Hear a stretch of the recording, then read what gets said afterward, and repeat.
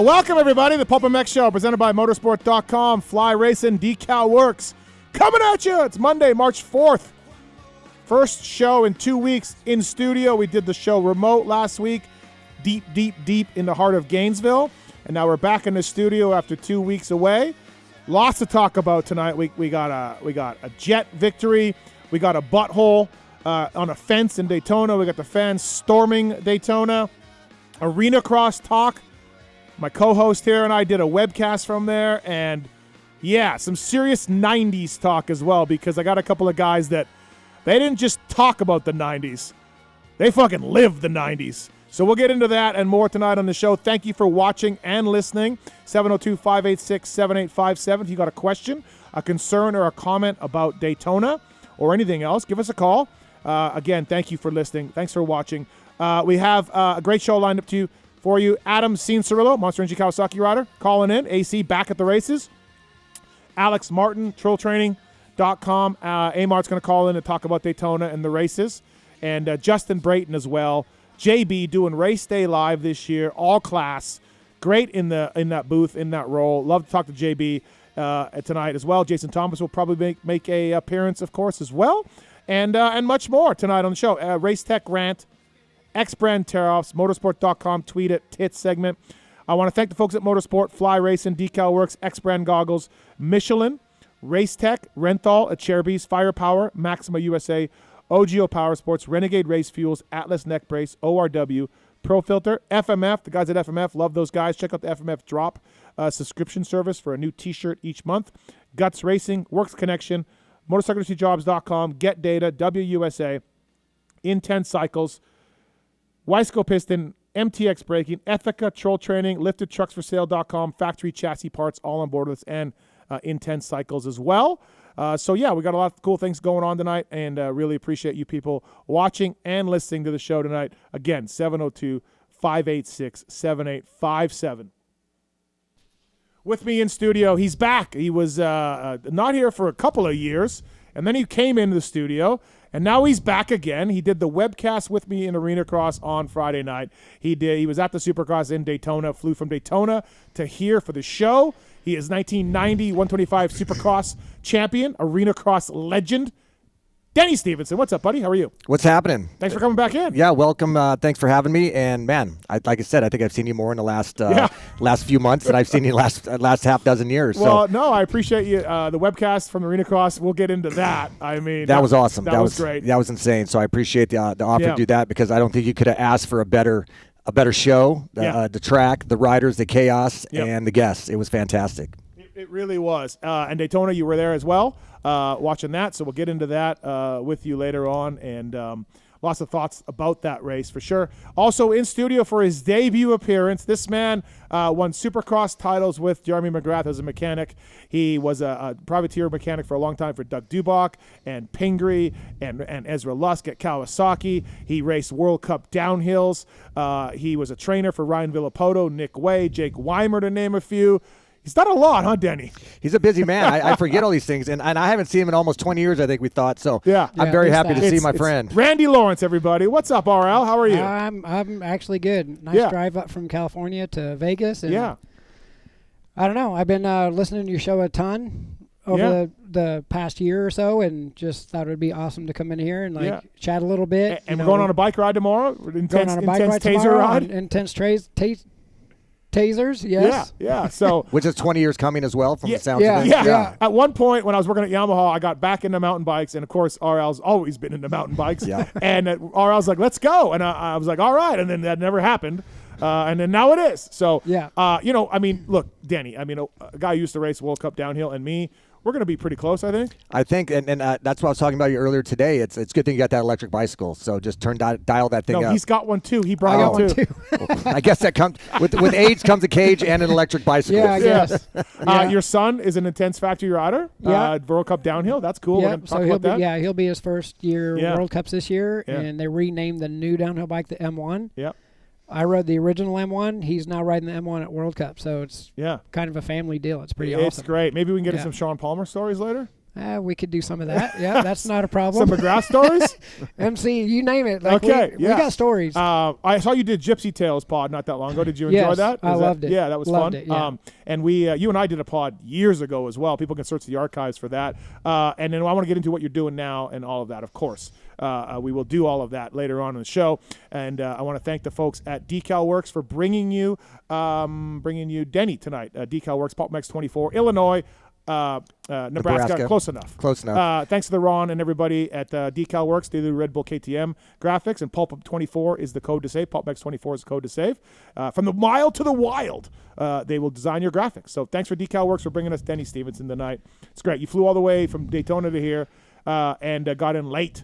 Late last night. You were still asleep. I snuck in and found my room here in the castle. Was able to find it. Go. Castle. In the deep west wing.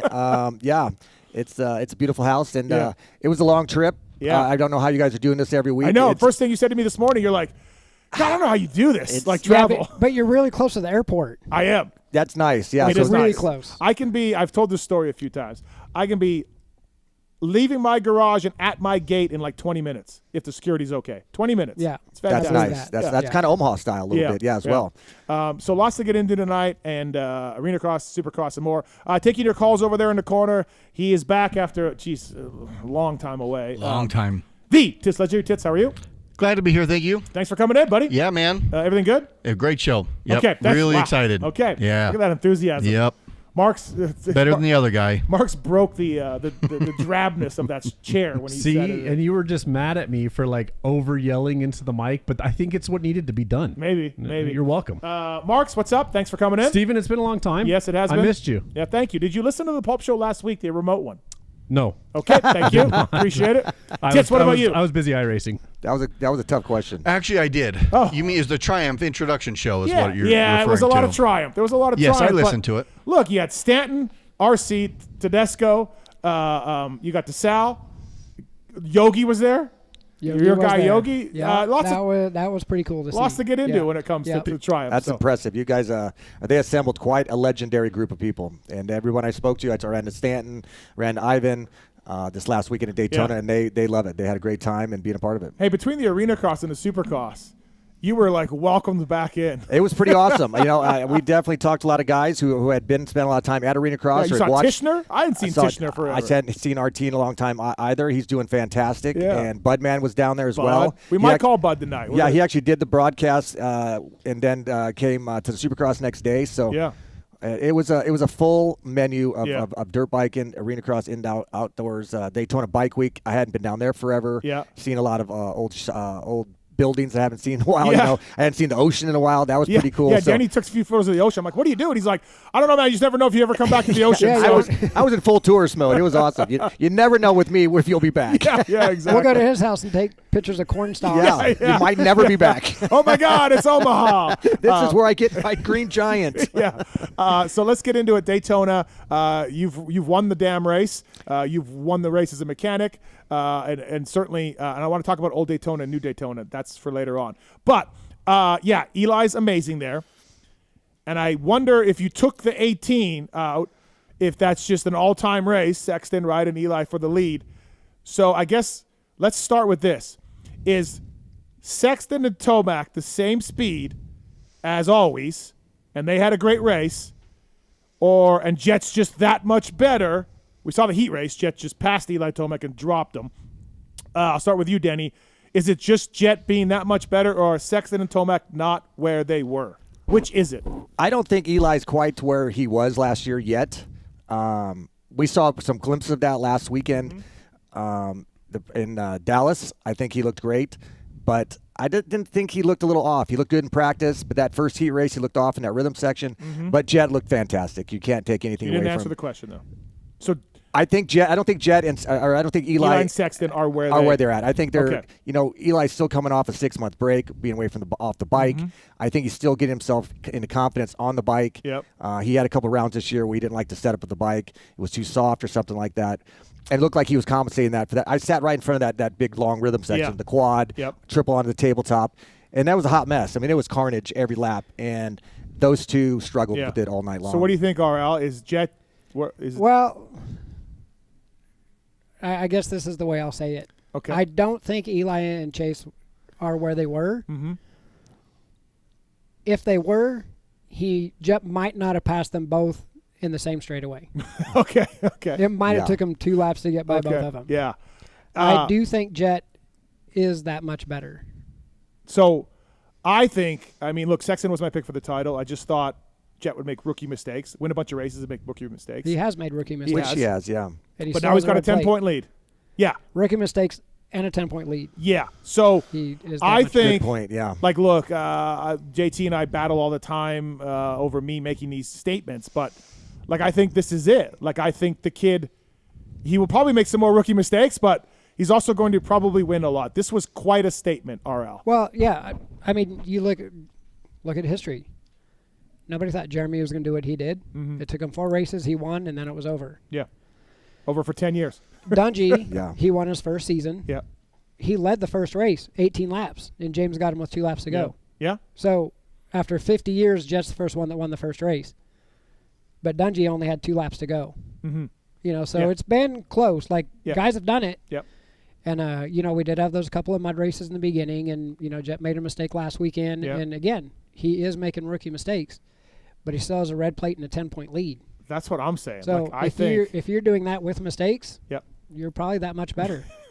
So, yeah, I'm thinking it's going to be. Well, they're each getting better, I think. Chase is still getting used to the bike. Yep. He's obviously got some forward things we'll discuss. Yep. Eli's getting back into shape from being off the bike for so long.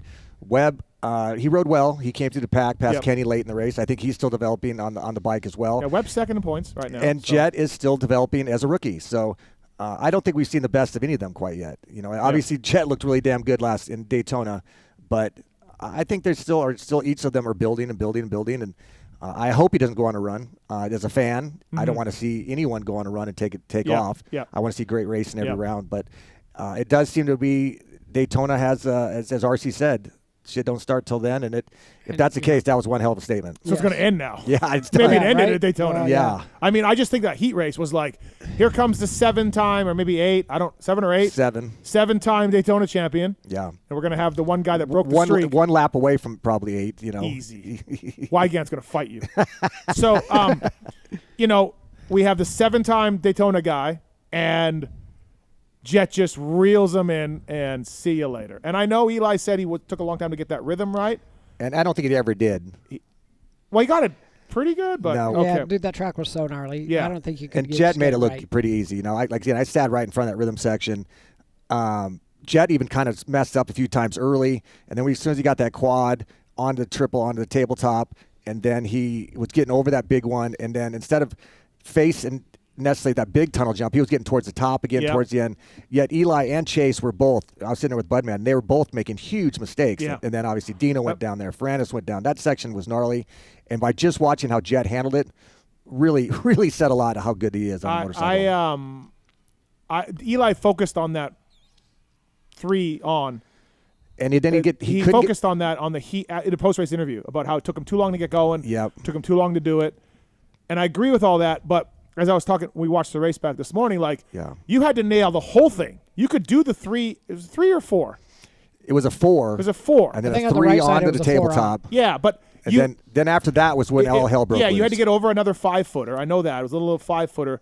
And that was my point, was you had to do the whole thing. And because if you screwed up one part of it, even if you went 3 all over. Yeah. It was a momentum killer. Yes. Yeah. So, and then you get in the rut, you go sideways. So when Eli was focusing on just the first 3, I'm like, wait, I think it's the whole thing that he had you on. And Budman even noticed the 250 guys were getting out. They might not have been quadding in, but they still had a good rhythm, and they were able to triple out and then jump the tunnel jump into the rollers, which was consistent and solid every lap. Yeah. And like you said, Eli was so worried about the beginning of it that at the end of it, he was blown the end. AP over the bars there. Ferrandis over the bars there. Dino broke his shoulder blade there. Yep. Ferrandis sideways. Yeah, so, McAdoo off the track twice.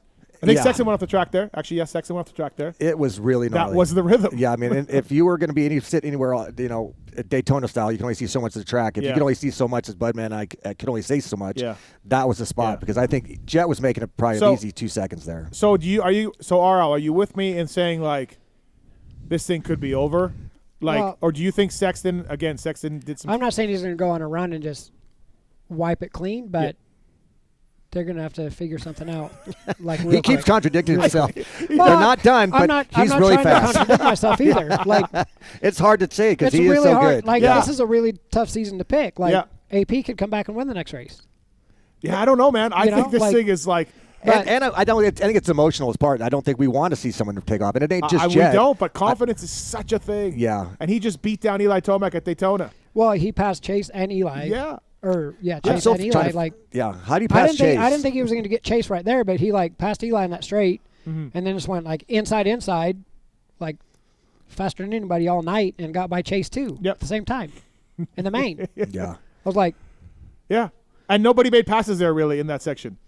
You just had to go that well, much faster. you might pass one guy there, Yeah. but not Yeah, two. that of the outside best line didn't ever. seem that much slower, No. and yet all of a sudden, burp, Chase. you're I Jet don't think Lawrence- Chase even went like what? Yeah. Like double looked at it. So Yeah. Jet was so good as we've seen in outdoors. He's so good at that edge. Instead of burying the bike in the sand, and there was obviously really deep there. And the good example was the turn before the finish, that double lane after the tunnel jump. Yeah. If you went inside and then left you outside, Eli was like 4-pointing it. Boom, boom, boom, Yeah. boom. Yeah. Where even when Jet got kind of stuck out there, you could just see that nice edge sweep Yeah. that he did. Yeah. Euro style that we watched, at 18 Nations when the Euros just killed us because Barsha and Plessinger guys were just pointing and shooting.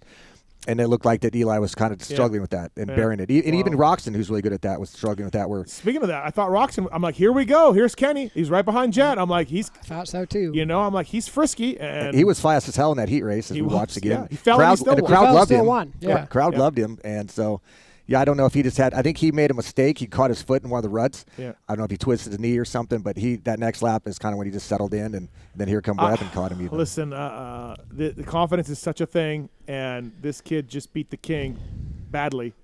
And, I don't know, man. I don't think I mean, his jet- I don't think his comment- he threw away Dallas with 2 laps to go. Yeah. And I went there this week to the Lawrence compound and talked to Darren, the father, for a while. And Right. he's like, yeah, he's just got to. We talked about it, and it's like you don't have. If you're getting a little sketchy with that kind of track, bail out of it. Not bail off the bike. Bail out of the rhythm. Yeah. You're fine. Lose a second, and he goes. He'll figure that out. Yeah. And that's a it's a silly example. Well, but that was but that's- James's career. If James slowed down a little bit, he would have been. Exactly. Yeah. Right. Yeah. Yeah. Instead of doing one Yeah, section, he was, but he would have been. it's one gnarly section half the race and then blowing it half the race, and you Right. lost all the time you gained. Yeah. So if you talk to Darren and he's like, Jet knows this, he knows why he made that mistake, and he's going to learn from it, and then, yeah. But you say confidence. I don't think Jet's confidence has ever wavered. I don't think those two I don't crashes. think wavered, just stronger. I don't think those two crashes at Dallas made him go, "Oh man, I'm." No, but I think it's like you just stack confidence. You just stack it like. I don't think it get much higher. Than, Okay. I mean, he's a confident kid. Yeah, He rides yeah. well, and he's earned that confidence. Right. I don't think he lets the little things bother him. Yeah. I don't think he's an emotional person. I Right. think he knows Yeah, where he he can seems be. pretty steady. Yeah. So I don't think Yeah. he's spiking with lack of confidence and all of a sudden is leaving higher than he came in. I think he come in at a pretty 100% already. How about the tire wrap and the tire change and the start hook and all that on the start Didn't phase line? him. Nope. We watched it like twice today, 3 times. Like Didn't phase him. Like dude. what I mean, exactly honestly, is happening? I blame. So I was wondering if he was late to the gate. Things like you guys have done that too, where it's like, hey man, we want to make a change. Hurry up on the parade lap and get back here. Or like Cooper didn't even go out. So I was wondering if he was late. And I talked to Lars today, team manager. He's like, no, he was third guy back. So he knew we were doing a tire swap. I just really blame Shane Drew because he was helping. Mechanic. Yeah. So let's just blame Shane Drew. It's a Canadian thing. Yeah, Canadian thing. Yeah. Yeah. So. But he literally looked back because they're spinning the tires. So, he could feel the bike yanking. Yeah. Like, what the hell? Okay, it's done. Brah. I mean, all one flow almost. Yeah. And that's just intense focus. And I think it goes back to the confidence. He's not lacking any of it. It was a good race. It was fun to be there. The crowd was into it. They So into it, they bum rushed the podium. Dude, never seen that in my life. I mean, that can't happen. No. That might be like, so the president of the Speedway hooked me up. name dropper. Yep. Thanks to JB, our guest coming up. He hooked me up. I had a parking spot, a sweet ticket. Got your friend to pass. I got Lewis. We had tri-tip, ice cream, shrimp cocktail. It was fantastic. But anyways, the point is I saw him going out. And, dude, I'm telling you, he's such a nice guy, and he was asking me all the things to do better and blah, blah, blah. He was, visibly shook by those fans running on the track because obviously Anderson's out there, AP's out there. he's like, that was not good. I don't know what we can do. And, yeah, I mean, I'm with him. Like, you have to just kick them off the tarmac. Well, when the live announcers, I didn't see it. We're walking back to the pits, and you could hear the live announcers yelling, "This is a live track, people! Like, you're already out there at this point, so you can't keep them, but at least look around now, be aware." And nuts. Nuts. That's why we can't have nice things. Yeah, because that'll be the tarmac part was the part about everyone loved being so close to the action, and some jerk off rips Jet's goggles off while he's doing a burnout. You guys see that? Yeah. Yeah, like they were about to rip his helmet off. But it was buckled. Dude, like again, we can't have nice things as a society. This is why we fucking suck. Because I think next year they're going to stop people from being on tarmac. You can't prevent them from rushing because the track. Some jerk off that rushes the track is going to get hit by a bike and sue the speedway. Yeah. You ran onto the track and you're going to sue us. Absolutely. Right. So and that seemed to be the general consensus of my buddies that have been there and stood in the tarmac. It's like, well, you can't have it, so we're going to take it away from you. Yeah. Because you can't stop them. Right. Yeah. So Kenny, I thought Kenny was going to do really well. I thought Chase led for a while. Eli's the king of the place. Like, it was shaping up to be a great race. And I'm like, here we go. And I thought Ferrandis was up there early. Ferrandis looked spicy. And I'm like, all right. And then just this Aussie Honda kid. It just goes that section again. I mean, they all look so silly in it, which just showed how difficult it is when the best riders in the world are struggling to get through a rhythm section. Can't get over the top. They're casing it. They're in the ruts. And here goes Jet. Pop, pop, it just reminded me of, like, MC or Ricky. Yeah. They're coming, and you're not going to be able to do anything about it. Right? Yeah. Like, as I'm watching it. But I think it was also it's certain circumstances. It was an outdoors, very similar to track, where Jet was very confident coming in from the outdoors. He's already went 22-0. Well, he even said that some of the things earlier. Like, he knew like it was more of an outdoor type deal, and so he wasn't worried about the jumps. So we'll see. I mean, I heard the series doesn't start till Birmingham. Yeah. It's common, right? Yeah. So let's talk about this a little bit. Old Daytona, new Daytona. 30-man main events, middle of the day. 20 laps, guys exhausted. Or nighttime, Dirtworks builds it. Where are we at? What do you guys think?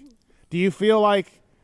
I'm kind of on the fence. Like, I mean, I do. I there's things in the past that were, I think, awesome about it. Like, and more difficult. Definitely more difficult. I think the track may have even gotten a little bit gnarlier. Maybe not than this year, but this was exception. Gnarly.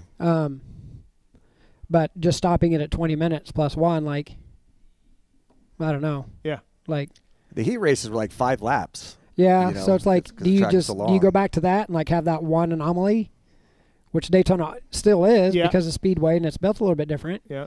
But do you just make it towards like a 32-minute main where you got to do all the jumps and stuff, or are you going to hurt too many guys? I mean, think about back in the day. By the end, the guys in the back of the pack, they were rolling. Riding, you're just riding. You're just riding. Well, not even back of the pack, like 7, 8, 9. Like, true. Yeah, even really good guys. Yeah. Hey, look, there's Larry Ward just rolling the triple. Totally. Right? Yeah. But in the racing, these 450s are heavy. They were swapping a lot. So, I mean, a lot of respect for that, too. They're using a ton of strength, ton of energy, jumping bigger stuff necessarily. I don't think they had quite the gnarliness of the sand to the clay sections, the clay transitions. The transitions to the bottom, the jumps were pretty bad back then, hot as hell. But, it's a give and take. They're badasses today, and way they get around the track's pretty impressive. But I think a lot of fans would admit that the daytime racing was what made Daytona as special as anything, and the 30-man gates and the 20 laps. So I mean, 40-man gates back in the early 80s. Yeah. 40-man gates. Yeah. They had like 2 rows. 2 rows. 2 rows going off. I think, I'm kind of – look, I have to say, too, over the years I've been hard on the Ricky Carmichael design of this place because it sucked. But it wasn't always his fault. They had to go around sprinklers. Mm-hmm. They had to stay away a certain amount away from the tarmac. They had to the pit lane was paved over years ago to make it less field than it used to be. Right, less grass. Less grass. Yep. And I've thought the race before has sucked and just been follow the leader inside to inside and whatever. I thought this design was really good. Just the rain came and the soft dirt as they built it. All my post-race interviews was just like, I can't believe I'm fucking alive. You know what I mean? Like, these guys are just surviving, surviving. But they were at race speed, so that was, again. Well, I'll go back to the heat race with Kenny. Like, he did fall and came back and won that heat race, and he looked like he just went through a war on the podium for a heat race. Yeah, really, and you know he's in shape. Like, he just won a main event. So, No, you're right. Coming up with Justin Brayton here on the show, Randy Lawrence tonight. super stoked you came up. OGO Power Sports bringing you Randy Lawrence. Pulp15 is the code to save. From backpacks to gear bags, check it out. Pulp15 code. OGO Power Sports, and those guys are doing a great job. They've got the roller bags for carry-on. They got the rig bag, the OGO Rig 9800 for the gear. That's what I like to use. The normal 9800. Everybody's got OGO in the pits. Great travel backpack as well for the laptop sleeves and zippers and all that. OGO bringing you Randy Lawrence on the show tonight, and Decal Works bringing you Denny Stephenson. Also, thanks to the folks at Ethica. We got a code at Ethica. Love this stuff. PulpMX 20 is the code to save at Ethica.com. These guys sponsor Adam Cianciarulo, Levi Kitchen, and more. Ethica is a leading lifestyle brand based in San Clemente, California, and their success in the marketplace lies in the ability to deliver quality products, premium brand experience, and authentically connect to a broad group of consumers. Thank you to Ethica. Use that Pulp20 code, PulpMX20, code to save at Ethica. Thank you to that. All right, we got some questions. We got a question for RL. I don't know if you're going to know the answer to this. All right, Ryan. Thanks for calling, Ryan. What's your question for Randy Lawrence? Ryan, you there? Yeah, I am. Yeah, what's your question for RL? Thanks for putting me on, guys. Yeah. So I've always wondered, I've heard that the factory mods usually take about 5 years or so to get the production. Uh-huh. I wondered if on McGrath's 01 it works on there. So we can't hear you. You broke up a little bit. Yeah, you broke up a little bit. What he's wondering about is, so you know the Yamaha has this SSS forks, right? The production stuff. Yeah. How close were they to works forks in 01 and 00? From what they have now? Yeah. Everything was oil bath back then, and they went to the air stuff, and I think everything's way different than it was back then. I will say the Honda forks on the bike now, I was told, were the exact works forks without titanium pistons and stuff, aluminum instead of titanium. I want to say like Wyndham days, the production fork now. Well, I do know that when they went to the air stuff, yep. I was training riders at the time, so I wasn't in the shop all the time. But Chad Reed was kind of the guy that brought everything back to oil bath. Was he? Yeah. He was kind of the guy that's the air stuff's not doing it. They went back to oil bath, and I think things kind of went maybe back to normal then. Mm-hmm. But as far as what Jeremy was racing on, it's really, really hard to say now because there were so many options then. Yeah. And then once they made a decision of the tubes or stanchions they wanted to run, the damping rods and all those components, those had to be made and sent for the team, and that's what they ran for the year. Yep. And you couldn't really change it. Right. I think, Ryan, it's a good question. And I think the twin chamber forks that came stock on the 97 for the first time, I believe were MC forks in 93. Wow. So it took 4 years for that design of twin chamber to come into production, I think. And what was the benefit of the air? Was it because of the heat of the oil? Lightweight and then more adjustability. But they also change pressure as they get hot. Yeah. So that was a negative of them. Right. And they never had that initial feel. Yeah. Star guys still run air. They still love it. Oh, they do. They do. Oh, well, I didn't know that. Yep. And they're on lights bikes. True. It's easier to get a lights bike to handle better than a 450. Yeah.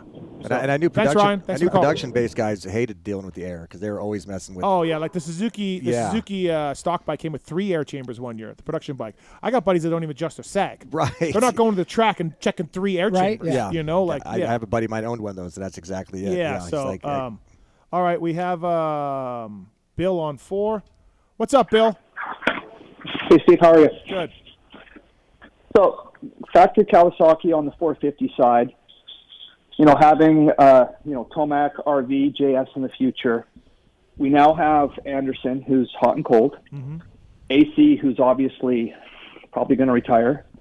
And then Faulkner, he didn't really move up to the big bike class. Yep.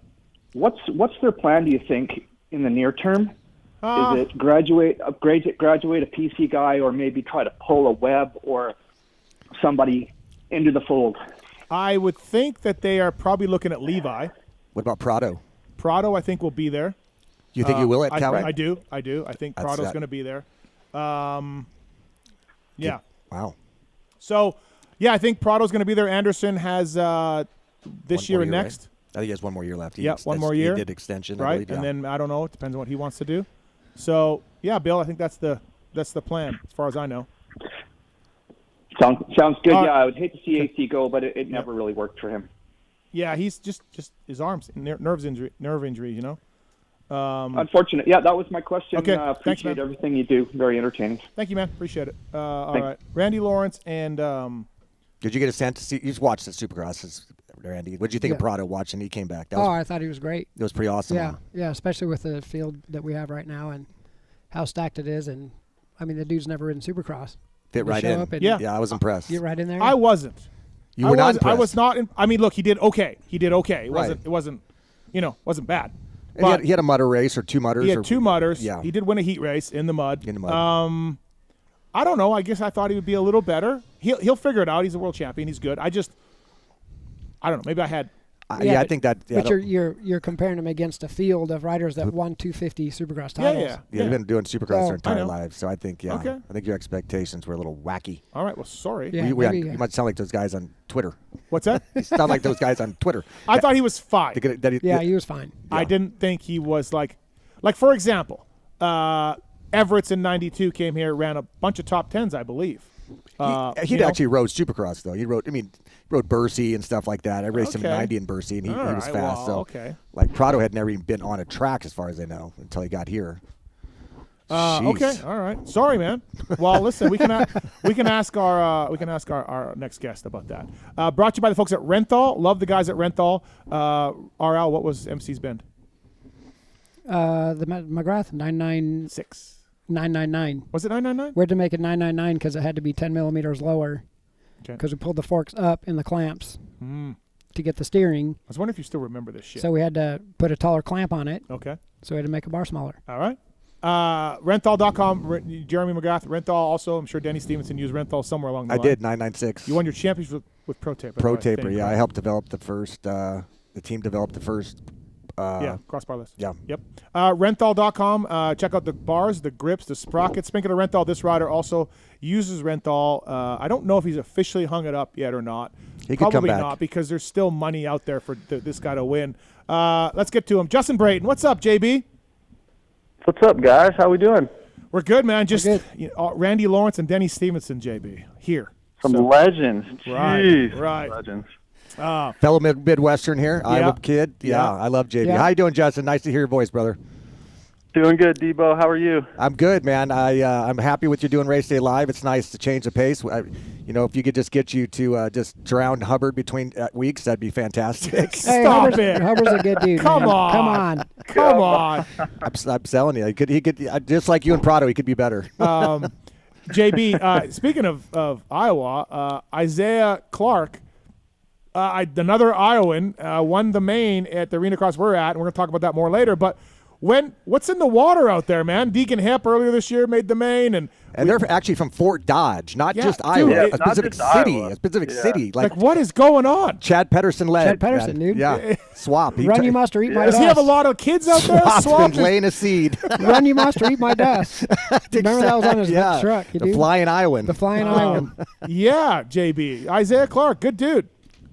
It's awesome. Yeah, it's so cool to see because, Swap kind of started it for all of us, and I used to look up to him so much. And, I've got stories for days to tell about Chad and seeing him on the number 315 Yamaha way back in the day. And just so cool to have him kind of let us believe that you could actually do it at that level. And then what I really remember Chad from is obviously the Arenacross days, and that's when I started, I was old enough to actually see what he was doing. And, and then that's when I became a fan of Arenacross and Benny and Budman. And then then I came along and Teddy Mayer and Gavin Faith and Isaiah Clark now and Degan Hep. There's a list of us for sure that have been successful out of that little town. I don't even know if you call it a city. It's like 24,000 people or something. Small. So I've been there. It's small. Yeah. Well, I remember back in the day, RL, I wonder, Denny for sure would have came, but before Milville every year, Chad would have 15 or 20 box fans lined up at his parents' house. Yeah, but then everyone would line up and go ride at either the sand pit or up in the hills and through the gypsum mines and stuff. So did you guys were you a part of that? I think the last time I was there, he was still amateur with my brother. So not even pro yet. So this is like 80. So way back in the day, yeah. 89-ish. Wow. Yeah, I definitely did. I remember riding the sand pit and gypsum mine with those guys. Yeah, absolutely. Taking turns doing cliff jumps and stuff. Yeah. Yeah. And I love the story how you and I met. You know, I obviously have utmost respect for you and the way your career turned out, and the fact that we met on a night track on a hillside that you had to skip high school for to come ride. I think it's just one of the best stories of all time. I love that story. Yeah. Real quick. So I had heard that Denny Stephenson was riding at this local track in Iowa, and I think, were you getting ready for U.S. Open or something, Denny? I'm not positive. I know that we came up with with the Ricky Draper and his son. Suzuki days, or like what years is this? I would have been a Honda. Okay. I would have been on a Honda for so Arenacross was already going on, so I wouldn't have probably been doing the U.S. Open at the time. I don't think so. No, I think were you not on a Kawasaki? Maybe I was a Cowie then. So maybe that must have been. God, would that have been 2001? Yes. It would have been right around either 2000 or 2001. Because 2000 I would have been Suzuki's with Bud. So 2001 then it might have been the end of. So the word is out, JB, that the great Denny Stephenson is practicing. Yeah. He's showing up, and I say to my parents, I'm like, hey, Denny Stephenson's going to be at this track tomorrow. I've got to go. So they let me skip school. I drove up there, and I just literally showed up, huh, Denny? And next thing you know, I'm like trying to match. You know, when you're a straightaway behind or something, you're just trying to gauge him, and I'm like, man, I got to do everything I can do to try and be as fast as Denny Stephenson. So I literally skipped school, showed up at this track, and I was friends with the owners of the track at the time, and I just showed up, and there Denny Stephenson was. I couldn't believe it. And he did, man. They opened it up just for me and this other family that took me up there in their camper, and I'm doing my moto, and Justin pulls in behind me, and I'm like, outdoors? It's an outdoor kind of night. It's a night track. It's on a hillside, and and I'm doing my moto, and Justin pulls in behind me, and I'm like, okay, I'm just gonna drop this kid real quick, and I'm like lap after lap after lap. I'm like, I keep seeing him in the same corner. I'm not dropping him in the least, and I'm like, who the hell is this kid? And I remember stopping and throwing my bike on the stand and sat on the tailgate of his little pickup, and just bullshitted with him for the rest of the night and doing motos with him. And I was like, man, you're going to be something special, and he was just awesome, and obviously wanted to have a great career. And the fact that he made a point to come out of school to come hang out, and he was fast. That is cool. It was awesome. Yeah. And how was your dad with some local kids? Well, he wasn't there. I was by myself. Okay, so otherwise Don might have been. Don might have just packed up and left, But it was just me and like I said, this buddy of mine, Ricky Draper, and his dad Matt, and Justin in his little pickup that he drove as a teenager. And I love JB's story. We've told it on this before. Like, he came to the Arenacross series and he started racing and doing really well, and then at night he's just like, holy shit, these guys. Yeah. They go hard after the race. Oh yeah. like I don't know if I'm ready for this, but there's Debo and Budman and everyone. Swap and Mood. Yeah. Yeah. Well, there's a group. That's a group right there. Absolutely. Yeah. I have another one. So Des Moines, Iowa, my first ever Arenacross.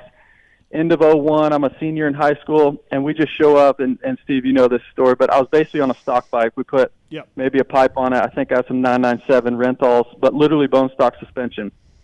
And we show up, and Denny, you remember those days? There was like well over 100 riders. Like Des Moines every year, the season opener for Arenacross was absolutely huge. So I'm thinking maybe I make the night show per se and get in a heat race in front of my friends and family. Like, this will be sweet. Yep. Anyways, I show up.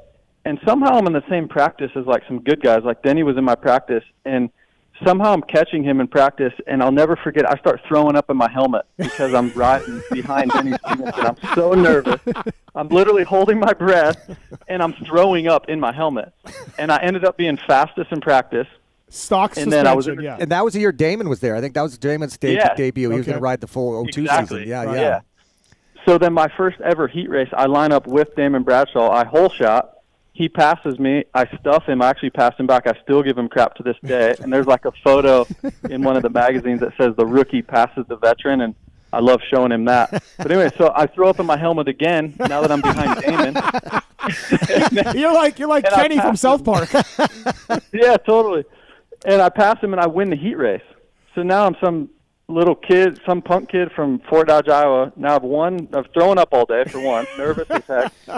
I'm fastest in practice, ahead of Budman and Denny, and remember like Pedro Gonzalez and JT was probably there. There were so many, Rusty Holland, so many fast guys. And then I beat Damon Bradshaw of all people in the heat race. So we go 1-2.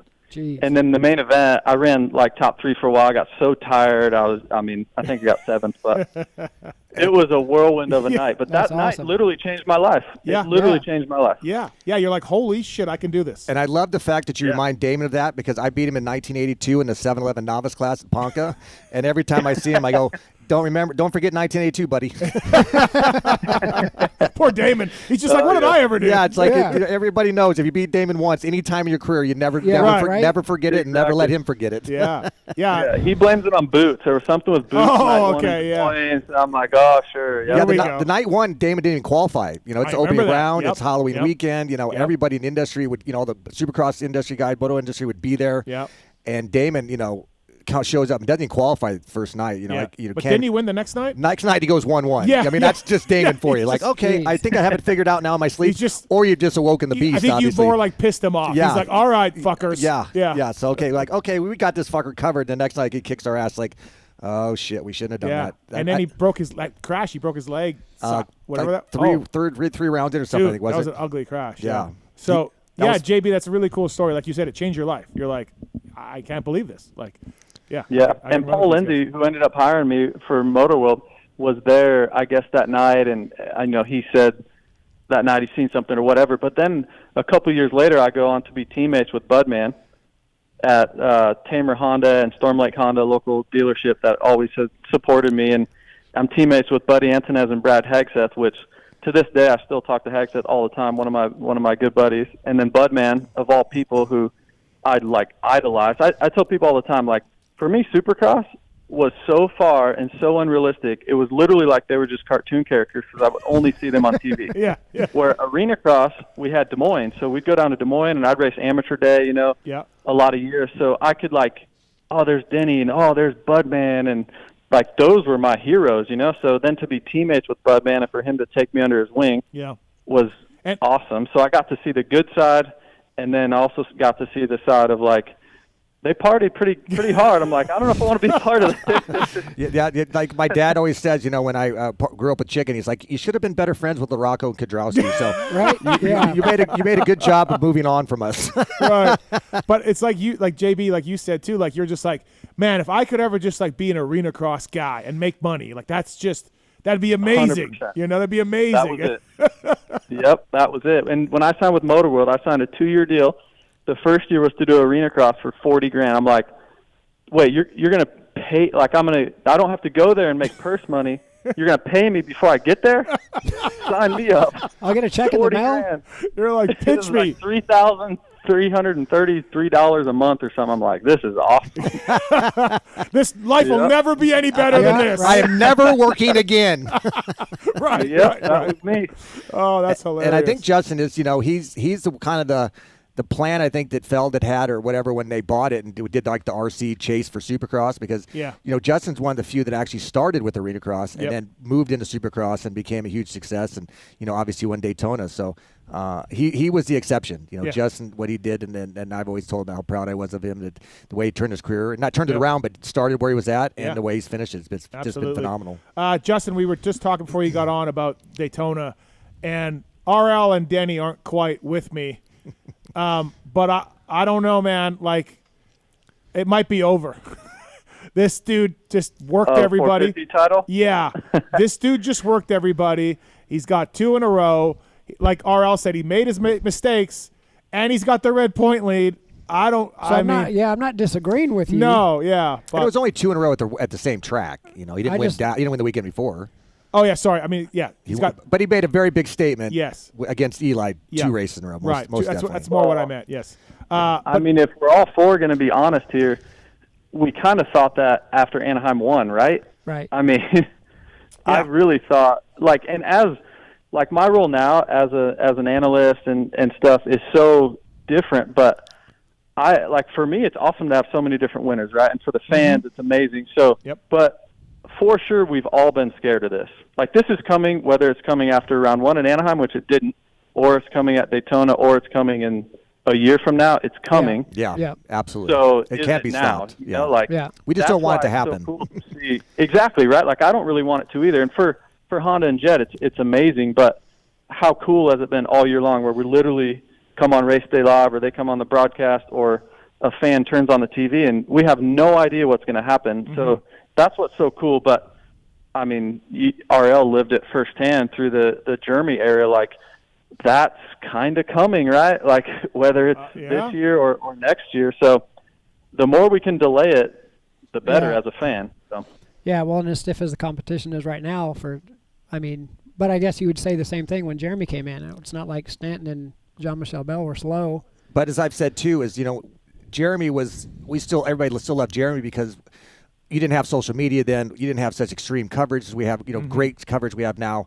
Jeremy was still a bit of an anomaly. They didn't really know him that well until obviously Cressy and stuff came out. But now that we have so much great coverage and the riders so well, it just seems. I think I would hate to just see Jet. I would too. No, I'm not saying I want to see it. I just think it's a different. I think it would be better for the sport as a whole. I think he's made his mistakes. Yeah, we had some mutters. He's made his mistakes, and watch out. It's coming. Like Justin said, it's either coming. It was either coming then. It's either coming this season. Yeah, but it's coming sooner than later because his best competition is are all veterans. Yeah, they're all close to 30. Exactly. Well, not Chase, but everybody else. Yes. Coming into Daytona, he obviously had the points lead, but if you look at his season, it was crazy all the mistakes that he had made and kind of tip overs, and they throws away that win just a couple weeks ago, and he still had the points lead. So it's like he had made a lot of these rookie mistakes and still had the points lead, which was pretty wild. So And that's what Randy just said. Yeah, we brought that up earlier. Yeah. Really? Yeah. Yeah. If usually you have those type of mistakes and you're third in points. Yeah. Right. And there's a glimmer of hope, but all those mistakes and still carrying the plate. Yeah, that's a stamp for sure. JB, obviously, thank you for the hookup in Daytona. That was great. I explained it earlier. Fantastic race. Did you? Love it. You had a good day. Listen, you know what? I wasn't happy with the temperature of the shrimp cocktail. They weren't really. The sauce was the cocktail sauce, a little spicy. No, I just prefer my shrimp cock to be a little cold and not room temperature. But I'll look over that, JB. Denny and RL, so I get him hooked up with the president, right? I'm sure he's already explained it, but then he's all excited about this tri-tip, and so in the suite they have our own food, right, that they serve into the suite, and it's like mainly hors d'oeuvres and kind of appetizers and stuff, and they had tri-tip in there. Well, but it was cold. It was like an appetizer type tri-tip, and he was like, you could just see him just let down, the look on his face. Like, what is this? But the real tri-tip was like outside, and there was this whole other area of like just a plethora of food. And as soon as I told him that, was like the bell went off in his head. Eyes lit up. Like a little kid on Christmas. Cheese bar and pasta and dessert. I mean, he had plates of brownies. I sent Lewis ASAP. Yeah. I didn't go, but I'm like, Lewis, go. I got Lewis Phillips. Well, the funny thing, Justin, is we were getting ready to call Daytona, and when he got the text message from you, and he shows it to me, he's like, the Arenacross at the Daytona on Friday night, the Arenacross. He shows me, you won't believe this. Justin, it's got a hookup. Obviously, my complaints have gone to the higher ups. Yeah, it's time for me to be honored and respected as I need to be. Yeah. Never let it be said that a squeak wheel doesn't get the grease. Never let it be said. Yeah. But no, I really was coming around to JB. That I saw Frank at the end of the night, and he was upset about these people storming the track, and that is definitely something that has to be addressed. They've done it before, but I feel like they've waited. Not now, and not this time, and it wasn't a good look, man, for anybody. Really crappy for the fans to do that while there were dirt bikes jumping out there on the track. Yeah, it's really cool if they just wait, right? That's one of my favorite memories of me winning there was there's so many people on the track and at the podium. It's amazing, but no different than, a home game. If it's a Duke, North Carolina game and the home team wins and whatever and storm the court, that's really, really cool, but you got to wait. Yeah. You got to wait that extra minute or whatever it is. Yeah. I don't know what they'll do to fix it.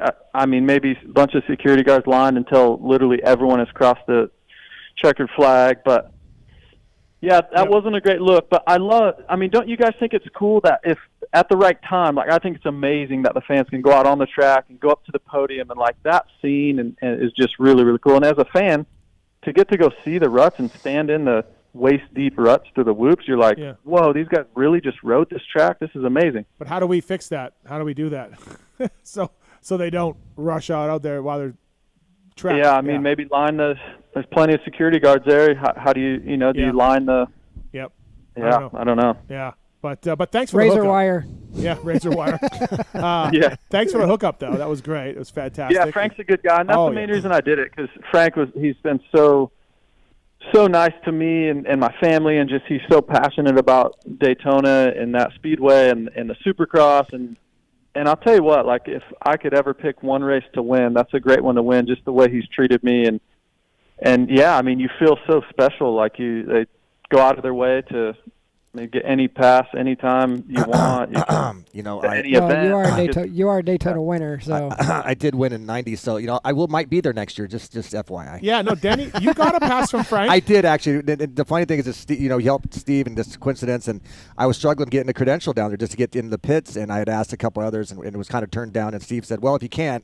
He told me Friday night, if you cannot, let me know. And so I did. I threw the red flag and said I need a little help, and he said, it's like I no longer asked to help someone get in the suite, and I got to go, Frank. Yeah, I got another buddy. Frank gives me this tour. Frank gives me a suite ticket. I'm like, well, I got a buddy. He's from another country. He's learning our customs and languages. He would like to come in too. It's his first Daytona, and Frank's like, okay, I'll do that. And then I pause, and I'm like, I got another buddy. He won here in 1990. He just needs a ticket. That's it. Yeah.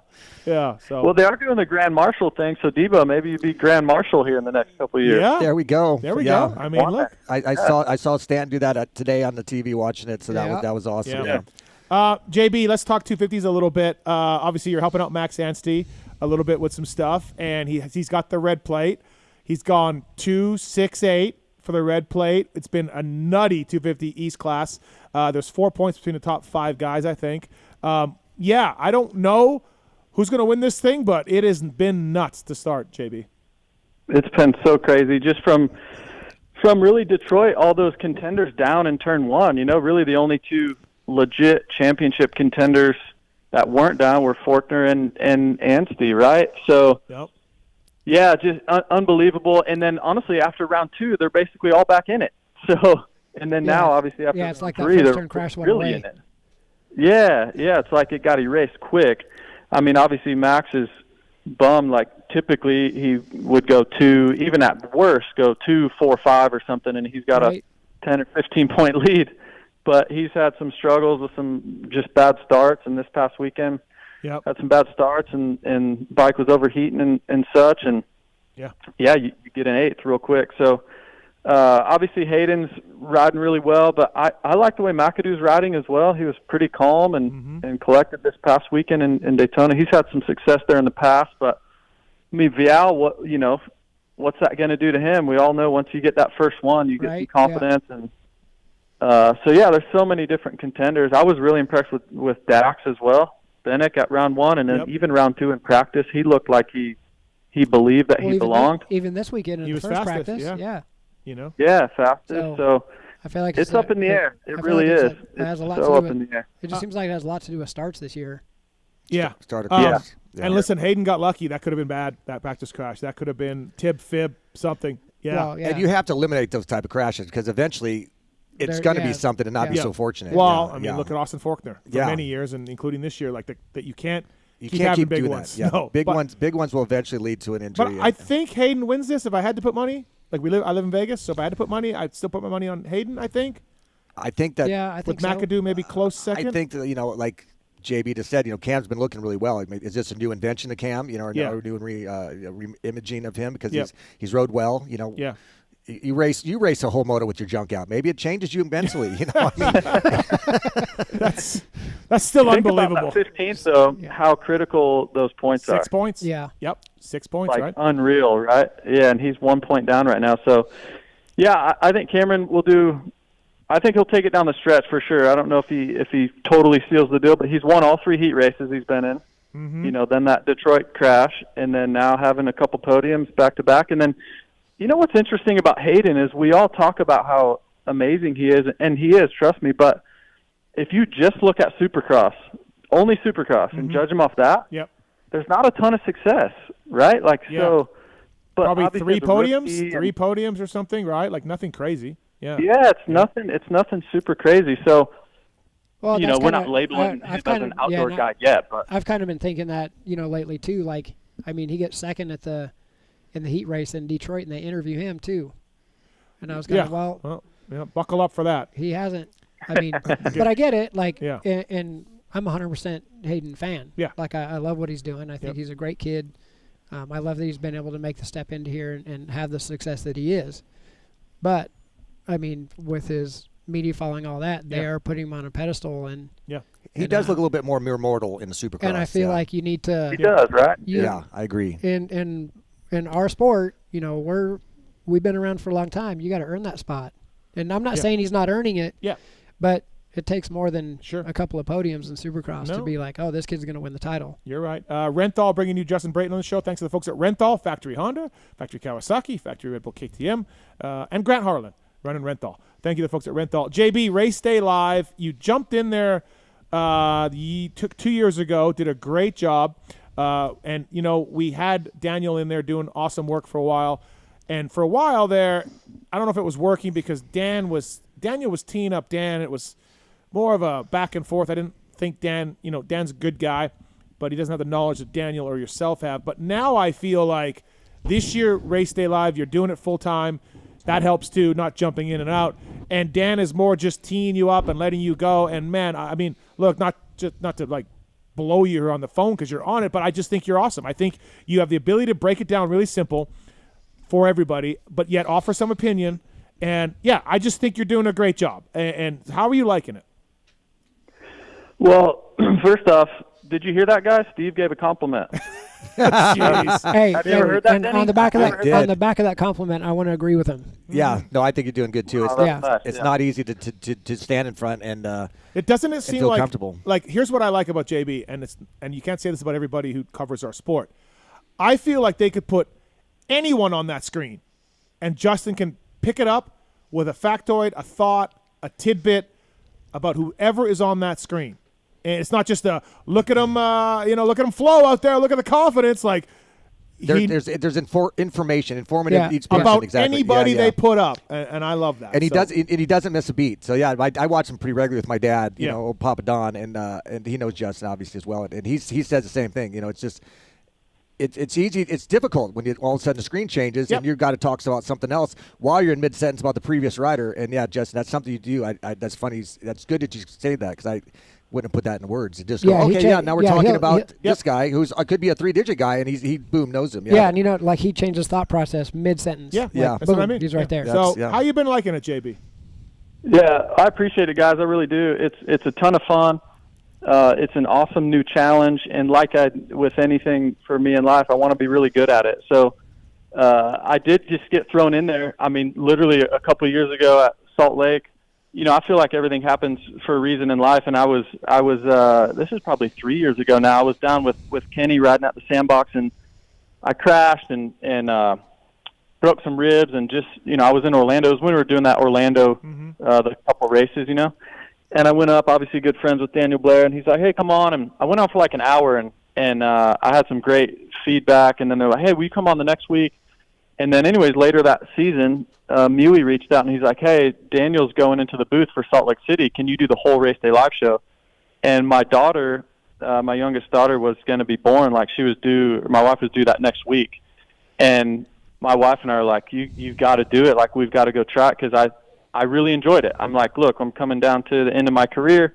What's next? So I went and did it. And then last year they had me do 6 of them when Daniel went to the booth. And I just really enjoy it. I love working hard at it. And to your guys' point, I've been a student of the sport forever. I mean, you could literally put anybody on the screen. I'll know something about him. And I was talking to someone last week about that, where I feel like there's not a lot of guys in the sport that have really been at all the levels. Like when I came into the sport, I was an Arenacross guy, right? And then I just hoped and dreamed of one day being in a Supercross, and then I make a Supercross main event, and then I try to get a top 10, then I get a top 10, and then all these evolutions, you know. And then there's been a few years where I line up, I'm like, man, I really want to try to win this championship or win races, you know. So obviously only able to win one race, but, you know, podiums and a lot of top 5. So I've been at every phase of it, so I kind of understand all of it, not just the winning. You know, I love to highlight the other guys because all these other guys have aspirations and dreams. Yeah. Maybe it's only to make a main, or maybe it is Isaiah Clark who's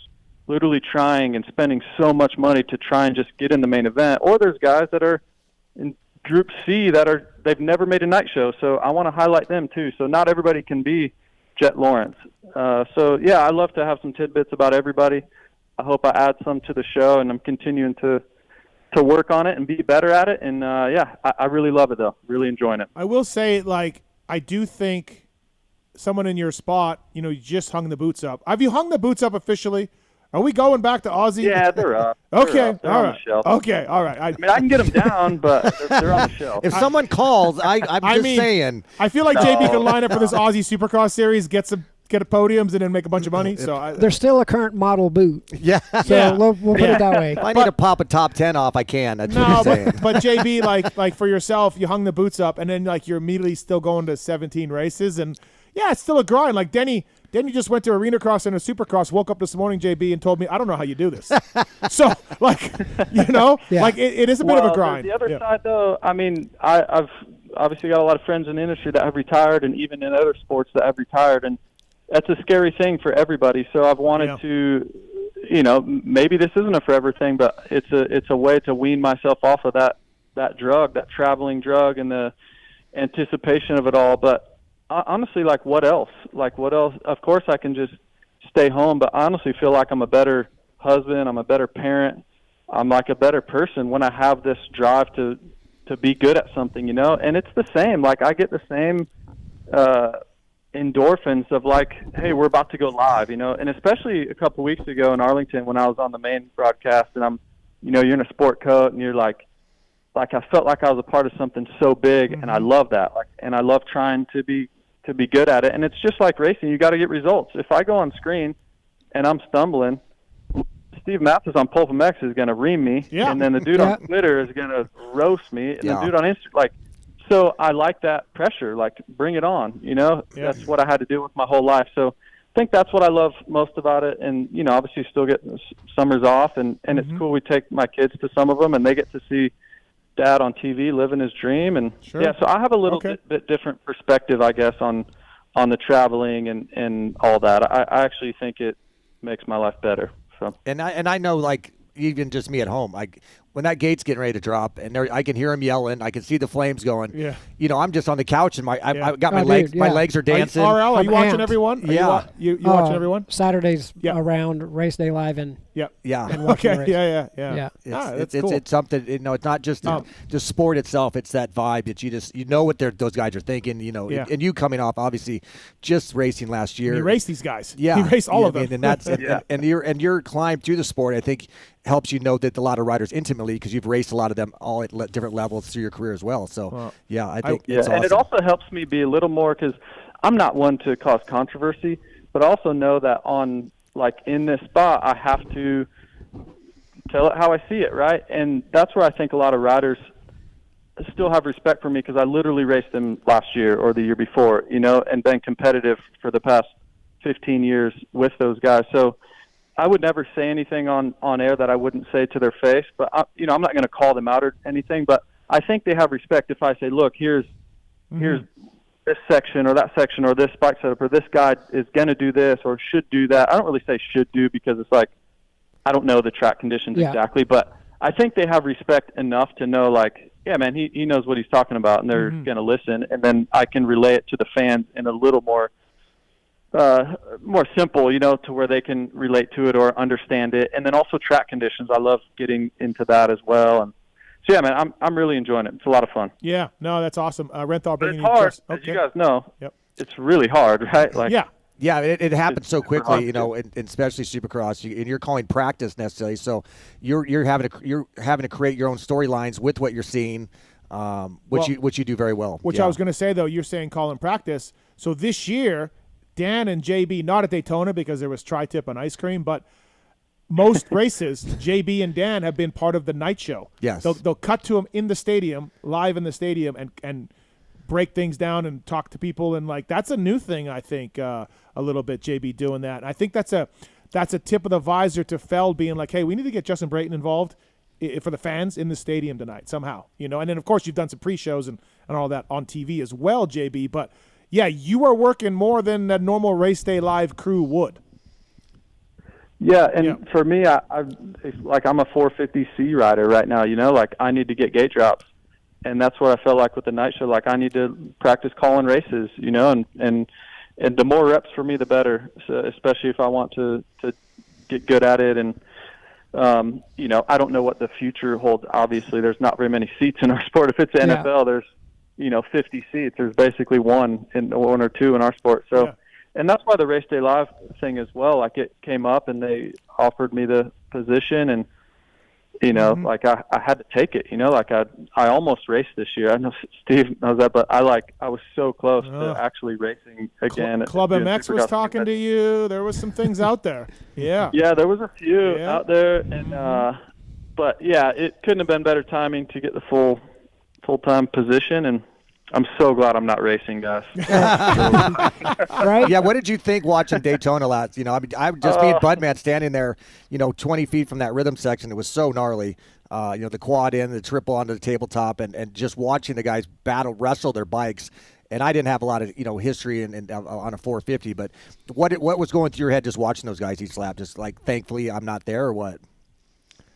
100%. Yeah. Just thankfully I'm not there. And the level is so high. Yeah, that's what I think. Even go back to Anaheim 1, like just the level is so high. And I know we've talked about parity and deep field and all this, but it's true. Like it literally is true. Guys aren't even getting top 10s, that are factory guys. And and I'm pretty realistic about where I would be. I'd be fighting tooth and nail to probably to be top 10, right? And if I got a 6th or something, it would be like, yes, you'd be pumped. Where I'm like, man, I've never done that in my career, so I'm so glad I'm not out there. And it's so fun to be on the sidelines watching those guys just the level they're at and keep pushing towards. And that track was just totally next level, really difficult track. Or you add in San Diego and San Francisco, JB, and you're like, yep. Out. Good luck, guys. Right. Good luck, guys. Well, the good thing for the riders at those mud races, they just go make the bike and their gear a mess, and then we got to clean it up. Yeah, but it's still not fun to be out there, I think, as a rider. But it's a lot better than our position. Yeah, true. And racing's stressful enough when you're not fighting, father time as well. We have Preston on 6 for a question for JB. What's up, Preston? What's your question for JB? Hey, guys.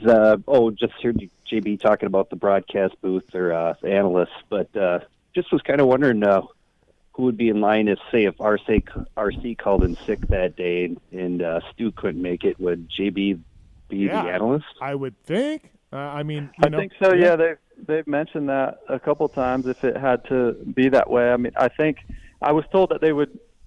This was even last year. One of the guys said, like, there's not very many guys they would trust to take that spot if one of them was sick. And last year they said they would have trusted me. So I think this year I've gotten much better. And I would think. I mean, I don't know the other choice, right? Well, I'm in the press box. Would Weege faint if you walked into co-host? Oh, could you imagine? Weege would just collapse to the ground. That'd be fanning him. Listen, I'm into group text with Phil, JB, and Weege and JB going back and forth. Like, it's sickening. It's just sickening.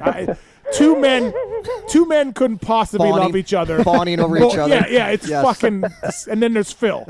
So. But you're wearing a jacket to the races now, though, right? Well, so that's what I was going to ask. So thanks, Preston, for the call. Thank you.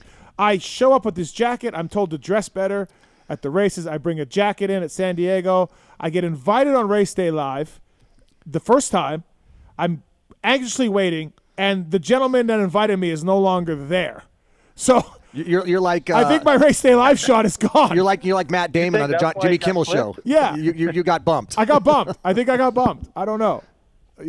So JB, you gotta see what the vibe is like with the new guys. You peaked with the Daytona, buddy. Yeah. I think it's more than a jacket. I mean, I listened to a show several weeks ago. There was a gentleman that called in with I think it was Weege. It mentioned a collared shirt, maybe a button down. Yeah. I think that's the next step you take it to, and then maybe maybe it's Race Day Live then. Steve in cargo shorts and a blazer. Exactly. Right? Yes. All right, Ian's on one. Ian wants to talk Arenacross. What's up, Ian? Hey, what's going on, guys? What's up? First time calling in, but thank you. Big fan. I was able to make it to the race at Arenacross on Friday night, and that was just mayhem. Yeah. You met Ian. He's a Yamaha dealership in Maryland. Oh, yeah. Yeah, I met Ian. Yeah, Yeah, no, man, you guys, the race was phenomenal, and then I got to listen to you guys on the way home, and the call just to listen back to it, awesome. But my question is, that track was insane. I mean, it was breaking down, ruts were deep, bikes were overheating. They got to go back again Friday and Saturday coming up. Yeah. Like, is that going to hold up? I mean, is it? Are they going to do something? Yeah, it'll hold up. I think it'll hold up. It'll be fine. They'll reshape it. They'll work it. Robbie and the guys will do that. But I do think Kyle Peters needs to grab a 450. Well, I mean, but will the bike make it 2 days in a row? I think so. Weldon's bike did pretty well, but yeah. Well, they swapped the motor. Oh, they did swap Saturday. it. Yeah, the Okay. mechanic was up till 4 a.m. Did you hear that? I guess I told Welton, you better give this dude a bonus because Welton got top 10 in the. That the Honda guys came down. I guess was that you that told me or someone else that the Honda guys came out of the stands when they saw Peter's bike smoking so bad that they knew something that maybe the team didn't know. Okay. And came down to give like a quick fix to maybe cool it off or something. Okay. That was fortunate the factory Honda guys were there to help because he was having some overheating issues. Peters was. Ian, you got a point because yes, 2 nights of racing and.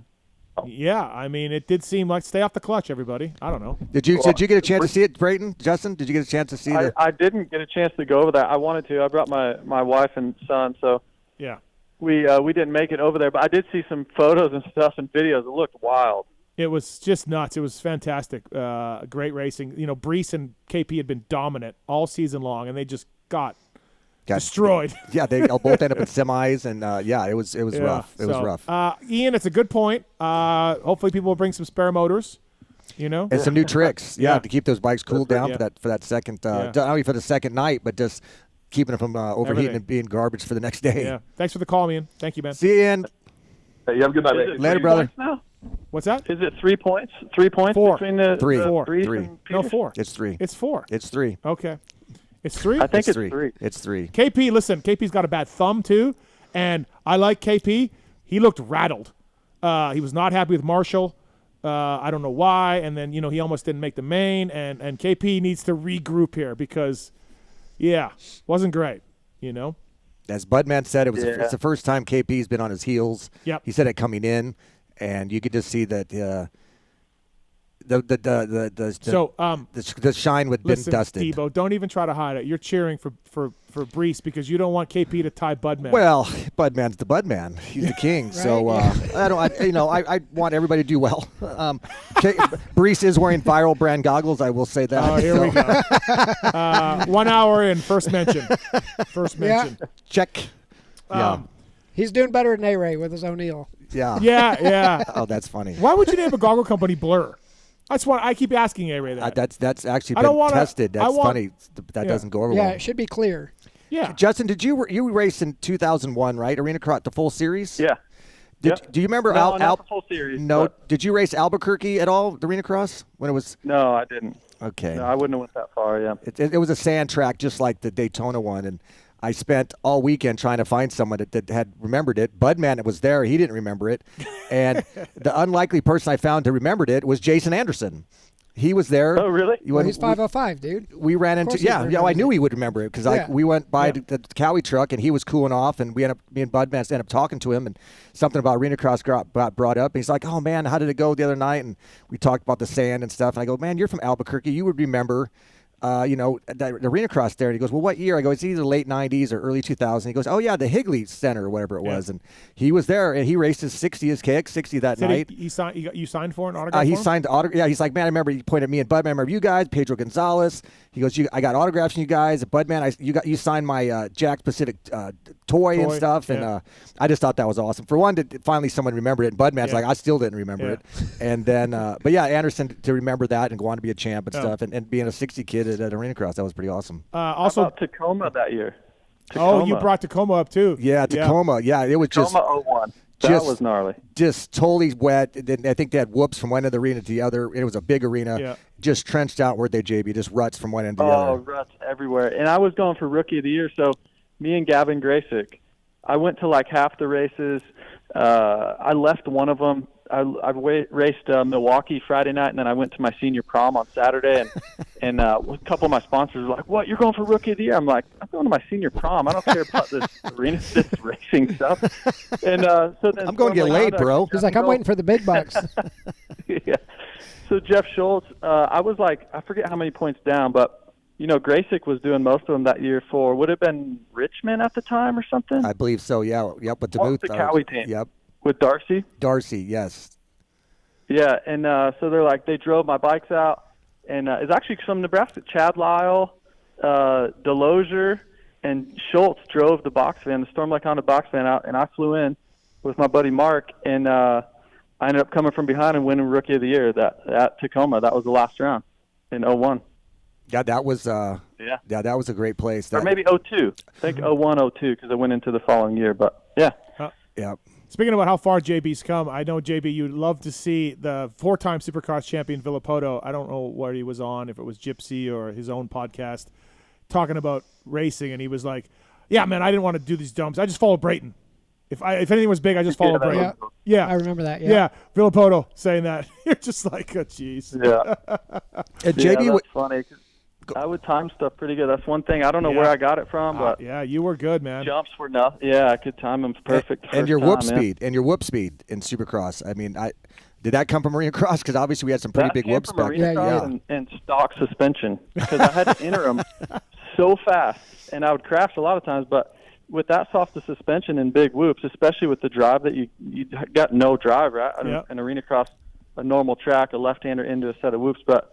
So I would have to enter them as fast as I possibly could to even make it to the end. Well, then once I got good suspension, I would enter it with the same speed, and I'm like, oh.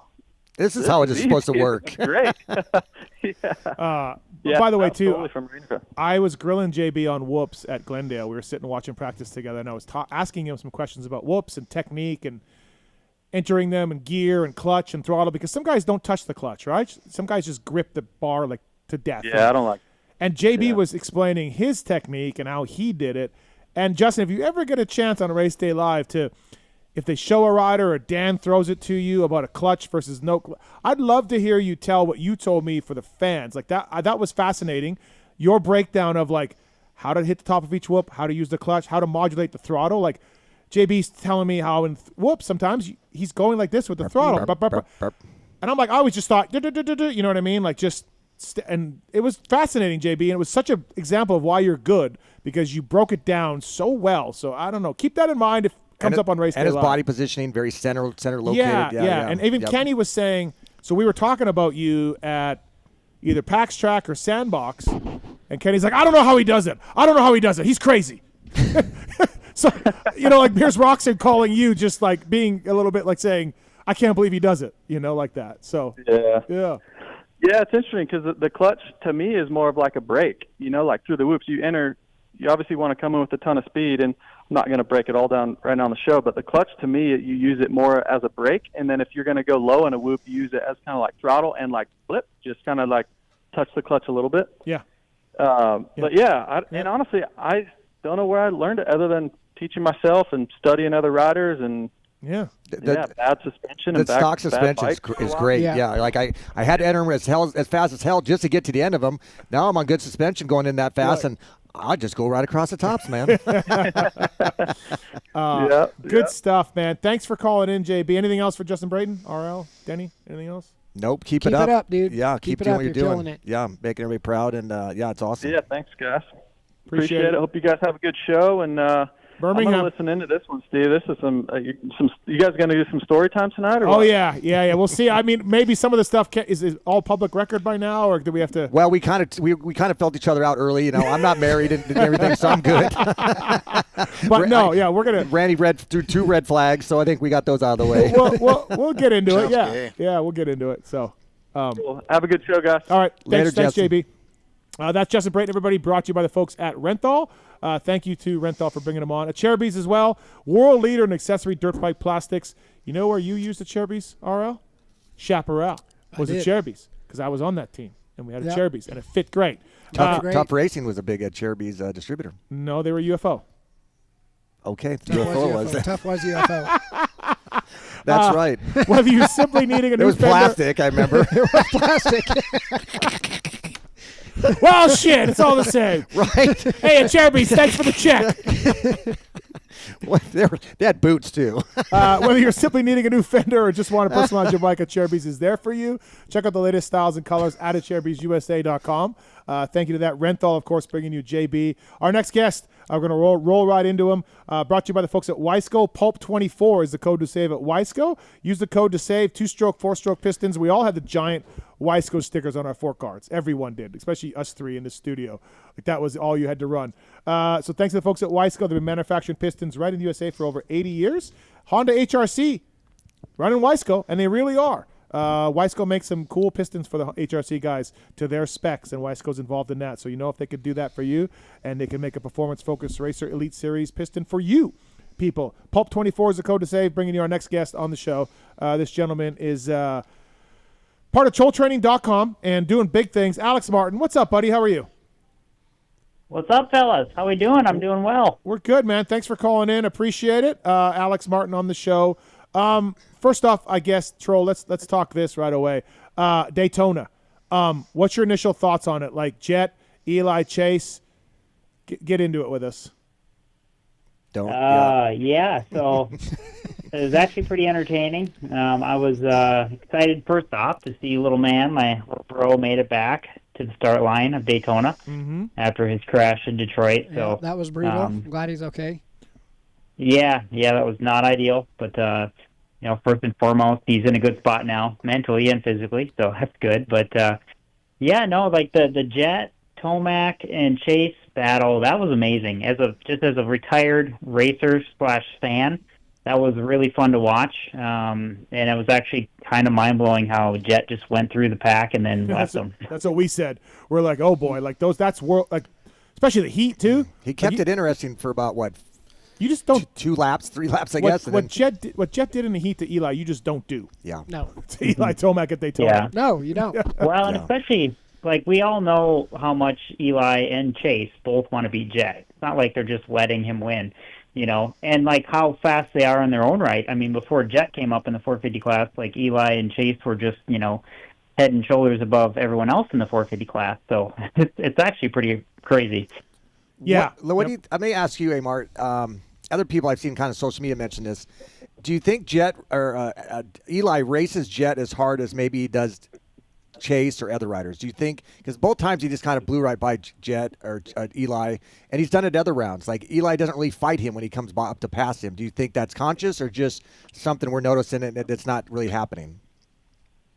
I mean, I'm sure that he's putting in a burst, like when he gets up on those guys and then makes the pass, like he's definitely sprinting for a straightaway or whatever to try and get that gap, as we all kind of do when we're trying to pass someone. But he just has something that it's almost like it's hard to say even what it is, because like Eli has won Daytona, like 5 times? Or 6 times? 7 out of the last 8. 7. Yeah. So, I mean, like that's insane, more than anyone in the history basically. And for Jet to just pass them like that, like as a fan, it's pretty cool to see that. It is. It's honestly, it reminds me of McGrath and Carmichael. I was there. I was a mechanic. I saw it. It's just a sense of like, oh shit, oh he figured it out. Yeah. Oh watch this. And so maybe I'm wrong, and he'll crash out next race and lose the points lead. And you know what I mean? Like it's racing. Anything can happen. I mean, fuck, Tomac blew his Achilles out with a 15-point lead. Yeah. Anything can happen. Yeah. It's moto. Right. Yeah. I mean, but I can come on my show and be like, I don't know. It's all great racing, and couch my opinion. Yeah. Right. And then everyone will be like, whatever. So I take heat for putting myself out there, but this is what I think when I'm watching it. I'm like, I see an icon here. Yeah. Well, yeah. I don't think anybody disagrees in that, right? Yeah. For sure. Yeah. It's just a matter of just but not ready like for we were it saying yet. earlier, like, pull the you mic don't up a little bit if you can. You don't want to see that 10-point lead. Yep. We're looking at 2nd to 8th now. They're all close, but then now we're like, oh boy. And that was a good example, like you made. If Jet had not been there, that would have been a great race, and a great battle. Alex, did you like Daytona? What were your thoughts on it? As a racer, or just like watching racer. on TV? No, as a racer. I always came into it like, all right, this is outdoors. This is my strong suit. We're gonna crush it. But it's kind of deceiving because the black sand that they have at Daytona, the lighting isn't that great. You can't really see the bottoms of the ruts, so it's kind of sketchy. After racing it many times in my career, it probably wasn't my favorite just because it was so sketchy. And then it broke down a lot. So, and for whatever reason, I always had arm pump there. I struggle with arm pump, so Probably not one of my favorite events, especially being like an outdoor guy. But but then on the flip side, like my brother, he loved it and did well there. So it's kind of individual. Yeah, it honestly too. I wish I had all the hours on the different teams that I worked on. I wish I had all the hours back. We went on a Daytona setting, and then we threw it away after the first practice. And went back to and went back to what we knew. Well, that's what Brayton said on the TV. Like the year he won, he went home and rode regular tracks. Yeah. Like he hated going and putting in all this time to just go back to your normal setting. Yeah, you know what I mean? It was always like, hey, Daytona, let's do this, let's do that. And then you're like, the guy's like, oh, I don't like it. Yeah. And you went back to what they knew. Yeah. With maybe a little softer, but same setting. Do you I think there's so much data now with these teams that I think a lot of teams now are just like, no, this is the setting we're going to go with. Like we've known from years and years that it's not worth facing that outdoor setting for Daytona. Yeah, yep. Do you think it does any good for these teams to make these hybrid practice tracks the week of? Does it really I matter? went to Sandbox and Lawrence's on Tuesday, Wednesday, and they both did it. They had Daytona sections. Yeah. Hardy Munoz even crashed in one, so it was all complete. Oh. So I do think the hybrid tracks are good just because like Supercross is so monotonous. Like a lot of these guys are riding the same 50, 60-second lap time track, like starting in November. So just to throw in like a couple sand rollers or something, like I think for them mentally it's good for the guys just to break it up a little bit.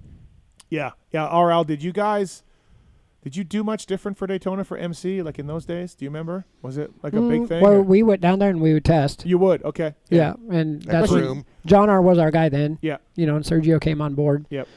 And I do remember in '98, after practice, we had the shock all the way down, and John R.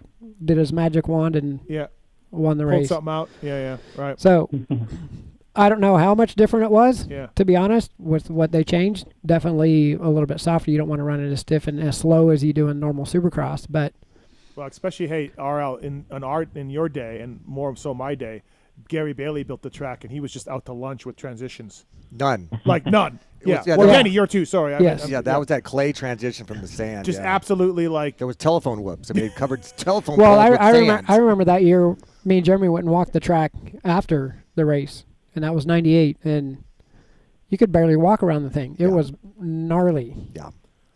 So Troll Train 21st last year, 21st 2 years ago. You haven't lived until you ended up on the concrete. And then, we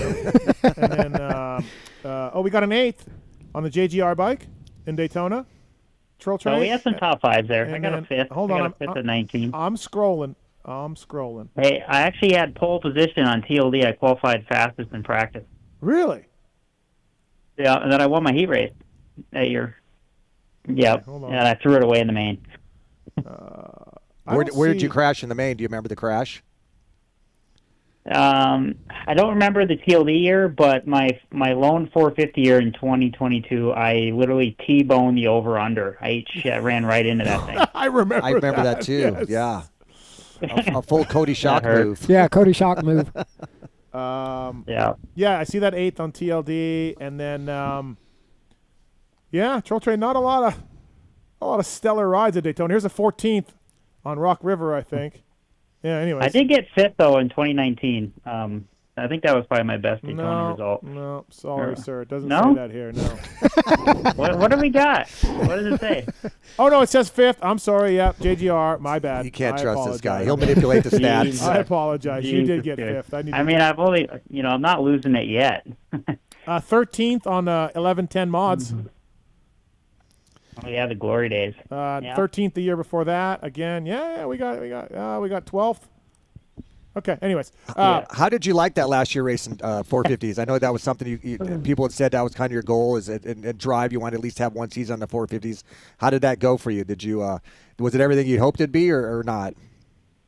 Yeah, honestly, I'm really glad I did it, and I think I made 15 to 17 450 Supercrosses and all the outdoors other than the last 2 because I hurt my shoulder. So for the most part, I was able to enjoy most of the races, and I'm glad I did it. Definitely glad that I didn't make a career out of the 450 class. I think my body type and size, I was definitely suited to the 250 class, just with the stature. But I mean, it was an experience for sure, and I can see why. I mean, other than like Jet, he's kind of the outlier. Like, it does take a year or two to figure out the 450 class, like how to be good, how to set your bike up, just how to race. You know, the tracks. Like, it was kind of funny hearing some of the 250 guys in Detroit because they went first for the heat race, or no, they went second for the heat race, and like how gnarly the track breaks down. Like, that's how it was for the 450 class. When you're not used to, like, 250s are generally riding a fairly smooth track most of the time, where the 450s, they just get a chewed up, rough, you know, whooped out, kickered track, and it's really, really tough to learn how to ride that. Were you not week in and week out and survive? And that was a good point, because when they did bring that up, I didn't consider that they were seeing a completely different, having a completely different experience, coming in after the 450s that tore it up pretty deep. Yeah. I had to laugh at as I got some people, because, you know, like, look, Supercross is dangerous. It's a dangerous sport. And I'm the first guy to talk about the nets. They're good, and we do need to improve the safety. The tough block situation's a joke, all of that. But like with Faulkner on the concrete, I'm like, I don't know. Like, what do you want them to do? Haul around gymnastic mats? Like, and people were suggesting that, and I say the same thing. like, I mean, how many people have actually landed on the concrete? Well, I mean, it's terrible. And like, you know how much more work that would be and effort that would be, and for like a couple guys to hit the concrete a year? Like, and then on top of that, I got people saying, 450s first, it's too smooth of a track. They're going too fast. Yeah, so is it the rough track that causes injuries? The smooth tracks? Like, it's Supercross. It's dangerous. Dirt bikes are tough, You know, you'll just never quite get everybody happy. Eli and AP said, like, they could just go as fast as they wanted because they were in that first heat race last weekend. And, and if you look back to outdoors, when they started running the 450s first, for TV, you know, James was kind of one of the guys that headed that up because the tracks were so gnarly for the 450s and the second motos. You know, some of those upper level 450 guys wanted something that they could go fast on and not die. So no, absolutely right. Weisko bringing you Alex Martin on the show. Pulp24 is the code to save. Full range of performance components and 2-stroke and 4-stroke pistons, Garage Buddy engine rebuild kits. I used one of these for my 1990 YZ135 rebuild. So please check it out. Pulp24 is the code to save. Alex, you mentioned J-Mart off the top. Yep, he's back. He had a rough Daytona. He led the heat for a bit. Then he went over the bars, crashed in the main event. I talked to him after the race. He came to the post-race scrum. Props to J-Mart for doing it. But Alex, I'll be honest, he's frustrated, man.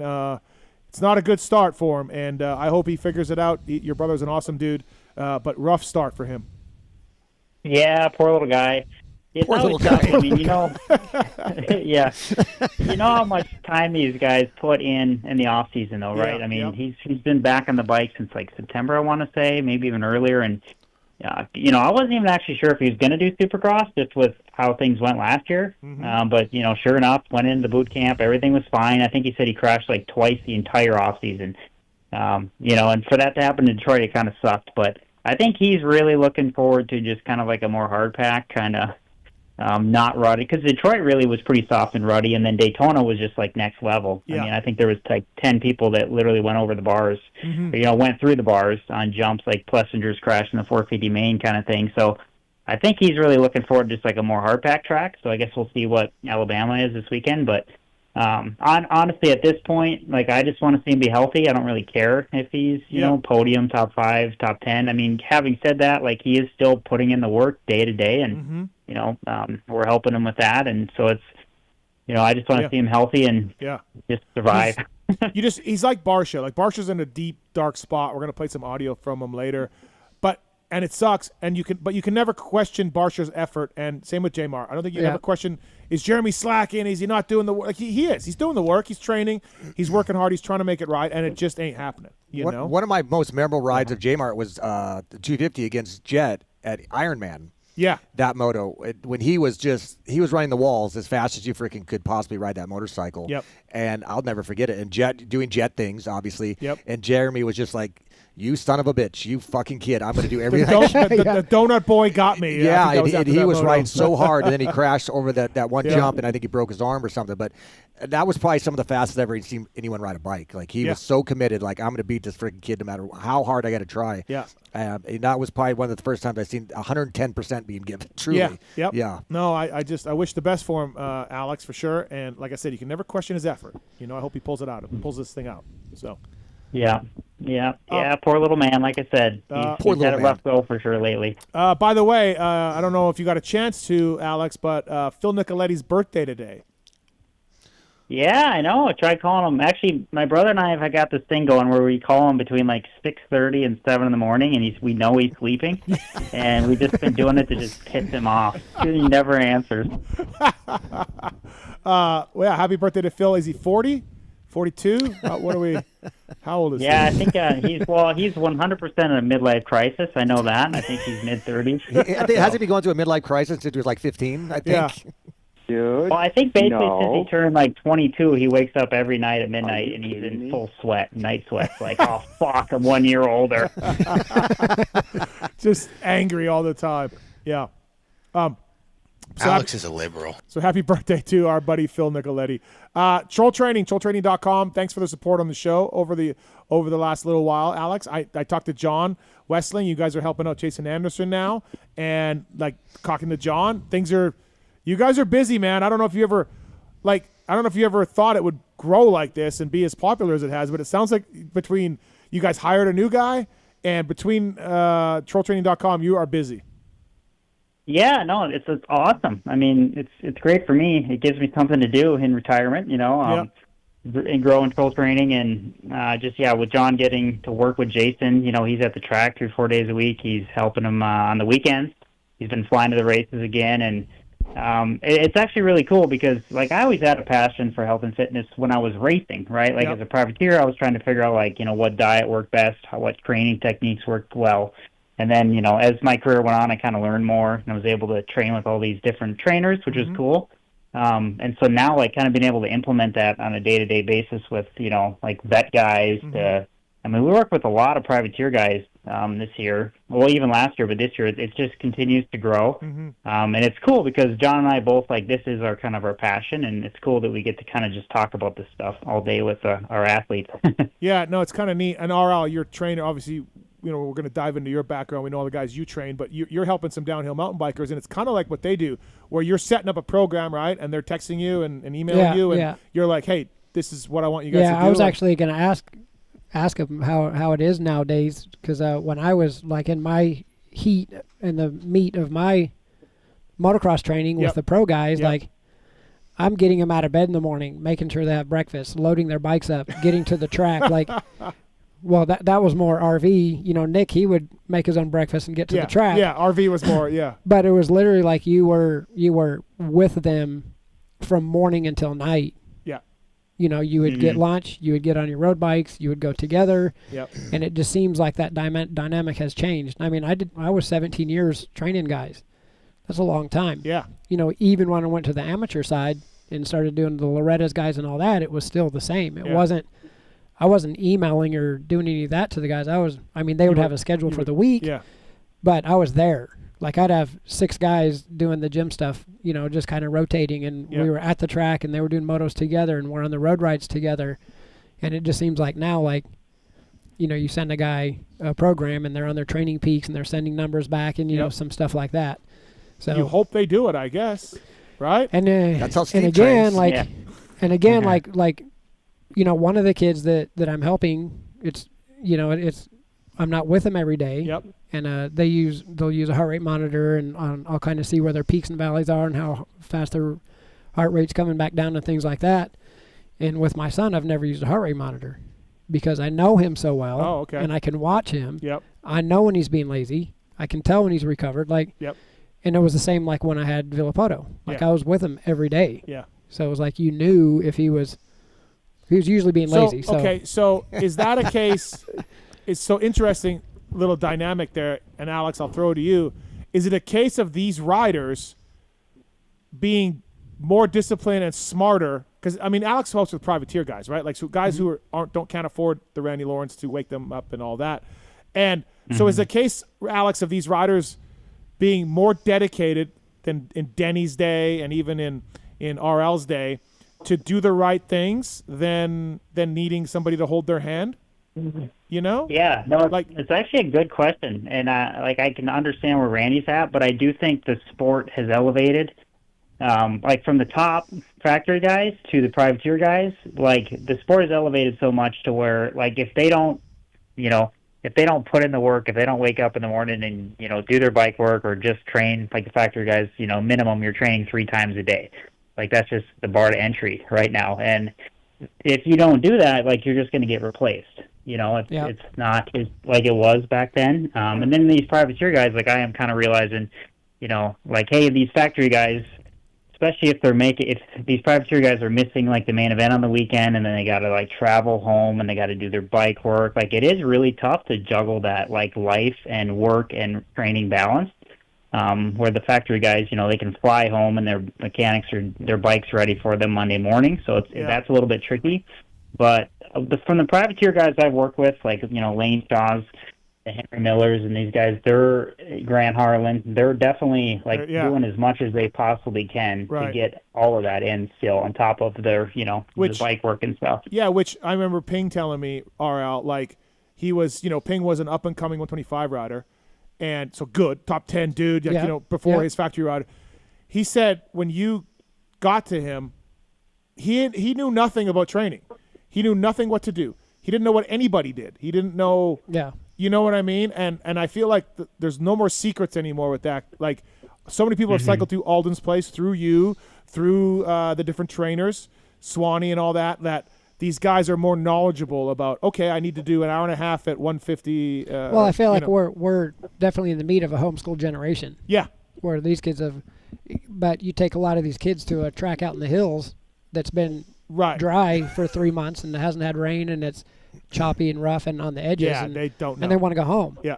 But then you go to Paula where it's like prepped every morning. Yeah. Or Paris and it's prepped. Yeah. Like, well, they find there. That's a different story to me, and that's why the European we talked about that earlier. That's why Europeans are kicking our ass in Motocross the Nations. I don't disagree. These guys get out there. The American guys are like, like, where's the water? Where's the groom? Where's the prep? Like, where's the sawdust?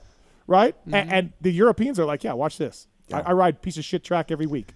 Yeah, can you imagine riding a track behind the quick shop at Elsinore there up in the hills? Yeah, like old Railroad Canyon. I've told this story before. Stuff, yeah. Listen, I was at Yamaha. We showed up to Glen Helen for a test, not a ride day, a test day. Chad went home. It was too rough. Track was beat down. Chad went home. I'm like, wait, you could do that? Like, you could just go home? Because they didn't prep it. Maybe Jimmy Perry told him not to. I don't know what happened. And Chad was like, I'm not riding here. Later. I mean, Chad's an all-timer. He's a legend, so he can do that. But there was an example of a, factory rider being like, what?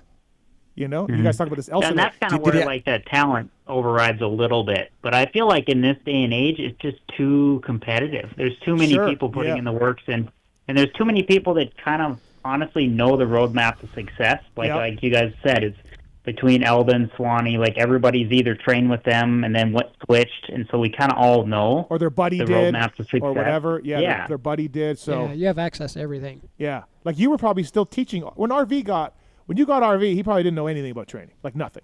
I would think. He didn't know. Dan would be like, ride the bicycle, maybe. I don't know what his dad would say. They rode the bike, but there was there was zero structure. Yeah. We'll put it that way. Right. Yeah. And he was one of the top amateurs in the country. Yeah. So one of the top amateurs in the country in 2023, he knows exactly what to do. Exactly. You know, like, yeah. Well, I got a Horizon Award at Loretta's with RV, who I was just fresh with. Yeah. Didn't know a ton. And then I spent 2 years with Derek Drake, and he got the Horizon Award in 18. Yeah. Yeah. And he knew what to do. So, I mean, from that 05 to 18, that was a big change. Yeah, right, exactly, right? So I guess, Alex, going back to troll training, like, look, the guys pay for your service. They either do it or they don't. They're just cheating themselves. But at least, like you said, Alex, these guys know what to do, and here's what we're doing. And they do it. They're motivated. Well, Grant Harlan and Cartwright and these other dudes, right? So. Yeah. No, absolutely. And especially for me, like, I feel like my career was kind of built on, hard work and training, and, like, I tried all this shit. I'm the definition of, like, trial and error, and so now I'm kind of like, all right, like, here's the roadmap, but, like, if you're going to pay for my services, like, you got to wake up in the morning and do the work. I'm not going to be calling you at 6 a.m. Hey, get up and have your cup of coffee. Let's go. Well, you call Phil at 6 a.m., but that's not a writer. Not the guy's paying him. Alex, without giving too much away or giving as much away as you want, what's Jason been like? What's his ethic like? What's his, how's he liking it and all of that? Yeah, no, I mean, so obviously, John's there day to day in the trenches with him, but just, I mean, I'm talking with John daily, and I've been at a couple, I think 3 races so far this year, and spent time with Jason in the Cowley rig, and I've always liked Jason. Like, we've actually spent a fair amount of time in Florida together, like at Baker's Factory a couple of years, and then before the COVID Nationals, I actually went to 83 and rode with Jet, Hunter, and Jason for like 3 months before that 2020 season summer. And I've always really liked Jason. He's actually like low key a much harder worker than he comes across. I think he likes to put that out there. I think he likes to put it out there that he doesn't do that stuff. Yeah, like he's like John and I were talking. Like Jason's pretty gnarly. You know, and it doesn't come across that way, but like he definitely wants to put in the work, and like he likes the grind, like the test tracks, motos he was doing back in December. Like, I mean, he just loves the 20s and putting the time in and making the bike better. Like he's got a really good package. Like just kind of seeing behind the scene, like the factory Cowie guys, and Brock being the test guy, and then now John being in the mix with training and helping with that. It's a really good kind of combination he has. And you could see like he came out swinging at Anaheim 1, got on the podium, and he definitely likes that West Coast style track, and he's trying to figure that East Coast dirt out. But RL, did you work with Jason? I started with Jason as his rookie year. Yeah, and he was not a hard worker. So that's when they sent him home, right? Right before they Suzuki team. You worked with him after they benched him, right? No, I started with him just before Vegas. Oh, that year. Okay, and at Milville, they're like, "Hey, take a weekend off." The first race, we went to the test track the week before Vegas, and he did 6 minutes. And then we went to the race, and I mean the kid's phenomenal. Yeah, like he really picked up the ball and ran with it. Yeah, we went to Vegas, and everybody took off, and everybody's jumping triples and ripping the whoops, and he rolled around like 4 laps, and then he came around and he hit the triples in first gear, cased it, hurt his wrist, wanted to go get cortisone shots and all that stuff, and we pulled him from the race. Yeah, and we said we need to get ready for outdoors. So we got ready for outdoors, and a couple races in, they pulled him off. You know, gave us a couple more weeks to work on things, and I mean, it was a challenge. Like he had 2 years of a challenge there, because the way I put it to him was like, because he always battled with Eli at amateur stuff growing up. Yeah, and Eli started to train as a pro when he was 5. Jason started last May. So that's kind of right. We made a little bit of a joke, but he started late. Yep. He had so much talent. He was so good on a bike. Like his amateur career growing up, he would ride a couple weeks before the amateur nationals and go and jersey out, and he was super floppy and flowy. And he still kind of has that style, but he's in control of the bike now. Yeah. Then the bike was in control of him. Yeah. So and did you feel like he really was like got serious? He's like holy shit, I'm going to lose my ride type deal? When we were working together in that early year, they weren't going to rehire him. And we had some meetings and everything went good. And I just said, look, with your ability, you put in the work, you'll be an A-list rider. Yeah. All you got to do is put in the work. Yeah. You know how to do everything else. Yeah. And he did. Yeah. Full credit to him. Yeah, absolutely. He put in the work. Right. Yeah. So actually, Jason told me a funny story. I didn't realize this and find this out until Detroit, but apparently, like the team had told him, like, hey, you have to be top 10 for the next couple rounds. And like, so he was at Milville, and him and I were literally battling, and I think I might have passed him and like kind of put that top 10 up out of jeopardy for him for a little bit. So like literally, like I almost kind of like made him. He was kind of making a joke of it recently. He's like, "Dude, you almost made me lose my ride. You almost ended my career, buddy." Yeah. I mean, he was definitely on the fence. Yeah. He was on the fence. I remember that. Yeah. Yeah. It was Suzuki's with Bobby Hewitt. Yeah. Yeah. Exactly. Right. You can always tell though the guy can ride a motorcycle. Like from the day one, you're like, look at this guy. Like you know, he can ride. Yeah. We were literally, I think, 3 days in working with him, and I was just like, right. Yeah. He's this good? Yeah. All right, Weisco bringing you Alex Martin. We got some phone call questions for you, Troll Train. Let's go. Preston's on too. What's up, Preston? What's your question for Alex Martin? Hey, guys. Don't mean to be a pest. I called earlier. Yeah, but, no problem. Yeah, yep. Just a question, I guess, regarding Milville, and then a Daytona question on Tomac's bike. But Minnesota, I'm from Minnesota, and we've been warm and dry here and no snow. And was kind of curious if Milville will be rolling early this year as far as Alex, when you open the damn place. Oh man, I feel like I've been getting this question a little bit lately. I was telling my dad, because my parents were down in Daytona watching Jeremy this weekend, and I'm like, "Hey, Dad, it's like 70 degrees. We have no frost. Like, do we have practice early this year?" So yeah, I don't know how that typically works, but I mean, I will say, like, we have no snow. It's warm. Like literally, the frost is out, and you could ride Milville. So That's TBD, to be determined. We'll see. But, I mean, our first race isn't for another 2 months, so I will see. Sometimes the way it works up here is you'll have like a snowstorm, right, that'll just kind of kibosh everything. So I guess we'll play it by ear. Oh, yeah. Yep. And then the other question, I guess, was Daytona and Tomac's bike, and was it really the clutch? Because the way it was smoking halfway through the race, I was thinking there's no way that clutch is going to last. Oh, I was waiting for this to come up. Yeah, it was valve cover gasket. Oh, okay, great. Yeah, so, Eli after the race didn't know what it was, I don't think, and thought it was the clutch, and he was like, my clutch was fine. It was, he didn't quite know at that time what it was. But, yeah, valve cover gasket from what I understand. So not the shock. Not the shock. Well, the scary part was when they stopped smoking, that's not good. That's a problem. Yeah. And it stopped smoking. Yeah. So, thanks, Preston. Thank you, man. Yeah, thanks, guys. No problem. Alex Martin on the show, brought to you by the folks at Weisco. And please check out Pulp24 as a code to save at Weisco. Troll training's going well, everybody. You can sign up for it. Is that the Jamie from West Texas? Is he still on the program, Alex, that you know of? This random dark side guy? Yeah. The guy with the pony? Yeah. Yeah. I was just checking in with him over the weekend. I'm like, how we doing? I was planning his week, and apparently he's icing himself, and he's got bruises, and he's sore, and he can't. It hurts. What did he do? So. What did he do? Was that from a date night? Already, he's been hitting the ladies up.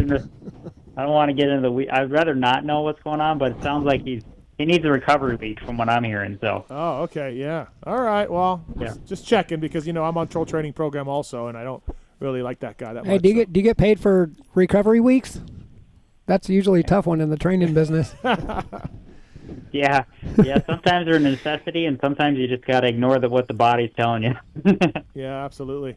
So, Alex, my very first national I ever raced, 1987, was Milville. You and Jeremy weren't born at the time, and I remember I was racing Team Green, and it was when DMC was the Factory 125 team, and I had practiced with them. I felt great in that day. And I didn't qualify. I ended up watching my first national from the hills. And it's one of the nationals. It's only 6 hours, from Omaha, so it's my home national in a sense. And I've only missed it probably a handful of times over those years from 88 to up till just last year. And it's always been a memorable race for me. I never did that great there. But obviously I've watched you race there many, many, many times and rooted for you and your brother. Obviously home race is fantastic. What is one of your most memorable years in races there at the home track where you literally grew up? Oh, man. Probably I'd have to take it back to, like, the Star Yamaha year. I had a really good streak there between 16, 17, 18, 19, 20, where I was on the podium all those years in a row. So that was cool. But I would say the Star year was pretty cool because I hole shot the second, maybe both motos, but, just in the lead. And at that point in time, like, my brother and I were, obviously, like, 1, 2, 3 in the series. We were battling with Cooper Webb.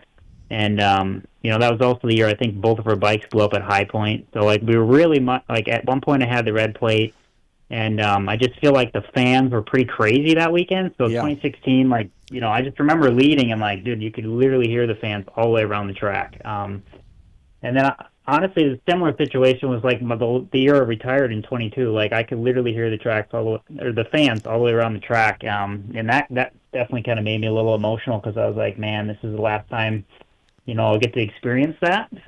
So a lot of good memories of Milville, but those are probably my top ones. And your dad started in 88, right? They bought it in like the fall of 87. I think 88 was their first season. Yeah. So I even predate them. You predate the Martins. But now you didn't qualify. I did not qualify that first one, no. Which you had to been like, wait, what? I was so bummed. Yeah. I was thinking top 15, no problem. You remember we had to drive over that bridge that was broken? Yeah. And it's also... Yeah, the first year I didn't make it, so I ended up walking around watching the National with my two buddies, that I grew up racing with, and just felt like a total dork because I thought, man, I'm going to run top 50, and now here I'm watching. And then there's another year that, you could get stuck in traffic if you were just missed that window of getting in early, and breakfast had ran late at the hotel at the Holiday Inn there, and I'd pull in as 125 practice is going. Oh. And that's when we parked on the other side of the bridge, right by the start, and my dad's warming up my 125, looking at me as I'm walking in with my backpack. Like, and I'm like, whoa, I don't even want to have this conversation. Yeah. I just changed real quick. I think I don't, obviously, I think I made maybe a lap of the first session, but I had forgot about that till just now. Yeah, that's, that's not good. Yeah. Timmy told me one time he was really struggling as a privateer, RRP, right? Really struggling a little bit. First year in the Nationals or second year, and it was Milville, and he sucked in the first moto and was like, so, fuck, this sucks, and went out and got a lemonade and 2 pieces of pepperoni pizza in between the moto. Came back and had his best moto of the year. Second moto. Yeah. He credited the pepperoni pizza at Milville for turning his career around. And that creek, I believe it. Yeah, when you would pit, on the inside right there, the creek was a lifesaver. You'd strip down in your shorts and just go lay in that thing and automatically cool the core down. And and another request, I've walked every year. Usually we walk the track. We'll walk down by the sand track or down by the sand whoops, and then we'll start heading up the hill, the fire road, and then we get to the Martin Mountain where you guys have laid logs, to climb up this thing. So I was wondering if there's any chance an escalator could be added, maybe an elevator of some sort, because that has just, you don't know until you try to walk up the hill. Yeah, for my ride day this year, I walked over there. You're just like, holy shit. It is unbelievable the way they go up it and then just go bomb down that thing. TV obviously does not do it justice. When they have to put steps in to just walk up to it, it's so that's just a humble request from an old racer. If you could just maybe add a I think the escalator might be a tough task. But maybe I'll give you a ride in the Ranger or something. That'd be great. That might be scarier. RL, what Milville memory do you have? What comes to your mind? Is it wrench or anything like? With RV, his 07. Oh, with Townley? Townley, yeah. So great race. He tells the story, but he gets maybe just a little bit wrong. Imagine that. Because he got it wrong in the first moto. Okay. Because he was the 1-2 guy all year, right? Yeah. So first moto, I'm like, if he's on you early, and I'm talking 6, 7, 8 minutes in, let him go and find the lines. Yeah. Because you can do whatever you want on a dirt bike, but if he's on you, like maybe your heart rate's higher, you're missing lines, like, and you're showing them way around the track. Yeah, like he's the guy in second is in a better position because they're calmer. And especially if you're equal bikes, equal speed, everything's there. Yep. Well, he waits till about 19, 20 minutes in, moves over, lets him go, and Tenley just pulls away. Like, we're back to it. I'm like, now the story he tells is that he got back by him. No, he won the second moto. Okay. He won the second moto. Okay, all right. But the first moto, he waited a little longer. He waited a little too long, let Ben go, and Ben had some good lines, and right. He handled business. But that was like the turning point of that season. Yeah. Because the next race was Steel City when Stroop took everybody out. Yep. RV came back and did good, and then went to Texas, and that's when Ryan really put a stamp on it. Poor Medi, the 15 seconds back in third. Yeah. All right, hey, Mark. Well, hey, man, thank you for the time. Appreciate it. TrollTraining.com. Thanks for the analysis. Let's get you in studio sometime, man. I'm trying to work on that. I know you're busy. No, fellas, I appreciate it. I'd love to just name a date and time. I'll be out there, Steve. I'm trying to get your buddy Phil in, so maybe we could reunite you two again in studio. That'd be great. Yeah. That would be dangerous. Oh, yeah. Yeah, bring boxing gloves. Good weekend. Yeah, it'd be fantastic. TrollTraining.com. Again, thank you, Alex. Appreciate it. What race, where are we going to see you next? Which race you hitting? I think I'm planning on Indianapolis, and then after that, I'm not really sure. Okay, well, we'll so see you at Indy. We still, even with all the snow melting up here in Minnesota, we still got some time till Milville starts with their local races and stuff. So, I guess we'll see. But hopefully it's more than just Indy for sure. And let me know in the studio stuff. I'd love to come out there and see your palace, your mansion. You've been here. You've been here before. It's so big. He was here before. I got lost in the dark in the West Wing. And luckily, they have security here that led me back to my room. It's like Vegas. It's such it is Vegas. It's such a crappy house. I can't even afford a full second floor. It is so bad. I was laying on the couch looking up while I was watching TV, and I realized, how are you ever going to get those light bulbs fixed if one of them goes up? It's like, shit, you got to bring in an elevator for that. Let me know if you had enough. Are you done? I'm done. Okay. Thanks, Alex. Appreciate it, buddy. See you at Indy. Maybe you should have qualified for that first race. See ya. All right, see ya. That's Alex Martin, everybody. Brought to you by the folks at Weisco and Firepower Parts. Also, don't forget about Firepower Parts. Bummer about Dean Wilson. broken shoulder. He's going to try to come back before the end of Supercross. This is his last year. He's hanging it up. So 3 places I saw. Yeah. I read it in. And we were, again, right there when he did it. I didn't see him crash, but I did see him, like he said on Instagram. He hopped right up, ready to go, and then went, oh, something's wrong here. Yeah, bummer. Firepowerparts.com. Batteries, chains. Check them out at your local dealer. Firepowerparts.com. Great stuff. And he paid $70 of his own money to watch Arenacross and join us, remember? And everybody said if he paid $70, he wanted to come. He's the cheapest human being alive, and he paid $70 for Arenacross passes. He called it frugal. Yeah, well, no, he's not. Okay, let's go to this commercial break. But before that, let's go to Brett. Brett's on hold. Brett, what's up, man? How are you doing? What's your question? I'm good. How about you guys? Good, man. Okay, I got a question, or it's not really a question, more of a comment. So, when Degan won his first race last weekend, the broadcast really, pushed it. But with Vial this weekend, it was his first win, and I felt like they really didn't do anything for him. I don't know what you guys thought about that. Because last year he was laying on the ground. Yeah. In Daytona. Yeah. Vial was great this week. We haven't talked 250s yet, but we will. I don't know, man. Listen, like Randy said, first time I've ever seen second in the heat get an interview. Yeah. And then I was told it was because there was a guy injured and they had to kill some time. But then just in Glendale, Ryder D was down and they had to kill somebody was down. They had to kill some time. I didn't see the second place guy get interviewed. Same scenario at Glendale that they had at Detroit. Yeah. Somehow second place didn't get an interview. So all I'm saying is buckle up. Yeah. Buckle up. Jet, Hayden, it's their world right now. Feld is trying to sell it. Feld wants to break mainstream stuff. We're coming in with a Netflix series at some point, I heard. So guess what? Get used to it, Brett. I probably agree with you.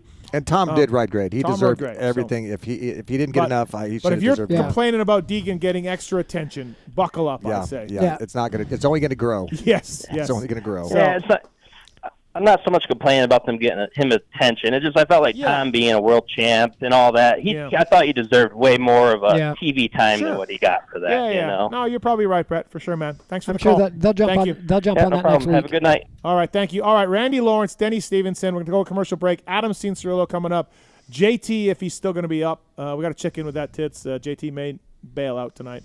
But for now, go to commercial break. We'll come back. We got a couple of legends here. We'll talk 90s moto after AC and more. Daytona talk, more Arenacross talk as well. So stick around, everybody. We'll be right back after this commercial break. Your mom said the same thing.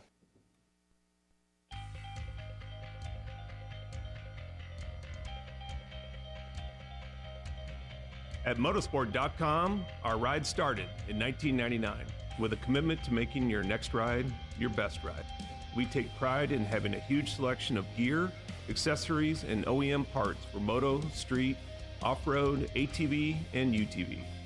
Riding is what connects us and makes us a family. From the track to the trail, tarmac to open roads, we're all connected because we ride.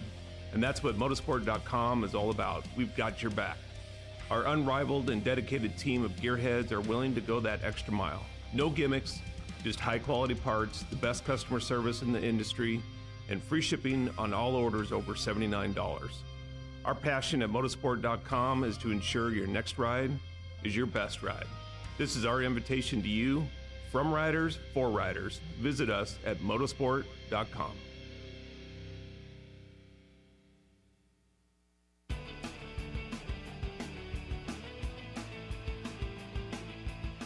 You likely know Racetech as the suspension and engine tuner of choice for the world's fastest privateers. But what you may not know is behind the scenes, Racetech is the trusted source for many OEMs and factory teams throughout the motorcycle industry. For nearly 40 years, Racetech has been producing high-performance suspension and engine components and services right here in the USA. Racetech doesn't just specialize in motocross. In fact, they have many off-road, hill climb, flat track, road racing, and supermoto championships on the mantle as well. Not a racer but want to smooth out the ride on the street or add some performance to your Harley? Racetech offers a full line of suspension solutions including industry-leading built-to-order G3S custom shocks. All Racetech products are 100% guaranteed to exceed your highest expectations. Don't wait. Experience the Gold Valve advantage today by logging on to racetech.com. Don't forget to mention PulpMX when ordering for a discount.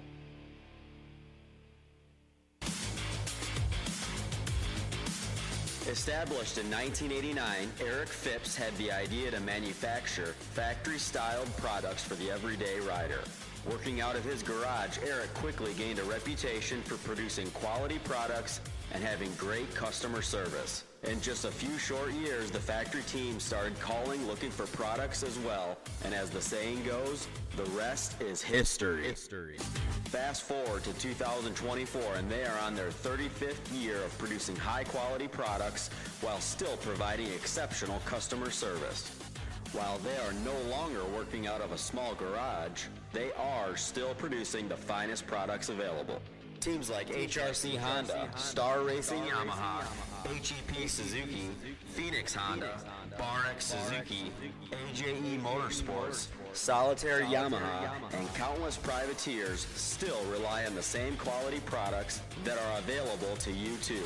Products like their Pro Launch Start Device, radiator braces, skid plates, clutch perches, and tons more continue to be a staple in the pro pits and amateur scene as well. Check all they have to offer for your ride at WorksConnection.com. Use the code PulpMX20 to save 20% off your order. With over 80 years experience manufacturing power sports pistons right here in the USA, Wiseco has evolved into a full range of performance components for dirt bikes and other power sports machines. Whether you ride a 2-stroke or a 4-stroke, Wiseco has a variety of pistons from reliable forged replacements to the performance-focused Racer Elite series. Wiseco offers race-proven components for the rest of your engine too. From garage buddy engine rebuild kits, clutch and valve train components, USA-made Racer Elite connecting rods, and their CB4 thermal protection line. Wiseco is proud to be a technical partner with Factory Honda HRC for the 2023 Supercross and Motocross, driving professional-level product development that gets passed down to you. Visit your favorite online or local dealer or wiseco.com to find products for your machine. It's time to elevate your life. At LiftedTrucksForSale.com, we put you in the driver's seat of your dream truck today. LiftedTrucksForSale.com is your one-stop shop for brand new custom trucks from every major manufacturer. Full factory warranty, available financing, and a hassle-free ownership experience. What are you waiting for? Visit LiftedTrucksForSale.com today.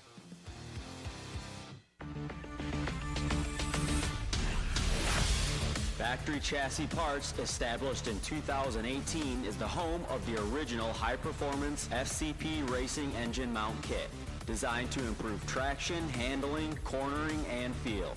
Used by top-level racers and race teams worldwide, including Phoenix Honda, Justin Starling, the F&H MXGP Kawasaki team, Rock River Yamaha, and many more. CNC machined parts out of high-quality aluminum and titanium. They are easy to install and bring drastic improvements right away. Stop by FCPRacing.com to learn more and order today. Maxima Racing Oils was created for world-class racers who challenge the limits of possibility. Their demands on equipment drive us to look beyond conventional ideas and to exceed industry standards. It's in our DNA to identify problems, formulate solutions, and execute at the highest levels of competition. Case in point, the championship-winning Factory Kawasaki race team, longtime Maxima partners who extensively use Maxima throughout the bike. Maxima's USA-made products exceed JSO requirements and can be used in all motorcycle brands: Kawasaki, Honda, Yamaha, Suzuki, KTM, Husqvarna, and more. Maxima Racing Oils. Experience the difference. Visit MaximaUSA.com for more information.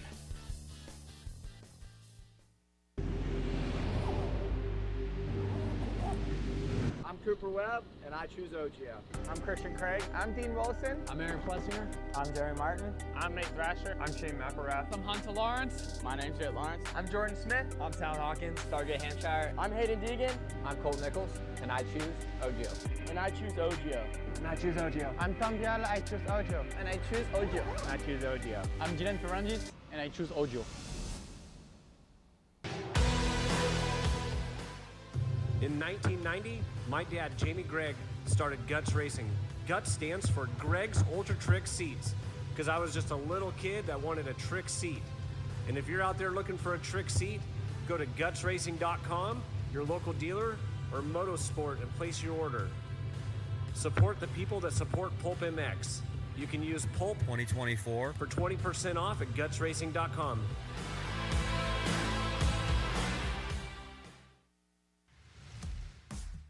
FMF Racing is proud to celebrate over 45 years of fun, building every FMF exhaust right here in the USA. Owner and founder Don Emler may have started FMF Racing in his garage 45 years ago, but Don is still hands-on in our 100,000 square foot state-of-the-art manufacturing facility in Southern California. FMF's goal? Design and manufacture the world's best performance exhausts 100% in the USA under one roof. FMF is a proud sponsor of the Lucas Oil Pro Motocross Championship for over 25 years. Hi, it's Tomac superfan Dylan here. The only thing I love more than seeing Eli win... Whoa, wait, Dylan. Sorry to cut you off like Steve does his callers and guests, but a lot has changed. Similar to your favorite rider being on a new team, the new Michelin Starcross 6 tire range provides significantly improved performance and durability. Designed to win. The new Michelin Starcross 6 tire range offers up to 16% more traction when new and up to 19% more traction when worn in comparison to the previous generation. This means consumers will not only benefit from improved performance on their first few rides, but that this performance increase will continue throughout the extended life of the tire. Michelin is a legendary innovator in motorcycle tire technology, and thanks to Michelin silica technology, the Michelin Starcross 6 tire range provides up to 11% more durability than the previous generation. This means consumers will enjoy the significantly improved performance throughout the increased life of the tire.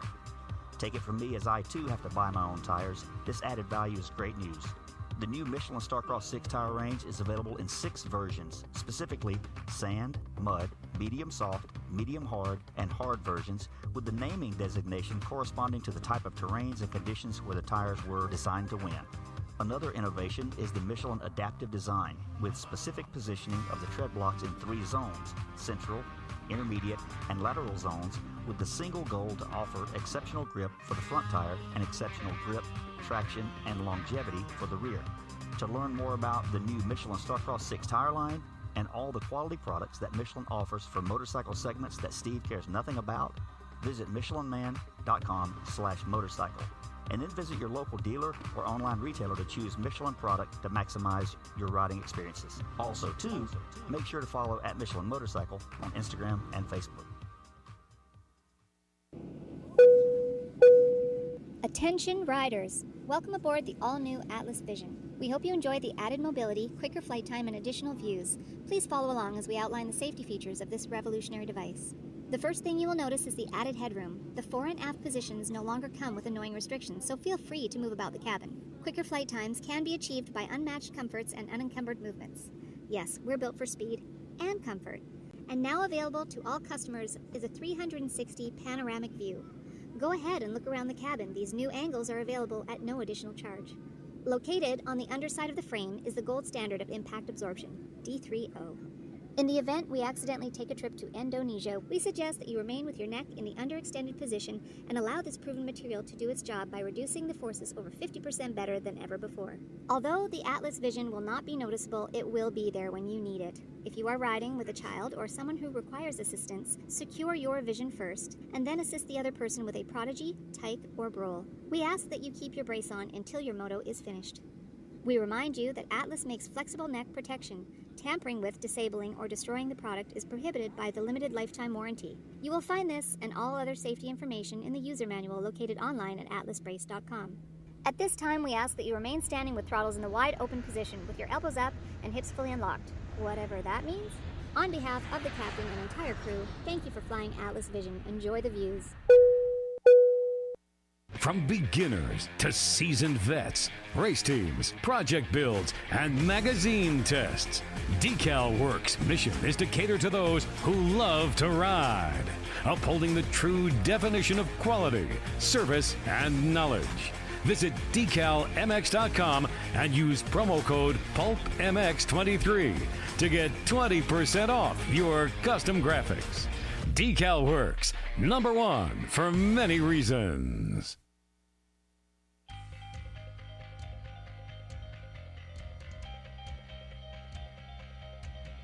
At motorsport.com, our ride started in 1999 with a commitment to making your next ride your best ride. We take pride in having a huge selection of gear, accessories, and OEM parts for moto, street, off-road, ATV, and UTV. Riding is what connects us and makes us a family. From the track to the trail, tarmac to open roads, we're all connected because we ride. And that's what motorsport.com is all about. We've got your back. Our unrivaled and dedicated team of gearheads are willing to go that extra mile. No gimmicks, just high quality parts, the best customer service in the industry, and free shipping on all orders over $79. Our passion at motorsport.com is to ensure your next ride is your best ride. This is our invitation to you, from riders for riders. Visit us at motorsport.com. Maxima Racing Oils was created for world-class racers who challenge the limits of possibility. Their demands on equipment drive us to look beyond conventional ideas and to exceed industry standards. It's in our DNA to identify problems, formulate solutions, and execute at the highest levels of competition. Case in point, the championship-winning factory Kawasaki race team, longtime Maxima partners who extensively use Maxima throughout the bike. Maxima's USA-made products exceed JSO requirements and can be used in all motorcycle brands: Kawasaki, Honda, Yamaha, Suzuki, KTM, Husqvarna, and more. Maxima Racing Oils. Experience the difference. Visit MaximaUSA.com for more information. It's time to elevate your life.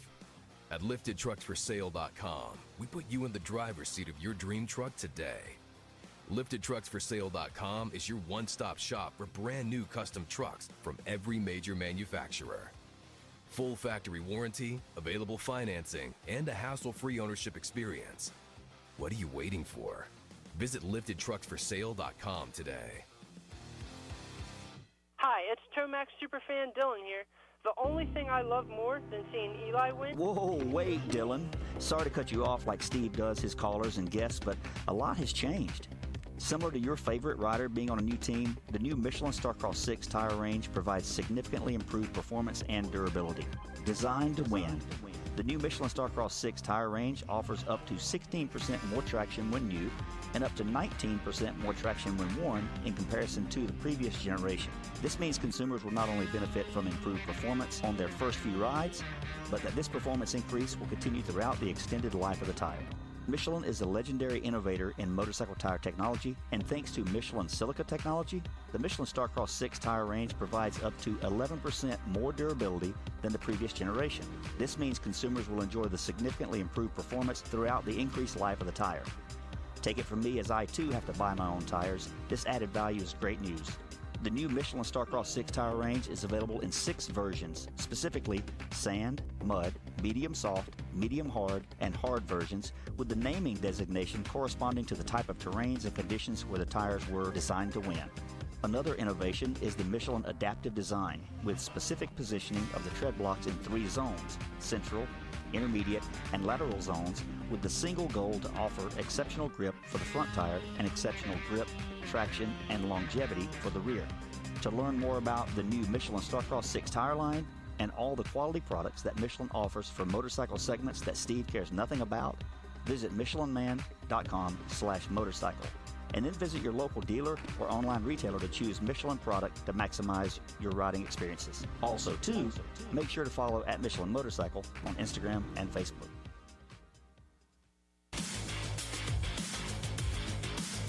Established in 1989, Eric Phipps had the idea to manufacture factory-styled products for the everyday rider.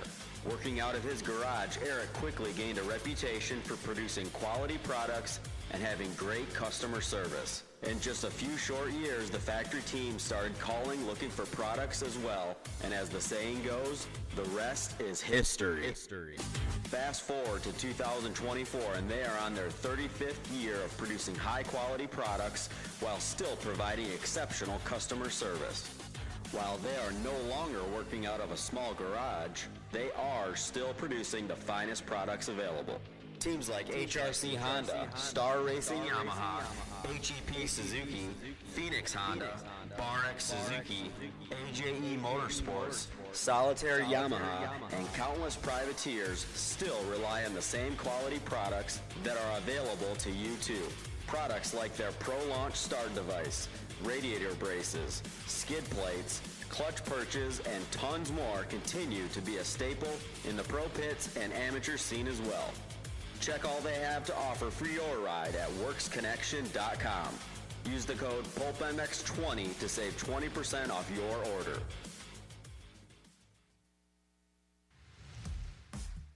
FMF Racing is proud to celebrate over 45 years of fun, building every FMF exhaust right here in the USA.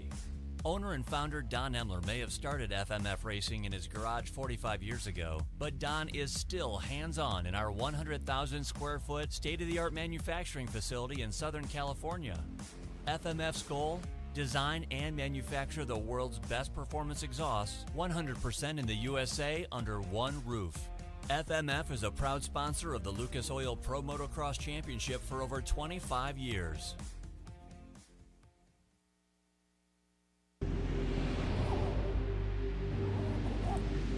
I'm Cooper Webb, and I choose OGO. I'm Christian Craig. I'm Dean Wilson. I'm Aaron Plessinger. I'm Jerry Martin. I'm Nate Thrasher. I'm Shane McElrath. I'm Hunter Lawrence. My name's Jett Lawrence. I'm Jordan Smith. I'm Tal Hawkins. Stargate Hampshire. I'm Hayden Degan. I'm Colt Nichols, and I choose OGO. And I choose OGO. And I choose OGO. I'm Tom Biala. I choose OGO. And I choose OGO. And I choose OGO. I'm Jiren Ferranges, and I choose OGO.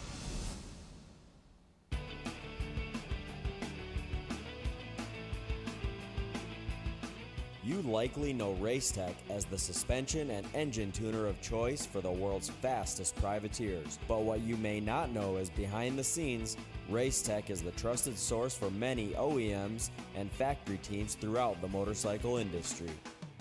For nearly 40 years, Racetech has been producing high-performance suspension and engine components and services right here in the USA.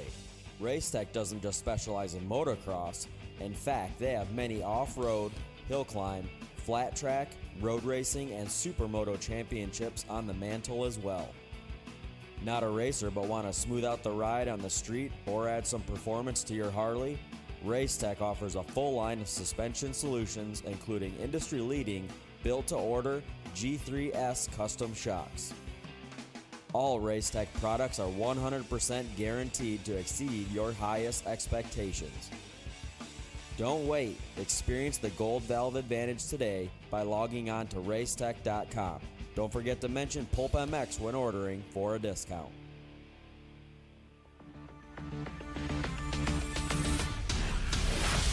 Factory Chassis Parts, established in 2018, is the home of the original high-performance FCP racing engine mount kit, designed to improve traction, handling, cornering, and feel.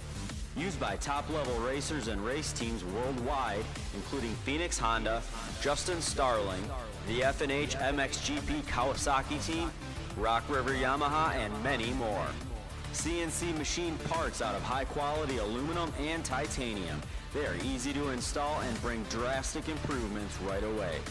Stop by fcpracing.com to learn more and order today.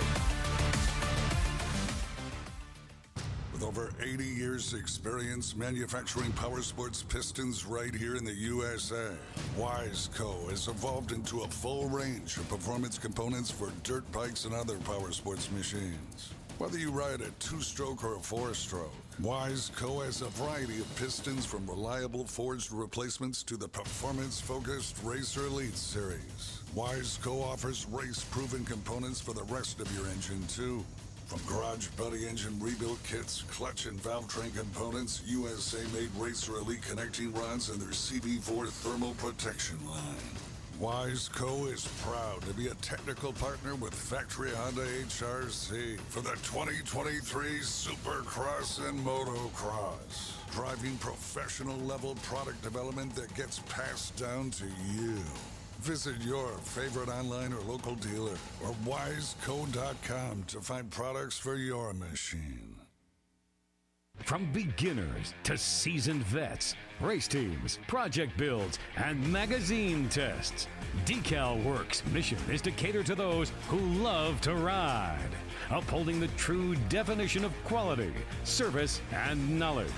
Visit decalmx.com and use promo code PulpMX23 to get 20% off your custom graphics.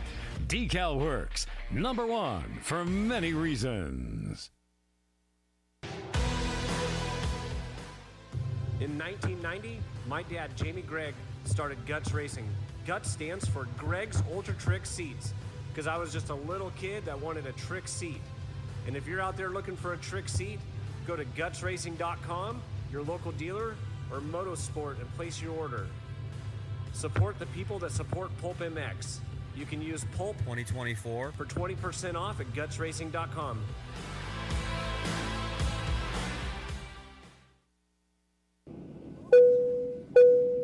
Attention riders! Welcome aboard the all-new Atlas Vision. We hope you enjoy the added mobility, quicker flight time, and additional views. Please follow along as we outline the safety features of this revolutionary device.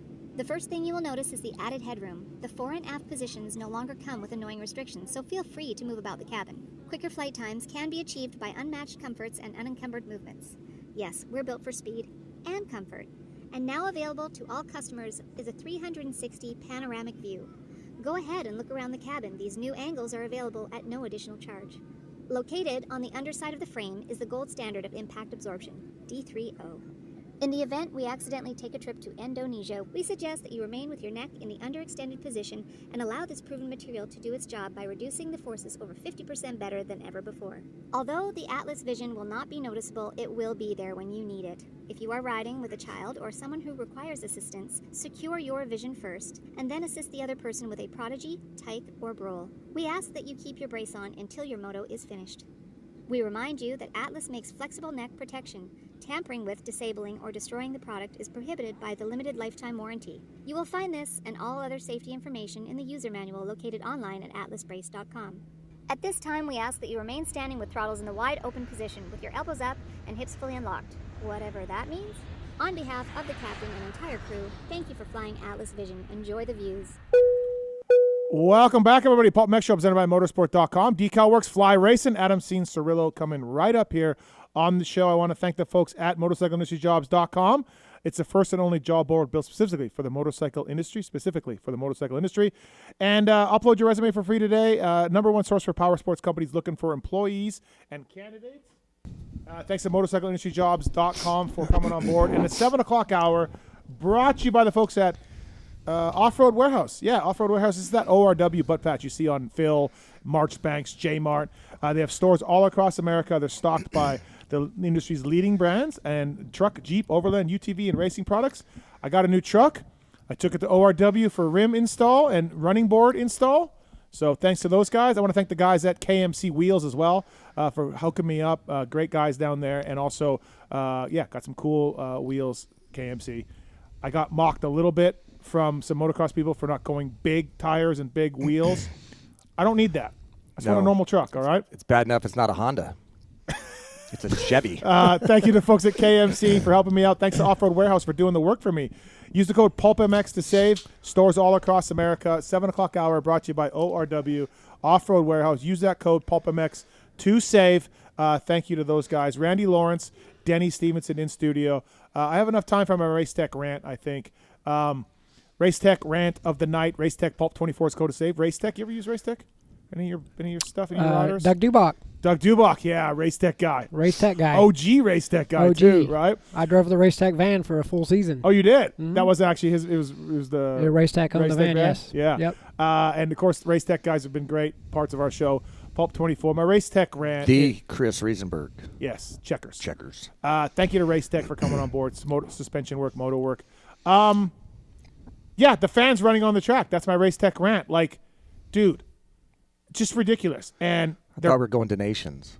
No, we're going to talk Nations later. Okay, never mind. We don't have enough time for that right now. We do not. But I do want to talk Nations with you because we have completely opposite viewpoints. Yes. But We'll get to that. The fans on the track, idiots. You've probably cost the tarmac opening for the years to come now. You almost got hit by Jason Anderson and Aaron Plessinger and maybe our next guest also. Absolutely ridiculous. Way to go. The like you just couldn't wait. A minute? It's literally a minute. A minute, yeah. 1 minute, just 60 a minute. seconds. Right, sure. Yeah. You had to be the first one. I mean, it's not. It's And now we're fucked. Everybody, thanks a lot, everybody. Way to ruin it for everybody. I've seen them do it in college football, obviously, many, many years, and they started locking down in the SEC because, obviously, the big schools down there. Yeah. And I remember one of the games we watched on ESPN, my dad and I, and they're climbing over the student section, and there's bushes, like big, huge bushes, like right there along the sidelines, right along the stadium wall. And these girls were jumping into the bushes thinking, oh, we got it, and they just disappeared. Into the bushes. Into the bushes. And the camera decided, well, we're going to stick on this for a while. Yeah. They never emerged. So maybe surround the bushes. As Denny said, this is why we can't have nice things because of people like this. And what was super cool about Daytona was standing on that tarmac and watching the race. And now we're fucked. Good job, everybody. Like the president of the Speedway told me, he saw parents just throwing their kids over the barriers. Go get that banner for Dad. We're gonna hang it in the garage. Not even that, but just go onto the track. Hopefully you don't die. It sucks, man. It's the 2024 generation of stupidity sometimes. Yeah. And so I don't know. That's my Race Tech round of the night. Anybody listen to this? And the asshole who stole Jets goggles too. Also, did you see that, RL? Yeah. So that's also my Race Tech round of the night. It's unfortunate, you people. Yeah, that photo of him when Jet's burning out and the guy's got over his arm on Jet, and people were kind of like, man, poor Jet. Right. I said to kids in Aussie, I went to Australia when I was 17. He's used to that kind of stuff. That's like a regular slow night at Outback on a Wednesday in Australia. Let's be honest. But still. Man. Yeah. No, it was dumb. Exactly. I'm not going to get political here, but one of the things that I think in our country is the responsible people of firearms. There's a ton of them. Dial it but back. what's happened is these idiots and people that do these mass shootings have ruined it for the responsible firearm people. And it's the 2% of people that have fucked it. And these people on the track have fucked it for the people that are great motocross fans. And now we're screwed. I plan on storming the track next year, too. Now it's fucked. I missed out on it. So screw you guys. That's my rant of the night. We just, as a society, I hate to be the old man yelling at clouds, but I think it's just a fucking idea of what's going on in this world. Well, welcome to my world. Okay. I've been yelling at clouds. So that's my Race Tech rant of the night. Thank you to the folks at Renegade PulpMX 24 for the cleanest, coolest, and most consistent race fuel on the market. Grab a can of Renegade. We'll see you on the podiums. Justin Brayton, Will Hahn winning championships with Renegade race fuels, and they ship right to your door now. So they put heart and soul into your bike. They know that. You deserve the best products. So they provide you with a variety of world-class products at a fair price. PulpMX 24 is a code to save. Use MX4. Is a very good priced, good fuel from the folks at Renegade Race Fuels, and use the code PulpMX24. They'll ship right to your door. Bringing you our next guest of the night, and it is Adam Cianciarulo. What's up, AC? How are you guys? Thanks for having me. No problem. Did you run into anybody out there? Were you off the track? I'll actually give you the entire breakdown. So luckily, I was able to cross the finish line before because I was a lap down. I was able to cross the finish line before everybody got out there, right? Yep. But as I'm kind of making my way back to the pit area, kind of, I guess, down on the far end after the finish line there, I made a turn right to kind of head towards the podium, and something came in my mind, and I was just like, I want to burn out. I just want to do a burnout over here on the far end. I figured I was out of the way of everybody, right? That's awesome. So I actually ended up straight up turning around I was going into oncoming traffic of the riders coming off the track. Okay. And I ended up doing a burnout myself, just me and like 10 fans in the corner, basically. I was going to ask you about this. I saw it on your Instagram story. Yeah. It was awesome. Yeah, I did. I waited for it to get quiet enough I actually had a conversation with the guy, and I'm like, dude, look, I know I got like 13th, but I'm doing this right now, so I would appreciate your support, basically. Here's $1. Here's my autograph. Yeah. They were I'm doing pumped. this They looked right now, pumped. so, yeah, I mean, if I just looked at the crowd, you would have thought I won just with the 10 people right around me. So, yeah, but by the time I got done with that and then kind of turned around there towards the podium, and then it was absolute chaos. I was kind of like, as irresponsible and dangerous as it was, I mean, I was kind of like laughing about it. You know, I wasn't so irritated in the moment, but Jason Anderson, who I don't know, he finished a few positions ahead of me, obviously wasn't a lap down, so he was one of the last ones off the track. I started hearing him. He can get a little bit heated in the moment, obviously. Mm-hmm. Yep. And he was not stoked on his race, of course. And he was kind of revving the crowd to get out of the way. And so I let him go by me. And he cleared the path for me, and I just stayed right on his back tire, basically, and followed him all the way back to the pit. So I felt like that was a pretty strategic move. Yeah. It was funny, though, because he was revving everybody, and I knew he was pissed. But everybody thought he was like hyped on it. Like that's why he was revving. You know, I could tell he wasn't hyped on TV. But that's what the winner usually does is revs the bike up. Yeah. What did he say when he got back? When he got back to the truck, what did Jason say about it? I didn't even see him to be honest with you. I don't know. Yeah, I didn't even see him. Wow. But I also got a text that they were stealing tough blocks out of a trailer at the back in the truck. It's like Woodstock all over again. They steal everything. Yeah. You know that. Yeah. I actually saw Jason. It's not bolted he didn't down. seem too mad. Yeah, he just, if it's not bolted down, they'll take it. Yeah. Go ahead, Adam. What were you saying? Yeah, it's my home race too, Volusia County. Kind of staining my homeland a little bit, but it's all good. Yeah, I talked to the president of the Speedway, and he was just like, I don't know what to do, man. He was not happy. He was really upset that happened. And as you know, Adam, in this world we live in, someone's going to sue somebody if they do that and somebody gets hit. And, it's not good. So as much as we were laughing I heard a little part of your rant, too, and I was tripping out on the guy that took Jet's goggles.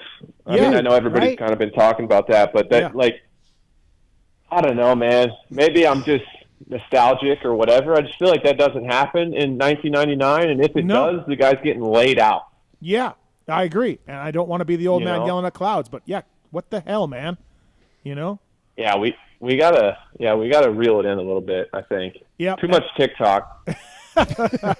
I agree with that. Was it good to be back, man? I mean, look, we know you pushed to come back Daytona 450s. You won this race on a 250 a long time ago, but this is the first 450 race at Daytona. I mean, the track was gnarly, but you were really pushing for this one. How special was it for you? It's always special to be at home, I guess. I didn't realize it had been that long since I'd been out there, but I guess the last time I raced it was 2017. So definitely wanted to make it back. Cool. I said it a little bit on press day, but as such a family sport, when you're kind of coming up through the ranks, everything's all close knit. And now I'm a full-time California guy, and my family still lives kind of in that area.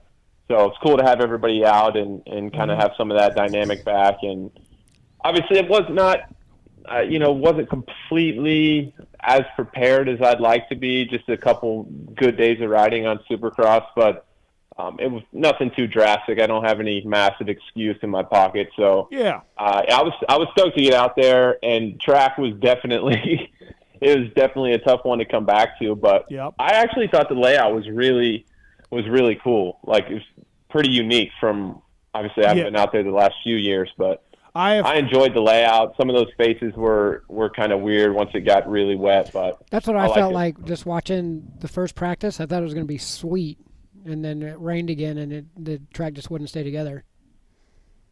Yeah, and I saw I just saw Dylan Ferrandis actually posted a video of him going over the bars. I think the same place Aaron did, I believe, and that Dino. kind of that triple out. And yeah, Dino. and Yep. Dino. Yep. Yeah, the triple out off that 5-footer. I almost did the same exact thing early in the race. It was weird. Some of those spaces, it looked dry and not steep at all, but it was like quicksand in a way. So you could use good judgment and still kind of get thrown over the bar. So definitely a bit hectic. Yeah, that's where Budman and I sat all night. Really was that was kind of where industry seating was. So we watched every heat there and the mains, and that section was death-defying. That's where the most crashes happened. Because, like you said, even when you guys were trying to take it easy and just double through them, if you just clipped a little bit, you dropped into a rut and then took immediate right or immediate left. It just looked gnarly, and that was where Jet looked so amazing, because he would quad in, he'd triple onto the tabletop, he'd get off the tabletop over the next one, and he was doing that in the mud. Yet, even Eli and Chase were in second and third, obviously, and they were just struggling through that as much as anyone else on the track was. And so you weren't the only one having an issue. It was top to bottom, every class, every heat, every last chance, every main. It was gnarly just to watch. Do you think, AC, that some of that, like obviously Bomber did the track for a number of years, Dirtworks guys were back in it for the first time since 05, and like could maybe they have done some more rollers and things like that to make it like where the jumps to, and I'm not blaming Dirtworks. I'm not coming and being like, fucking Dirtworks sucks. No, just yeah. different thoughts, different styles of track. Maybe with the rain, and they didn't know it was going to rain, and I'm not coming down on these guys, but perhaps it was too much of a traditional Supercross track for Daytona to handle. Yeah, I mean, everything's hard with the weather. Of course, we can't control that. I think in hindsight, some of the jumps that were clay capped, like the kind of the finish line section, I thought those faces were a little bit too steep. Sometimes the sand can kind of react in a weird way when I guess it was wet sand already when it was brought in, and when they put the clay on top of it, it kind of just had a knuckle in the middle of some of those faces. And if you hit those, obviously you hit the finish line, it's a pretty small jump, and the triple after was pretty small as well, and you come at them full speed, and you're kind of already braking a little bit anyway, and just the shape of them was a little bit weird. So I think in the future maybe just to tame the faces down a little, but nothing too crazy. But going back to what Denny was saying about Jet, man, I was looking at lap times, and I saw some videos of him quadding and then going 3 onto that tabletop. And dude, I don't know if I'm getting old or what, but homie ran a 1:28 in the race, and I'm pretty sure that was my fastest time in Q1. Like I don't even get that. I really don't even get that. It was amazing to watch. Just that section.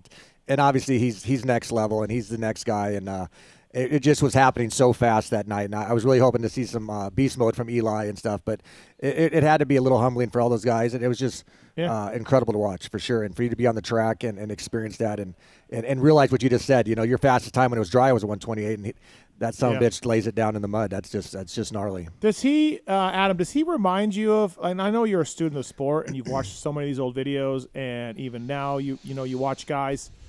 Does Jet remind you of anybody? Like, does it catch your eye to be like, I mean, he's doing things like this? Or this is I might catch some heat for this. I don't know. I could be dead wrong. Somebody will put it like side by side, dart fish it, and I'll look like an idiot. But for whatever reason, his kind of center of gravity on the bike when he's standing up, it reminds me a lot of Pastrana. I think TP just had I don't know. Obviously, he's more of a lanky dude, but just his center of gravity is. I think that is what amazes me about Jet is you can do a lot of really cool things on the bike when you're kind of that balanced. You have that much balance, and he just seems to always be in a position of strength on the bike. He's just always in the right area, and obviously that requires a lot of strength in itself to kind of remain in those areas. But he's just so light on the bike, and he's. I feel like 15 years ago, it was a lot of entry speed, and then RC came in, and I think he started getting on the gas more in the beginning of the turns, and then Kenny and these guys come along, and it's a lot of roll speed, not a lot of braking, a lot of coasting, and now it's like Jet, I feel like, is doing both. Like, he's coming in really fast, but barely braking at all, and it just he's the first guy I've seen where it's like he's using the motor more. He's lugging the motor. Like, you don't even hear his bike at all. You hear Eli cracking a big rev. You hear Chase but you don't even hear Jet's bike hardly when he goes by. But when Eli cracks it, it sounds pretty sweet. Yeah. Yeah. Go ahead. Go ahead, Steve. Well, I think he's, to me, Jet is a cleaner version of Hurlings and Tomac. Hurlings and Tomac took it to a new stand-up level, aggression, angry slash and burn and that kind of style, and Jet took that style and smoothed it out. And made it crazy repeatable. Eli's beast mode is all legs and all muscle and crazy energy. Jet's beast mode is no energy, crazy speed, all of that, right? So much less body language than Eli. When Eli's on beast mode, like you said, his body language is so all over, using that lanky strength that they have. Yeah. But just seeing Jet, when you can see his size of his neck just growing. When they decided to put him on 450, he went from a smaller, skinny kid to man size, almost like, Hunter was the older one and bigger one. Hunter was still kind of skinny kid to remain on a 250. Yep. You can see the prep work that Jet was doing physically for the prep for last summer, and it is. So, it's funny. I was talking to Darren Lawrence this week, and we were watching Hunter and Jet do motos, right? They're doing motos together, and I'm like, I said, what's nuts, Darren? I'm like, the kids, I'm like, how tall, what's the difference in height? And he's like, it's not much. Like, they're almost the same height. And I'm like, you would think Jet is 4 inches taller than Hunter. That's straight back. And Darren's like, it's his legs. Hunter is balanced torso and legs. Jet has more legs than torso, right? But they're same height. And I'm like, yeah, man. Like, it's crazy that they're almost the same height, the way they ride. Hunter's great, but Jet is special, AC, what happened in that main event? It's kind of hard to tell. Everything happened so quickly when you're there live at the event. Steve and I rewatched it this morning, and both commented that we didn't realize you had gotten out so bad. I think you were 20th or something the first lap. Did something happen in that opening lap? Well, I mean, nothing really happened other than I made a really poor gate pick choice. I got 9th in the heat race, so I was like 17th gate pick, and there's 1 or 2 gates left on the inside, and they were directly pointed at the tough blocks. And there was Jet, all those guys were right there, and I figured, man, that's a easy way to just end up in the tough blocks and back and last or whatever. So I figured I'd try to just ride the outside as long as I could and kind of throw it in the inside in the next 90-degree right. But it just didn't work out for me. I got a pretty good jump, and I tried to kind of turn in, but Suzuki, I think it was McElrath, was there, and I kind of locked bars with them, and luckily avoided going down. I just went off the track onto the pavement actually, and just rolled around nice and slow. Got back in there, and I'm pretty sure I was last when I went under the tunnel, and then. That's really funny. That's really funny. I don't mean to interrupt you. I'm sorry, but the start thing that's really funny to say it because I watched the main event, the 250 main event today again, and Marshall Welton actually had gone to the last chance qualifier in a 250 class, and he had that very first inside gate, and I followed him because obviously he was easy to see, and he did. He rode around. He didn't really get a great jump, but he followed that inside line, and it was such a long sweeper all the way around to get to that tunnel that he held the inside line, and by the time they came to the tunnel, I think he came out like 8th. Mm-hmm. So for you to say that's funny. Same thing.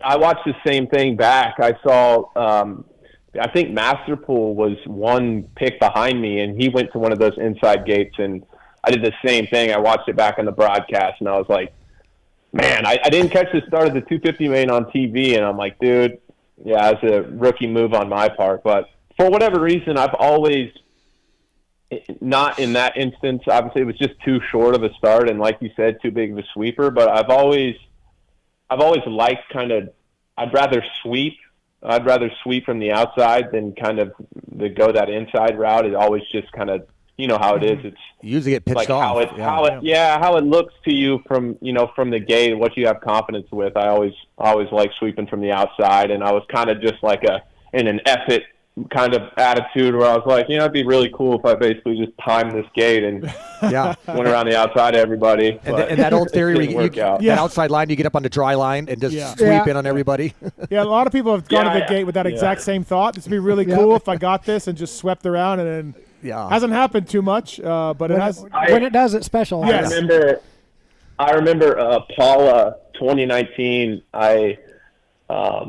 There was a kind of a dry. It was, how deep they ripped the start there, and Nick Way, he was saying, I was first gate pick, fastest qualifier, first moto, and all the way outside wasn't tilted up that deep, right? Yep. And looking back, it's crazy that I didn't stress it at all, but with the first gate pick, I took all the way on the outside. I took the last gate on the outside. Yeah. And dude, I didn't even come close. I even straight up cheated too. I went to the right of the yellow stakes and everything. I remember Davey coming up to me between motos, and he's like, "Dude, what are you doing? You cannot do that." That's funny. That was supposed to be my moment, my outside gate moment, but my second national ever. At San Antonio, Texas, it was a mutter, and the mechanics pushed their bikes down on the outside. And my dad comes up to me, and it's second national ever, and he's like, "Hey, this might sound kind of dumb, but I pushed the bike down on that outside, and it's dry. Yeah. You want to try the outside last gate?" And I'm like, "Well, it's my first national. What the hell do I got to lose here?" Yeah. And I ripped the whole shot from the very outside to do that epic thing, where you're like, I hear it come, and I'm just turning right, and you just cut across everybody. And I got the whole shot, the first one, and I think I tipped over in the corner, but I got a fifth. But that feeling of just like, okay, guys, I'm coming. So if I don't make it, I'm going to get center punched. But it's an awesome feeling. So I know exactly what you're saying. Matt Walker did that at Milville.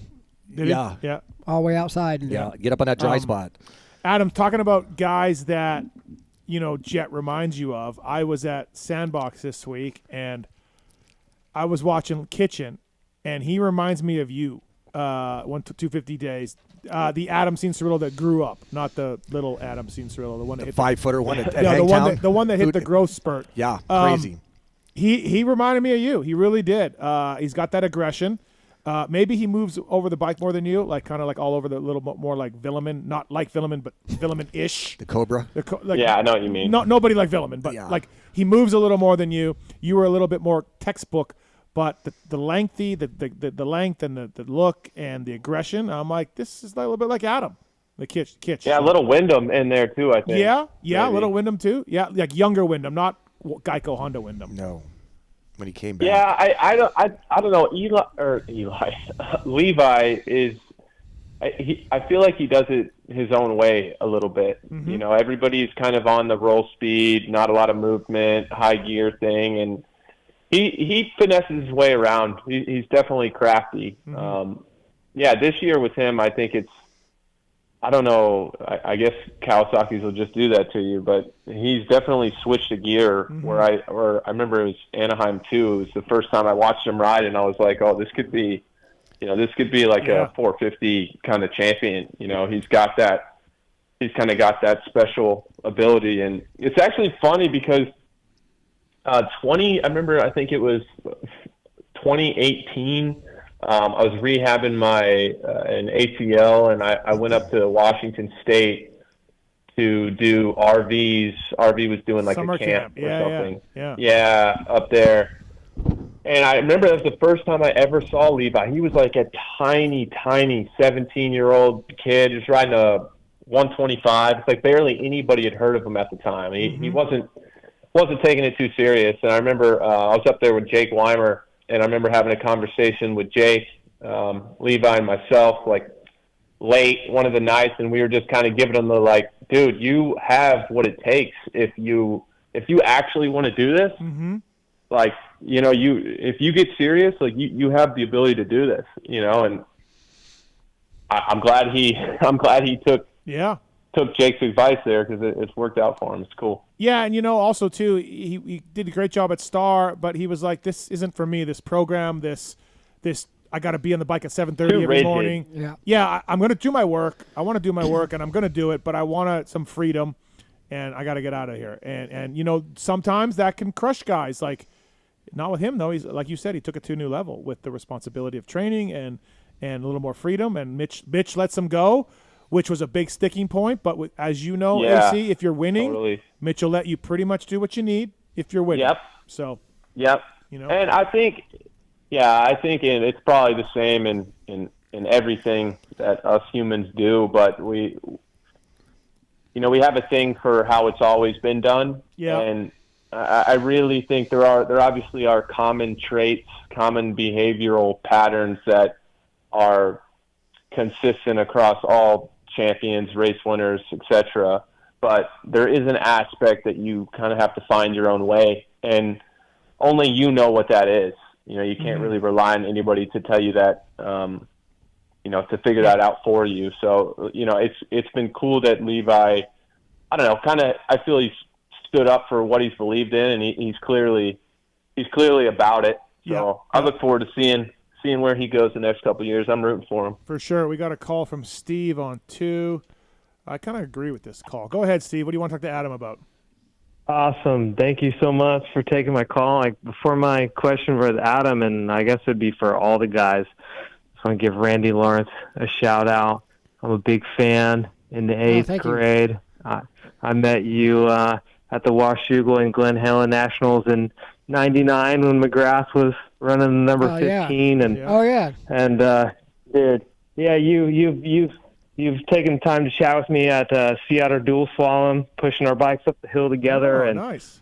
I was, even with McGrath, you being his mechanic, I thought he was even more cool because his bike mechanic was doing backflips on a bike on the weekend. Let me tell you this, Steve. Let me tell you this, Steve. So I got the job of Chaparral Ferry's mechanic in '99 with Lamson, but RL and Jeremy came up for Washougal that summer, one-off national, probably straight from the river. They flew in together, straight from the river. So. And still in trunks and flip-flops. I didn't race the World Cup in Mount St. Anne that weekend to be there. Oh, okay. So that's crazy. Hindsight's a bitch. I'm working on my bike. I'm working on my bike next to RL, and there's the nobody was there for Ferry and Lamson all summer long, but suddenly at Washougal there were a lot of people there for Ferry and Lamson. It was weird, but very popular. I'm watching Northwest. RL's got the torque wrench out, and he's like doing the forks, and he's like click, click, reaches over, signs something, click, click, reaches over, signs something, click, click. I'm just like, look at this fucking guy. Hey, the 90s were a different time, right? The 90s were a different time. This dude must have signed 30 autographs in an hour and worked on his bike. I'm like, holy. While adjusting the spokes, too. I'm like, holy shit. This is like, this isn't, Yeah, this is new. Well, world, I appreciate cool. those words. That's awesome. Yeah, Legend dude, by that's association. So cool. And that's Jeremy. That's so cool. Yeah. All right, what's your question? Enjoy that ride tomorrow, Steve. But, my question, I feel like all three of those guys on the line would be great. It's like every single finish line jump, you get this Popeye cartoon arm swing. Like, can we get a no-footer or a can, or can we get something more? Like, what does it say about the riders these days? Is there just no more play riding, or I think they're so stoked they won one of these main events. They're just fist pumping. Yeah. Except for Kenny. Kenny gave us the whip. Kenny did give us the whip. I will say and it was this dirty. more than that, and AC remembers this from being a kid. More than that, I am so disappointed with these dudes on the parade lap. Like, that used to be, oh my god, here comes MC with a knack, and Ricky would get upside down on a KX125. Right. And dudes would go off on the parade lap, Wyndham's transitions or whatever. Dunge and RV ruined it for everybody. Dead sailors everywhere, and it ain't much better now. And Adam, I don't know, Adam, I'm sure you've been in opening ceremonies. I can't criticize you because I can't remember anything you did, but everyone needed to. So do something next time. That's comforting.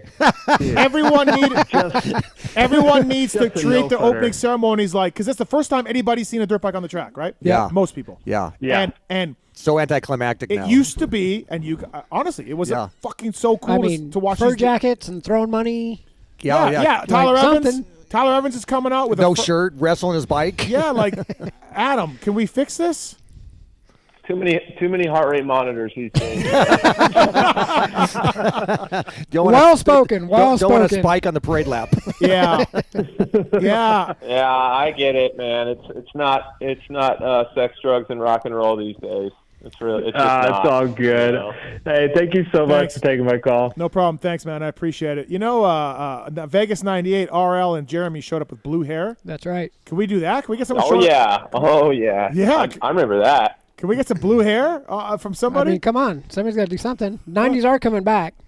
Slowly but surely. Styles, everybody's kind of right. But it's funny the caller mentioned about the freestyle, free riding and stuff. I was talking with Budman and the Cowie guys and Chappie, the truck driver, and Oscar and stuff, and they'd taken some guys, riding the hills on the off weekend. Joy the Lalome and stuff, all the Richie Canyon, wherever the hell they were going, and they were like, man, these guys did not know where to go. They did not know how to carve a track. Yeah. They didn't know how to make a jump out of something. It's just too many heart rate monitors. It was just different. It's just such a different mentality of growing up with the groomed tracks and the training facilities. It's that mentality of going out in the hills and making a track and carving up and down and it goes all over the hills and finding these crazy free ride jumps that that we all used to do back in the day. Well, it's crazy too for me because I lived in that era. And then it got to where it was just train. So that's my guys were train.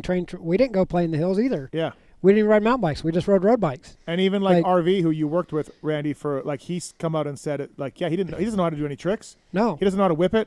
He didn't want to ride in the hills. But when I worked for Jeremy, I actually cut handholds out of Jeremy's practice bike. So he could do grabs and Supermans and stuff. And then you go to RV, 8 years later. And nothing. Yeah. Adam, get Shanty to do some handholds. Yeah, something.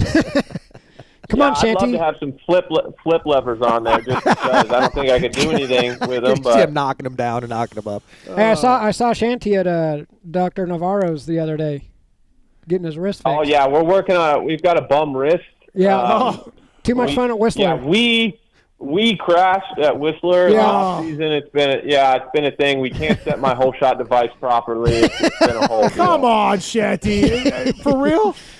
Oh man. Yeah, normally we have because I have my ailments. If I push down on the whole shot device too many times, I'll just turn into a puddle of mud. So normally we do like this, where I basically do a nose wheelie and he sets it, and it's just too risky for him at the moment. So great. We need. Hey, if you're next to Adam this weekend in Birmingham, can you help a brother out? Want somebody to give you a hand? Straight up, we've got 3 guys pulling down my forks on a Tuesday out there. Okay, that's insane. That's crazy. Forks are stiff nowadays, and you guys got those devices pulled down so far. They are. Dude. I went to go set Lawrence's, I think at Washougal. We were when we rode their bikes. Remember when Keith and I did? And I couldn't get it down, man. No, people were laughing at me. I'm like, sorry, dude, I don't know how to do this. They're way too deep. Right. I'm not strong enough or man enough. They keep getting lower. They keep getting lower and lower too. What's kind of where we set them. What's the furthest a lap you've gone with it still compressed off a start? Do you remember? Is there ever anything crazy like you made it through the first turn into the first double or anything? Oh yeah, I've done multiple jumps in a rhythm section with it in before. For sure. Yeah, I've definitely 3'd something with it still in. Just committing to the 3 and hoping it unlocks on the bottom of the face. And not off the top, right. Oh, my gosh. Yeah, correct. Yeah. Adam Cianciarulo here on the PulpMX Show, brought to you by Renegade Race Fuels. PulpMX 24 is the code to save racers that win. Pour it in. PulpMX 24, Renegade Race Fuels to deliver right to your house. Thank you to those guys. Adam, before we let you go, 250 East is nuts. The points leader has gone 268, and he's got the red plate. And there's 5 that's guys. Incredible. Yeah, 5 guys within 3 points or something. Yeah, but 5 laps to go, the top 3 would have had the red plate. Yeah, there would have been 3 red plates. So we know you're pulling for Cameron McAdoo. We know this, but break this series down for us. Break this thing down for us. Break the whole thing down. Well, just what you think. The top 6 are separated by 4. Okay, yeah. That's insane. Cameron is always really fast, specifically on Supercross. And he's been fast for a while now. Even kind of when I was really crushing it, he'd always be super close to me. And so, I don't know, I feel like sometimes you can't really tell if someone's made a step until they start racing again, no matter what they do. And I feel, just from what I've seen so far, I feel like Cameron has made a mental step where he just controls the race a little bit more. So I think he is a genuine title threat. Obviously, we're friends, train together, whatever. I think Danger Boy. I think he's rounding. He's going to be rounding into form. I think, obviously, coming off of whatever. Did we ever get to the bottom of what that was? Yeah, he broke his wrist, but he didn't say that to anybody. And then at some point, he said he was superhuman. And then at some point, he said, after all I've been, I wish I could tell the fans what I've been through. But he had the chance and said, no, I'm confused. He broke his navicular, I guess, right? And had surgery on it. How can somewhere? you tell I'm not a fan of Hayden's podium stuff? I'm just a great rider. I just don't understand some of the things that goes on. That's all. I feel you. Am I too old? Maybe I'm too old. Maybe I'm too old. Yeah, old man yells at cloud. Well, we all want a little bit more transparency with all the riders. You know, we like to know just what happened. You know, if you're hurt, tell us. Like we don't. Anyways. Well, Chase told us. Yeah, I mean, some guys do. Anyways, yes, he's going to round into form from his broken wrist. Do you think Vial is going to go on a run here or anything? I mean, obviously, he got some confidence and, being two-time world champion, he starts getting some wins. And obviously, this was more of an outdoorsy supercross track, but he's got a lot of talent, that Frenchie. Yeah, I just feel like there's a few guys that are Degan's a different case because we're still really figuring him out.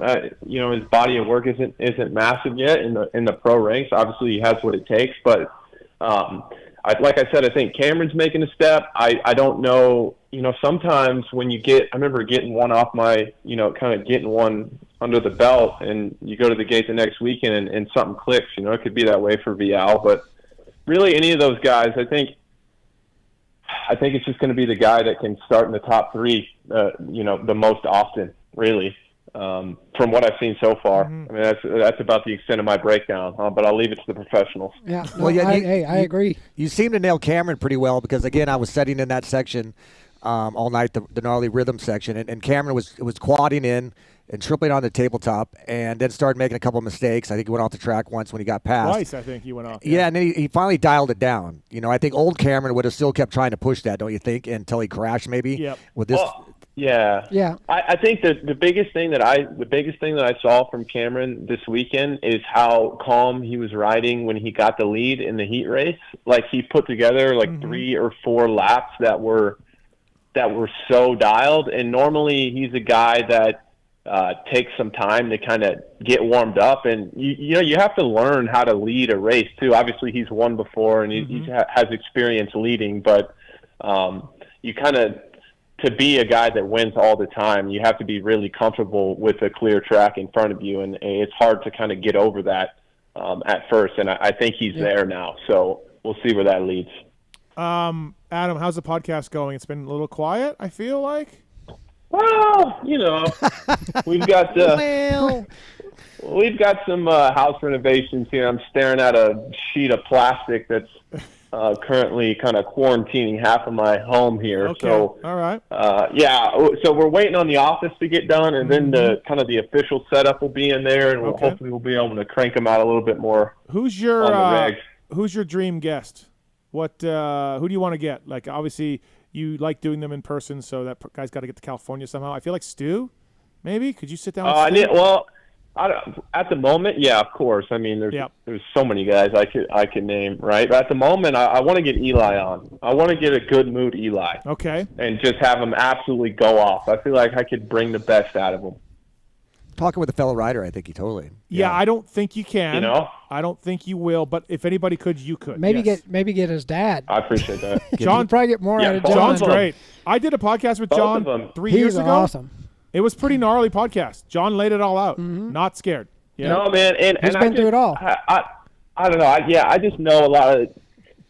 I mean, not any crazy insider knowledge, but it's just the way that they've run their program from kind of the beginning. It's so thoughtful and deliberate. I just always respected. Like, I don't have I don't know. It's not like we're buddies or anything. I just really respect kind of the whole team effort, and I feel like they've gone about it in a really good way that's obviously translated into a lot of success. So I'd have some questions for sure. I think John, when you read John's Wikipedia page, and Randy, you would know more than I would, but when you talk to John, you look at his accomplishments, you look at what he's done, road biking, mountain biking, Unbelievable. Won a Loretta Lynn's title, in the vet class. Like, the raced, guy's unbelievable. Yeah, unbelievable, RL. I think you covered it. Like, just a real icon. And there's a cat on the table. We had went over to race in there's I a think cat on the table. France or Italy or something, off-season Supercross. Yep. And John was on the flight with us because they had flown. John over because they were having an exhibition race of 2 or 3 of the world's best mountain bikers. Yeah, it was in Italy. No, it was in Italy. Oh, Yeah, okay. it's Italy. It was in Italy, It was when dude. they did the match race. Greg Herbold was there too. Yeah, and they raced around the track on mountain bikes. So they also told me at Bercy they did mountain bike races at Bercy with John. Oh, back in the day, like hard cross, I guess. Yeah. I don't know, whatever those. They were that. Well, Bercy did jet ski races too. Yes, that's true. Oh, a right. separate event, not separate. Yeah, world's best. This was like bikers, they did a mountain bike thing around the Supercross track with the Supercross. Yeah. So no, I think you're right, Adam. I think that would be pretty good. But right. I'm glad to have your support. I'm sure you needed it. I'm sure. One last question, Adam. No, did that come across sarcastic? Yeah, it did. That's okay though. It's Steve's truck. That's on me, man. That's on me. No, that's not you, Adam. So I'm looking at this jersey of yours. You guys talked about when you were a rookie, 16. I remember Hangtown, the 292. You got it right on the wall. I got 2 Adam jerseys on the wall. You got the 9 here. You got the 292 so here to the right. 9 jersey is actually made out to Pookie, and he was leading Loretta's and ate shit. Oh yeah. So that is the muddy right hand, Yeah, the shoulders all covered in the right. That's a real. That was a good one. That was a real replica jersey right there. But when you were 16, you were probably what 5'2", 5'4". You were a kid, a child almost. And then you talked about about that growth spurt. When did you hit it, and how much did you grow in that short amount of time? You're like what 6'2" right now, probably.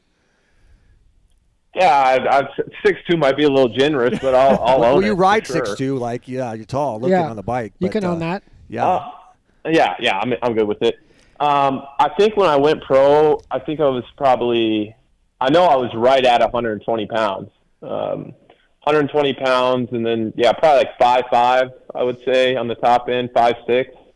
And then, I got sick at I was supposed to do Hangtown, and I ended up getting some type of gnarly food poisoning of some sort, and I lost like 10 pounds in just throwing up in like a 3-week time period. So I'm pretty sure when I raced Budds Creek, I was south of 115 pounds. That was quite interesting. But I think looking back now, I really think I literally delayed puberty by how hard I was training, and I just wasn't getting enough. Yeah. I wasn't eating a lot either, and obviously looking back, it's 2020, but I was doing everything I could, but I think I kept digging myself a hole, and then I'm breaking bones and stuff. Yeah, because it seems like body's trying to grow. When you end up getting a little bit of downtime, your body grows because you're rested. Exactly. So once I had a little bit of downtime, I think 2014 Supercross, I maybe grew a couple inches that off season, but after 2014 Supercross, I didn't race again until 2015 outdoors, and I think that's when kind of the majority of the growth happened there. I think I grew like 6 inches in 6 months, basically. I used to look down on the kid and do interviews with him, and now I'm looking up at the kid. That's what I mean. Yeah, there was a period there where you just shot up and got another became question. a man. Do you feel like when you grew that much, that quick, was it different riding the bike? Did you feel like you were off balance a little bit, or awkward, or anything weird? Completely, completely. And and looking back, I just didn't. It's so funny because I've always been at least I feel pretty self-aware, and I remember even back then thinking to myself, like, I just thought I had to do it right then and there. Like, I had no time in the world, and I even, in being self-aware, I thought myself to a standstill, basically, and I was just sending it all the time, sending it, and everything, all my joints, and obviously, man, my shoulders are so, like, I've had so many dislocations, and that was all really from that period. A lot of the stuff that I deal with still is kind of from that period where I just, needed to, take a nap and chill out. Yeah. Well, I was asking you and let your body heal. You remember? That's what we did today. Adam, you remember seeing a mean rider at Fox last year? Yeah. He was probably 6 inches shorter than you, and I'll bet he's eye to eye with you right now. No way. Yeah, and we're getting ready to go into his first World Cup season, and he's coming off a wrist injury, and we're really trying to be patient with it and let it heal correctly, and also get back on the bike and do the things you need to do to be ready. But I'm kind of taking what you said. It would have been probably better just to take a nap for a minute and just make sure that you're comfortable and balanced. 100%. Yeah. 100%. I think it's doesn't pay to rush it. No. Doesn't pay to rush it. And like everyone just thinks you're just gonna be forgotten or things are gonna move on, but it's like coming back when you're not ready isn't that's not good either, right? Either. No. So totally. As always, Adam, great for you to call in. Insightful stuff. I appreciate your time, buddy. Always means a lot. And awesome. See you Thanks this weekend, coming, man. Yeah. Of course. Good hanging with you guys. Appreciate you having me. You boys have a good rest of the show. Thank you. All right, see you, buddy. That's Adam Cianciarulo, everybody. Brought to you by Renegade Race Fuels. Always good to talk to Adam. Always entertaining, for sure. We're going to skip JT tonight. He's napping. It's late. Yeah. He's napping, letting his body grow. Yeah. But I don't think it's going to help JT at all. But we do. Clip that. We do have somebody Randy knows well. Go ahead, caller. Hello. How are you, Shelly? Hi, guys. What's happening? Hello. Well, Hey, hello, guys. Shelly. Yep, this is my sister. You know what? That was totally awesome what Cianciarulo said, is that you have to let your body grow and you're that young. Yeah, and he did. He was so That's small. amazing. Yeah, so small. That first couple of years, or that first couple of races. You look at the photos of him, and he was literally a child. Yeah. He and Shelly's son Lawson, he's 6'2" now also. Yeah, and for him saying like he did, he was training so hard that he was not letting his body grow, and for you to say the rest, and that was really insightful. That was great stuff. Shelly, we're going to talk about the '90s here shortly. So if you want to call in, she don't like the '90s. Wait. She is not a fan of the '90s. Oh, Shelly liked the '90s. No, well, she didn't like the Crusted Demons of Dirt. Like she didn't like the scene. Oh, okay. Not a fan. Although, like, the whole hill riding and stuff is super cool. Like, it's a new thing that Lawson's like discovered out here in Beaumont. Yeah, he's riding in the hills in Beaumont now. Oh, is he? Yeah. Yeah. Same Yeah, start. You guys. Same jumps. Yeah. Dean Wilson's been out here riding in the hills. Nice. Wow. That's Not this week. So it's like, well. Shelly, if there's a fire and you could only rescue Randy or Phil from the fire, which brother are you pulling out? Put me in that situation. Which brother are you pulling out? Okay, well, I'll drag Randy out first, and then I'll go in for Phil. Okay, all right. Well said. Yeah. But And I I'm love going to be like, them can you both. just leave me in here? I just wanted to see the brother rankings. Yeah. Can you just leave me in here, please? The brother ranking. The brother ranking. Well, that's funny. No, well, I would love to save them both, but Sometimes. I just think it put that in perspective for me with Cianciarulo just said. Yeah. No, absolutely. No, I agree. Adam's always fantastic. So, Because Lawson's knees, joints, hips, everything are messed up from moto. Yeah. So it's his body wasn't given time to take a nap. Yeah. Nope. And that goes back, like when I was in elementary school, I ran track, and I was really, really fast in elementary school. And then I went to junior high to run track, and I had grown like a 4-inch growth spurt, and all of a sudden I was all legs, and I couldn't control them running. Like You were like that deer. Yeah, on it was ice. totally. I remember. I ran around. I ran the 220, and I come around, and I finished. And one of the referees come over to me, and I was expecting like, "Hey, good job." She's like, "If you can't control your legs and stay in your lane, we're gonna have to disqualify you." And I felt just like I know how Adam felt then, but running, not on a dirt bike. So I get way worse than gnarlier on a dirt bike. Yeah. all right, Shelly. Anything else before we go? Nope, you guys are good. Awesome. Thank you for calling in, though. Bye, Shelly. Good. Yeah, nice to All talk right, to you. all right, bye. See ya. That's Shelly Lawrence, everybody. Brother. There of we go. Phil. How's Phil doing? Phil is awesome. Phil is awesome. So I ran it again, same group of people, the Cowie guys, who all knew factory and stuff, and Chappie, who drives the Team Green truck, used to drive the Great Western Bank truck when we were teammates with Phil and Budman and Castillo, and he had ran into Phil and the family at some resort out of town somewhere. Yeah. Coincidentally, crazy. Yeah. And Chappie and him are looking at each other. He said from a kind of like the checkout point, or where they check in the hotel, or and Chappie and finally realized they knew each other. And so Chappie goes over to say hello to Phil, and Phil and him talk for a while, and we were talking the fact how Phil is not 90s Phil. He's not factory. He's Phil now. He's just Phil. Yeah, and Chappie's like, he didn't bother to introduce me to the family, nothing like that. So we imagine the conversation Phil had. When he was embarrassed. We went and talked to the wife, and the wife's like, Phil, why was he calling you factory? Who's this factory guy? Listen, I've tried to do a few things with. Well, his wife knows the factory Phil. Oh yeah, okay. Yeah, okay, we were That's why he is no longer allowed to be factory Phil.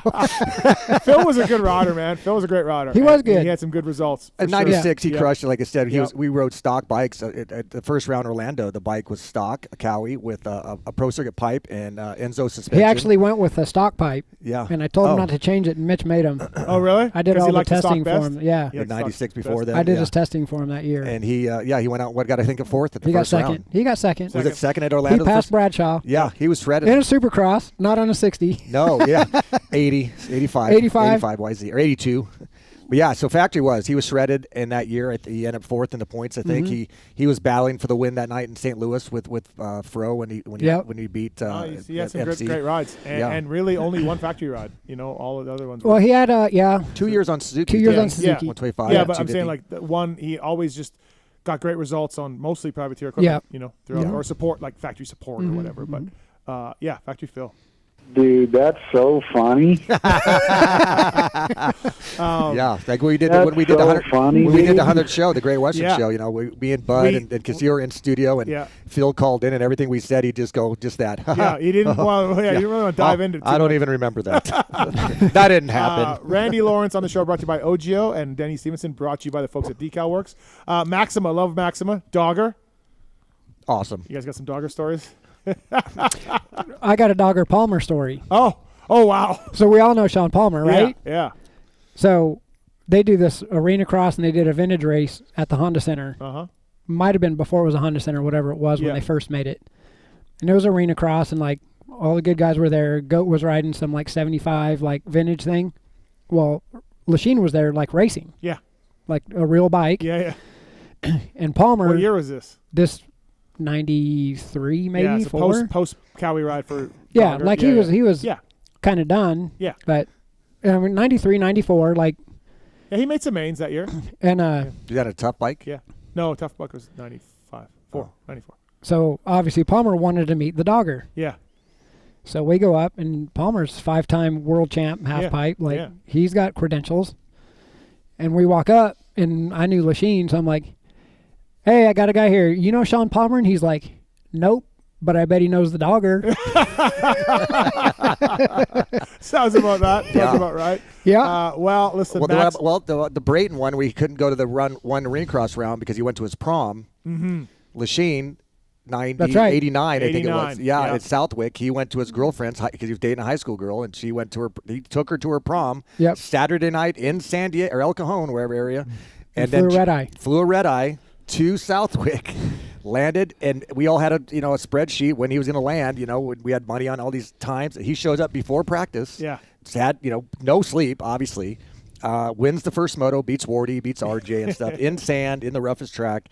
I don't think he did very good the second moto. But he drank so much water that he got super bad stomach cramps for Moto 2. Yeah, but the fact that he did Saturday night made prom and still made it to the won and clear across the country. I mean that's one end of the spectrum. That's not a small flight. No. So and then wins against the best. So that that's just Dogger right there. Well, Pulp 20 is the code to save it at the Maxima USA, where Dogger works and runs the place. I heard.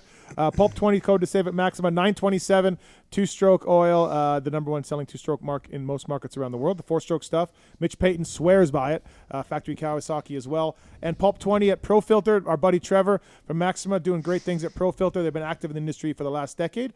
Manufacture top quality air and oil filters for dirt bikes, street bikes, and everything in between. RL, it's amazing. When we were mechanics, we had to clean filters and oil them and put them in bags and do all that. Well, now with Pro Filter, they're pre-oiled, and I take mine out of my bike and I throw it in the garbage, and then I put a brand new pre-oiled Pro Filter in my bike, and then use that and throw that away. It's fantastic. You should have seen that. No cleaning filters anymore for me. ProFilter.com. Pulp20 is the code to save with Maxima and Pro Filter. Thank you to those guys for coming on board. We do have the X-Brand goggle tariffs coming up as well. Of course, later on the show, we got some phone calls. We should zip through some phone calls. Robert's on one. He's got a broadcast question. Go ahead, Robert. What's up, man? Hey, Steve. How are y'all doing Good. tonight? Thanks for calling in. Okay, I got a one-side question for Mr. Stephenson there. Yep. So, Denny, in 95, sex was 95% of your life on Crusty Demons. What percentage is that now? Well, I'm 53, so let's go with 53%. It becomes a lot less important at this age, I tell you. How is the love life? Do we got we're in Phoenix? Do we have any? Dating apps are just the weirdest thing still to this ever. I mean, you think they'd be the greatest thing, but you got to impress them with 4 words or less in the first 5 minutes, and sometimes I'm just not that witty. I feel like you're pretty charismatic. Better when I was drinking, I'll tell you. A lot funnier. You've always been the man, Denny. Them Hooters girl never saw you coming. I'll tell you. You and Chicken. Yeah. Running through Hooters in Tampa? And so ironically, I didn't realize it when we pulled in, staying with Scott Steffi and stuff with Viral brand goggles. And we pull in the hotel and crash. And so when Budman went back there so I could grab my bag, so I ended up staying with Budman Saturday night after the races. He goes, "Oh man, that's the old Hooters right there in the parking lot." It's called Mr. Wings or Mr. Big Wings or something now. And so I'm like, and I started looking at it and doing that deja vu covering of, and I'm like, that's the Hooters that Chick and I used to hang out with, and we used to go after the races. So I didn't make it to Hooters. I made it to Mr. Big Wings this weekend. Last weekend. All right. What else, Robert? Okay, so my question for you, Steve, and I know it's a little close to home with Weege and JT. I know y'all are all close, but the broadcast, I got to bring it up with, man, the picture-in-picture interviews during the races is am I making a big deal of it? But it's crazy to me. Like, we're missing passes for the lead. They're not calling the action because we're interviewing Chad Reed. Yeah. And we're, I get it. I understand it's live on TV. I know in the 90s, I'm a 90s kid. I remember having to record it on VHS in the middle of the night, on a Thursday. But, and I know you being from Canada is way worse, but man, it's killing me. It's like we cannot shut Will Christian up, and I love JT. I think he's doing a great job, but out of a 3-hour broadcast, there's only so many minutes of racing. Can we not focus on the races and do that another time? Or well, no, I'm kind of with you. Sometimes it's interesting. Well, there was one time this weekend where I'm like, okay, we got a race going on. Yeah. That's really the first time I've done that. Right. This year. Yeah. Danny? When Roczen passed for the lead in the heat, they were interviewing. Yeah. Yep. You're right. I think it was JT interviewing Reed, and I'm going, whoa, there's a pass for the lead. And it took, they come back to the broadcast, then they replay it and they call it. And I know, I'm sorry, I'm not trying to nitpick, but it's like they have a new toy and they can't quit playing with it. Well, it's I think what it is to me, sorry, Robert, to interrupt you. What I think it is they're like, hey, if we just show, there's going to be a percentage of people, women, newer viewers, whatever percent you want to put on it, that love that interview stuff. So what they're trying to do is appeal to, they got the box of the racing and now they got Chad Reed or whoever being interviewed. They're trying to make everybody happy. When you're trying to do that, you make nobody happy. Do you know what I mean? Yeah, right. You can't please everybody. Right, you're never going to please everybody, but they're like, hey, let's get Reed or let's get whoever.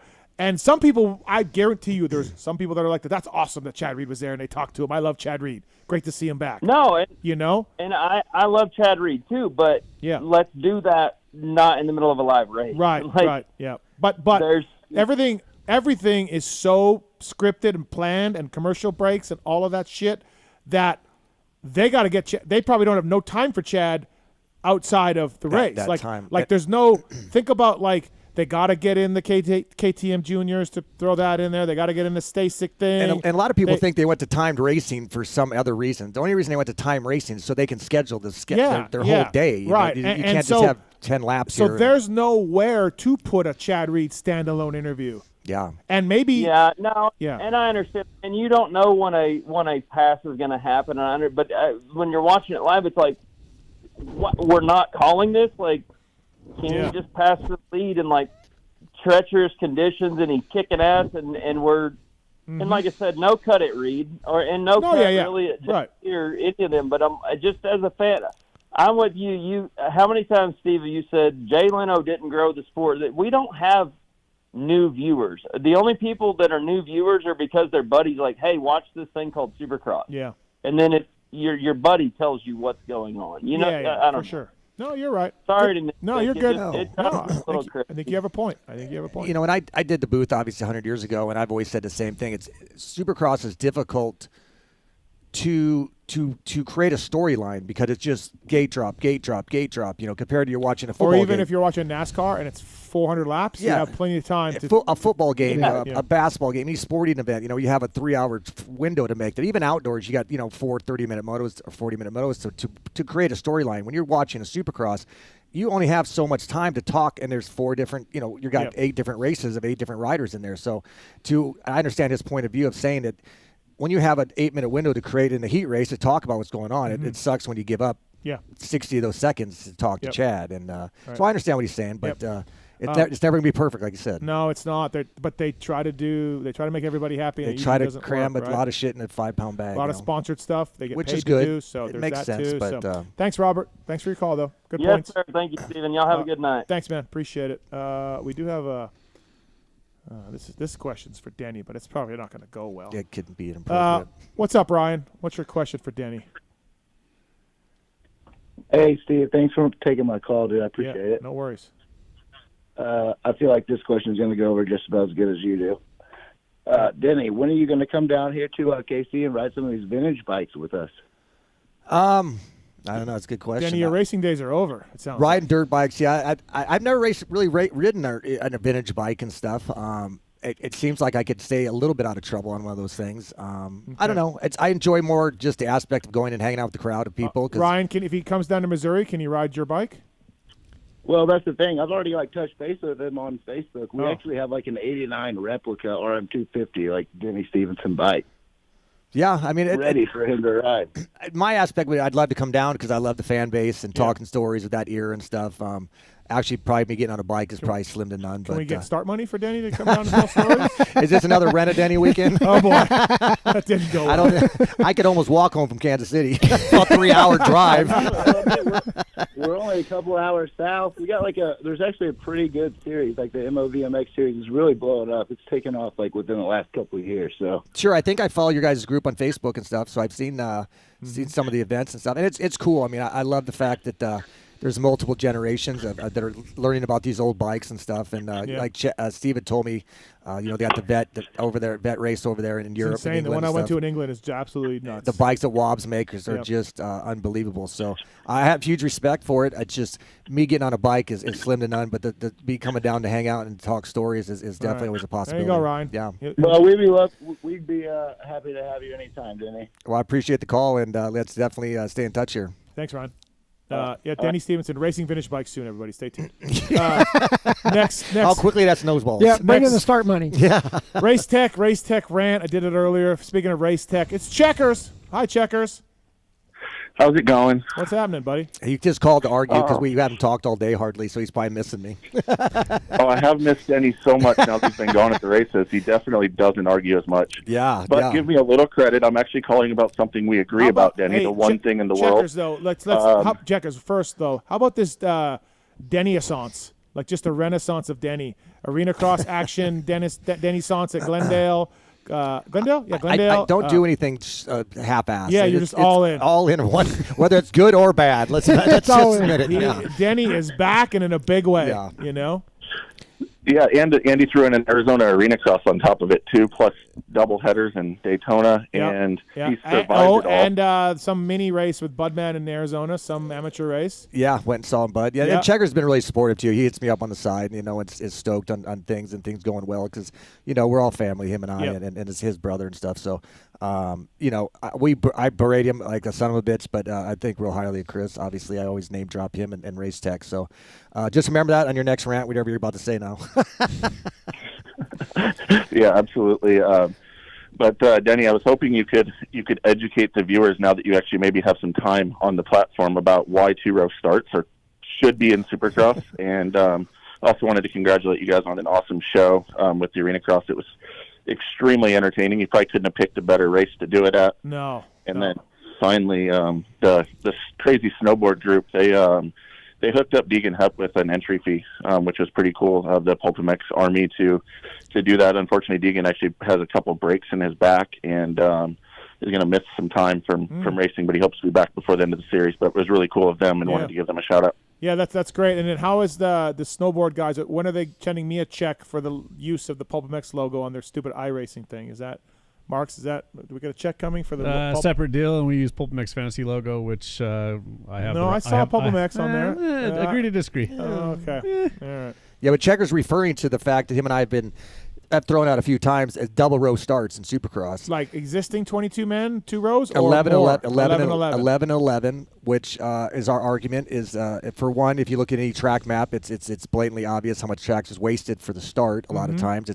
It's down the center. You could easily fit in at least one more lane. One more, not two, but one. You could fit one more in. And I'm not a big fan of the heats. I'm a huge fan of Triple Crowns because every race counts. It adds a lot more excitement. The heat races are usually pretty insignificant. The guy wins. Everybody just kind of cruises in. Usually might be top a good 9, so there's not a lot of racing going on. Maybe there's a battle for 8th through 10th, and the racing for the win isn't always that great. It would put more emphasis on the heat races, so the top 5 in each would get a front row start. The other guys would be in the back row. Motocross is one of the few. Motocross and Supercross. That'd be rough. Yeah. Yeah, motocross and Supercross is one of the few motorized sports that actually allows everybody to have an equal start. Yeah. Every other motorsport is, they stagger them. They stagger them. Yep. Road racing, car racing, whatever it might be. So that's just something Checkers and I are always kind of pushing out there subtly each week, and we know it's a cold day in hell that it might ever happen, but. I don't hate it. I don't hate it, RL. And Checkers makes a good point. If I was 11th in qualifying, I would hate it. Well, yeah, go faster then, I guess. I've always said that. But it would add an extra lane to the track, which would lengthen the lap times. Would it probably be safer? You're getting into less lappers. You would get into less lappers because the tracks you wouldn't have 47-second lap times, 45 what we've had, and a lot of people are complaining about the lappers and they think they should be pulled off after being lapped once or twice or something like that. And I'm all for twice, 2 laps down, get off the track. Yeah, and it's tough, but it just gives another way of making the night. As I said, various reasons to kind of excite and liven the thing up and give more importance to the early races. And if you do get a second row start, there's no reason why the 4th place guy should necessarily get an equal spot in the gate and maybe pull a whole shot out there. There should be a little bit of penalty for not finishing better. So all right. That's our rant. That's me and Checkers' rant, right, Race Tech rant. Yeah. If he's still there. I think he's alive. Yeah, I'm still here. Okay. I definitely agree. I think you could do a shorter start because you're not funneling as far, which does make it a little safer because you're having a little less angle from the guys from the inside to the outside, as well as shorter, slower speed. So I definitely think just the adding to the track space is the most important thing. And really the only negative against it is really cool, I guess, to see all the guys rush into the first turn, and it is more fair with a single row start. But even if they did it just in the smaller venues, I think it would be a huge win and something that they could do. But it'd be less laps, so the track would break down less. Also, if lengthening lap times is something that would help in general, and they've gotten a lot faster with 4 strokes jumping. Yeah. I agree. And so much, 43-second lap times, and the way they launch off the gate off these pads with the forks dropped, and it would just make it. I think you would avoid that type of carnage we saw at Detroit or even the year before with Faulkner and stuff, because you're not hauling ass with 20 guys side by side locking bars. You got to. And you've seen plenty of guys. What you just mentioned, Welton. Like there's plenty of guys that have been at the back in the first turn and snuck around the inside and come out okay? Like it's not wouldn't if you qualified 11th, you wouldn't be doomed. No, I mean, and we've seen plenty of arena crosses, and I've Yeah. started second row in arena crosses and come out second sometimes. Yeah. At first, you pick your right way through, and Yep. even we watched in Daytona, Peters was second row, and even though he was getting garbage starts, it was funny that he chose to start right behind Brees, his points guy, because he figured, well, if he gets out well, I'm going to go with him. But he didn't quite put in hindsight, if he gets out bad, I'm getting out even worse. So, but yeah. No, good stuff, Checkers. Anything else? No, that's about it. I did see that you tweeted that Brees might get a chance on a star bike, and yeah, I guess I would shout out that Isaiah Clark did win from the second row in the main event that he won. Yeah. Over the weekend at the Arenacross. So it's not the second row doesn't mean that you're not going to get out front. Although I do think putting the fast guys all on the front row, and a Vince Freeze, for instance, would be probably second row, and you take that factor for him starting up front out of the race, which I don't know whether that's good or bad, but. I had a team manager. I had a team manager manager come up to me this weekend. Was it Daytona? Maybe it was. They all blend together, don't they? Came up to me and goes, "What are we going to do about Vince Freeze?" And I'm like, "What do you mean?" And he was just like, "I just want to punch the dude." And I'm like, "I know, but like, because what he was talking about he was not responsible for anything that happened. But what he's talking about at Glendale, and I brought it up on my Glendale show. And it also happened at Dallas, although he wasn't responsible for it. The guy gets a start, and good on him. Starts part of the race. But, dude, you can just see everybody stacking up behind him and the people in front taking off, right? And they can't get by him, and he directly affects the race. Which has been happening since the start of time. Okay, yeah. And so this guy was just, and I'm not going to name him, but he's just like, I told him the exact same thing. I'm like, well, I don't know, man. He's a good starter. What do you want the guy to do? Tell your riders to get better starts. But he has a point. Like Vince can directly affect the race. By just getting a good start. Yeah, and in riding a wide bike, and good on him. And it's not unique. Again, I'll say it 1,000 times. There's been great starters all. Jeff in history. Emig was before Jeff Emig became Jeff Emig. Yeah, that was a thing. Yeah, he was. And Jeff is a good starter and a swooper. Right. He likes to. I'm He's sure a wide bike. You saw some stuff when you were. I saw quite a few things. Yeah. Yeah, like Vince is not original. Yeah, not but new. but Emig, I think, has been punched more than Vince. Okay, yeah. He has been. Yeah, he's dropped. They don't punch him. I mean, besides Weston Pike, nobody else has punched him. I didn't agree with everything Vince did. Obviously, at that World Supercross round, there was some stuff I didn't really care about. It wasn't that big a deal. And so, Dallas was sometimes you just got to. So one of the things that he did at the World Supercross, and this is something I've been thinking about too. Like even when Cameron went off the track, he kind of cased that jump when he was leading, and he stopped, but he was leaning towards the edge of the track. If he would have actually fully stopped, he could have turned and went back onto the track. But he had just a tiny bit of momentum going. Yeah, to go. So he just went off the track, ripped down the side, and back on. Yeah. It's almost like they need to be like, if wherever you go off the track, you have to circle back and get back on where you got off the track. Yeah. Because at that point, he gets back on right behind Vial. Degan made a pass outside the whoops in the heat race, and it was just fine.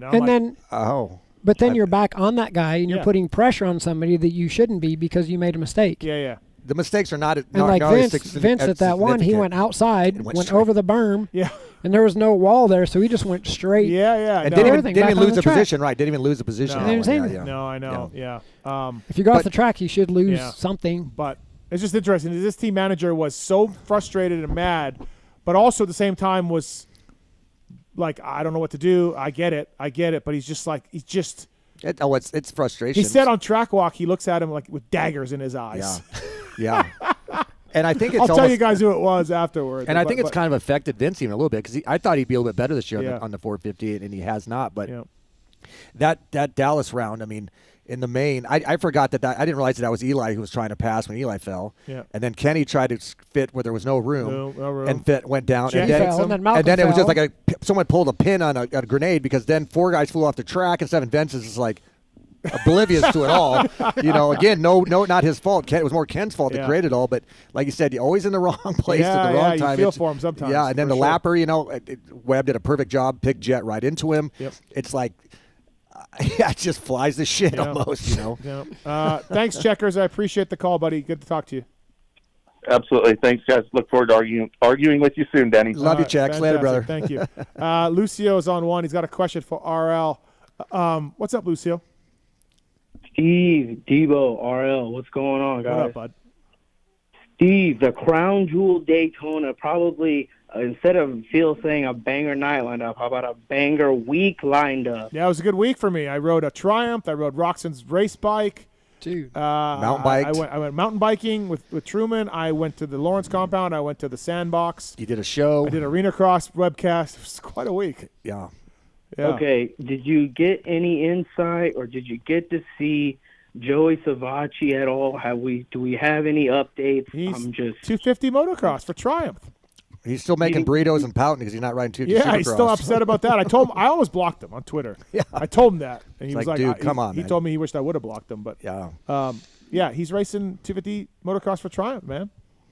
You didn't get to see him at all, or I did see him at Daytona. I didn't see him on a bike though. No, I didn't see him on a bike. You didn't see him to Triumph deal? He didn't come out. No, making burritos. Now, my question for RL is, given the woes that Mitch has had over the past few years, and the glory days of RL and RV, can he pinpoint RL? Can you pinpoint what has changed or what from back then to now, and what can be fixed? Is it the training? Is it the riding? Is it the riders? The bike? What is it? Honestly, it's really, really hard to say because they're all out there trying their best and trying to do something that most people can't.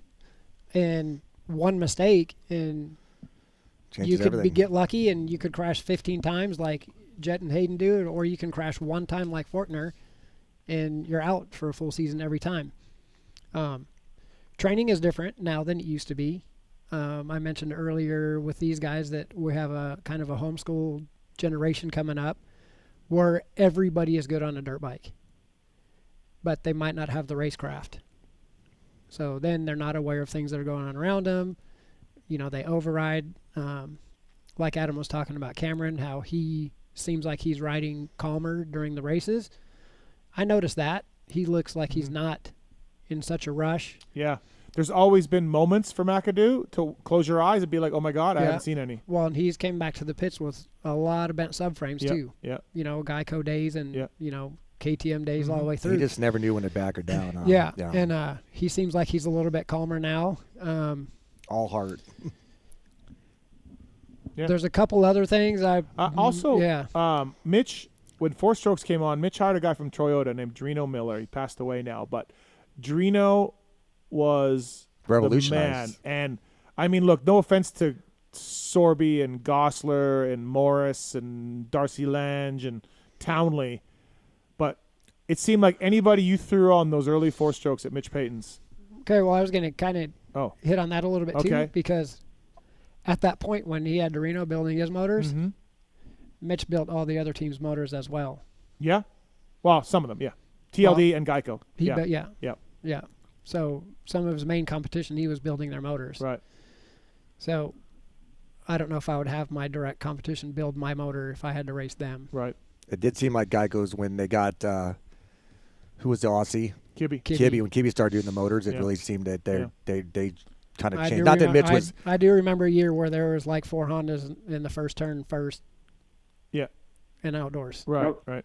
I don't want to look ahead to the future or anything like that, but I was vindicated until Faulkner went down. But I'm curious to hear next week what DV said, because his insight on like Faulkner's crash really I want to hear more. I want to call in next week. All right, well, DV will be here. I gotta figure it out because I gotta get the right guest on. Otherwise, DV's gonna start yelling at them.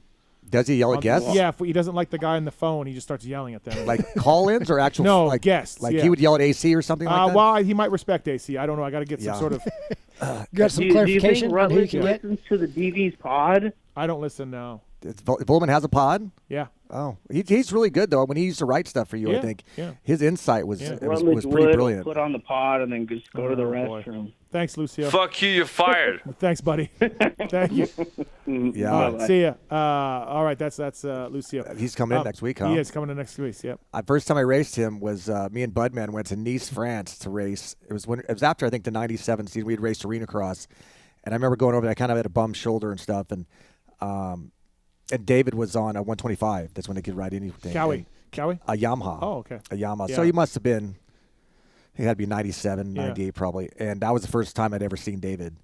and it was unreal. Yeah, I mean, I got great starts. I think I got whole shots and just kind of would held on to top 5 or something. And David would just hear this bike, and he'd come by just doing the David thing, and just all over the bike, and just like, wow, this guy's gonna be something. If only RL had put on the pit board that DV was coming in Phoenix. Right. You heard that story a little bit, huh? What was that one? When DV caught McGrath in Phoenix and won the race. It was amazing, right? Nobody did that, right? And it was a pretty great ride by DV. What year was that? 99, I think. No, it's 2000. It could have been 2000. Anyways. Was Jeremy on the Yamaha then? Yeah, yes. Jeremy said that he had no idea he was coming. RL didn't tell him on the pit board. So we like to blame RL. Yeah, and man, I got the McGrath cold shoulder for a couple weeks on that one. Did you really, huh? The whole family, dude. Really? Yes. Oh, shit. Could have been 73. Hey, let's talk. Well, there's a couple that maybe could have been 73 or 4, but no fault. Let's talk a little bit of Arenacross. So I want to thank Robbie and the guys for getting Denny and I out there. And so the AMA Arenacross by Kicker, Brees and Peters had won everything but one coming in. I thought all of them. I heard everything but one. Someone can correct us. Anyways, it's 2 mains a night, and whatever. There was a big Brees and KP had been the star of the series. Well, we show up and things go crazy, of course, because it's typical Denny. Sand track, and Peters almost didn't make the main. He was third RL with 2 corners to go. Second place, cases a jump, falls over. First place, in the second last turner, falls over in a rut. KP goes around them both to win the LCQ to get the only spot in the main event. It's phenomenal. Yeah, because there's 4 heats. They take 2 out of each one. And the regulars we watched, one out of the semi. We're not doing great in heats, so they went to the semis. And there's 2 semis. They take the winner out of each one. KP was getting garbage starts all night. Gets punted off the track by somebody in the first turn of the semi. Hits the wall. I guess he bangs up his hand pretty good. Lines up for the last chance qualifier. Gets another shit start, and he's running third. He was not going to do it. Not going to make it. Nope. And I think it was one of Husky's rookies were leading. I'm not even positive the kid who was in second. And KP was doing the 4-time champ, 3-time champ, doing everything he can. 4-time champ to get around him. And the other guys just kept taking inside lines, kept hitting inside lines. And I think we were announcing with Seth, Rarick, and stuff. And we're all in just awe because he's good friends with KP and down in PulpMX area. Points leader. 4-time champion. He cannot. He's last chance. We're like, he's not going to make it. Brees is going to make all the points. He came. I think he was down to 9 points coming in or 7 points coming in. And like you said, a miracle happened. Yeah, the crowd erupted, and Peters qualifies and makes the main. Isaiah Clark rides amazing to get the win in main 1 from the back row. Like comes Checker from 6th. Yep. Yeah. Reels in and knocks down Hicks on the last straightaway corner. Straightaway. Yeah. Which. There's a big Instagram fight on my Instagram about that pass because we put it up there. I saw nothing wrong with that. No. Absolutely nothing wrong with that. Because he was going wide. It was second to last corner. Wide, yeah. And if he would have let Hicks have any room there, he would have. He had all. Hicks would have just sent him into the moon in the last corner. Which is so all Isaiah did was move over and take the spot. Hicks didn't shut off. Nothing wrong in your eyes. Nothing wrong. I mean, there was no. If there was anything he could have complained about is if Isaiah would have gone straight in the second last corner, but he took the inside rut, moved over on Hicks, locked bars with the rear of his bike, and Hicks goes down, and Isaiah wins. Very popular win. And it was. I think it was Hicks's dad who was upset about it. Which, as a father, you could imagine that he would have been upset. But, appreciate that. Let's not start acting like an idiot on social media. And thank God my dad didn't have a Twitter. Instagram Don's Twitter. How would Don's Twitter feed be? How would that go? Well, he would have settled it on the track like when I think Swap did that one time to me, and he just held the pit board in front of Swap and he explored the pit board. And to this day, pit boards are not allowed in Arenacross. We call that the Don rule. And second main, Crockett Myers, Husky amateur kid, I believe. Right? He just got pro. He had been on I believe a Yamaha. He just got on a Husky. Yep. At Prescott, it was Prescott was his first one. He rode the bike first time in practice. It's the same team that Chandler Baker's on, and this other rookie, Jesse Mollet, I think maybe his name was. Takes off with the wind, doesn't even get touched. And the track was breaking down, and it was real easy to override because as we said on the show, sand is an easier track to ride, a condition to ride outdoors. A lot of flowing, a lot of momentum. You throw it in on a track that's 20 seconds long, 90-degree corner or 180-degree corners on the barrel. Turns would change almost every lap. The line that was the line would just disappear the next lap because some dude would hit it and blow it out, and now you're like, okay, I guess I got to figure out this rut. Yeah, so it was easy to override because you'd want to try and hit the things as hard as you could. And I think Brees was struggling with that as well. Yeah. And that was what went on in the first main event. Brees is trying to make up points in Peters. He's out front. He's got like a second lead and flies off the track and crashes. I mean, that was just the beginning of the night. The mains. And in the second main, Crockett Myers had never won a main event before. He'd won a lot of B mains. That's one thing that they have in Arenacross. If you don't make an A main, you ride the B main in between the two A mains. And you get points, which is nice. And it's sponsored by Race Tech. And Crockett had won some of those, but never a main one. And then there was a 250 two-stroke race. Rod Bell and Mike Alessi was out there. Oh, wow. Why Alessi had a red plate, I don't really know. He's a leader of some series. And a yellow Yamaha. Yeah. And, I don't really know what the red plate was about, but that was $5,000 to win for Rod Bell? I think we speculated that Rod Bell rode a two-stroke there. He won $5,000 for the two-stroke race, but he had to start second row in the first main, and I think he just pulled off. He did. He told me. He pulled off. By pulling off, that put him in the front row for the last main, which worked perfectly. He went out and got, I think, a second or a third. Yeah. Chase Marquet, I believe, got second. And so if there's a good way to work the system, Rod Bell did it perfectly. It was a nice night. It was crazy. It was good to do it. And they're going to race again this weekend. They got 2 doubleheader, Friday, Saturday night in Daytona, 4 mains there. And then the final one is Vegas. You may go to Vegas one, or we don't know. It's something I just got to discuss. It's the same weekend as Indy. St. Louis. Or St. Louis. I was planning on going to St. Louis. But it's really cool series. Down on the wire. This is the second season for Robbie Marshall, is a friend of mine that raced when I raced. Robbie McQuarrie, I'm sorry. Robbie Marshall's from New England. But Robbie McQuarrie is second year of him owning the series. And is his wife working at all the series? Because she should be. Is she doing anything? She's signing up people. I want to be looking lovely. Can I be involved in her department? Robbie McQuarrie, his wife comes out, and Randy, I'm telling you. 90s. She's a supermodel. I think she is gorgeous. It's possible that Robbie's married to a supermodel. Yes, smiles from ear to ear, super nice, dude, lovely woman. Lovely woman. Yeah, and when we first introduced her to her, Steve, I don't think realized it was his wife, and I didn't. I thought it was like a supermodel. They walked away, and I looked at Steve like, and Steve didn't acknowledge it until the end of the night. But yeah. Robbie's the winner of he's winning really everything. He's winning life. He owns Arenacross. He goes to bed with her. Kelly has some good money. His son's a commercial star. He's. What's his son do? He's in a Bob's Cooler commercial. Oh, okay. Yeah. Anyways, congrats to Robbie. Yeah. Congrats, Robbie. Well played. Yeah. Well played. What does Kiefer call them? A basement husband? He's basement. It's when your girlfriend probably exceeds yourself. I guess. It's when your girlfriend is like way out of your league. Yeah, which is pretty much all of us. You should be in the basement. He said. Unless you're Seth Rarick, I guess. Yeah, Rarick's not basement. He's too handsome. But really cool, people. So stay tuned to this Arenacross series. Get the app and watch what was so races. crazy is the sand was so deep, obviously, that the bikes were overheating. Yes. And so we were just speculating because Marshall Welton was supposed to ride that bike, we thought, on the Saturday at Daytona Supercross. And so next week they have to make it now the bike lasts all 4 mains. Yeah. Friday night. That guy called in earlier and about. Saturday night. Will they be able to survive?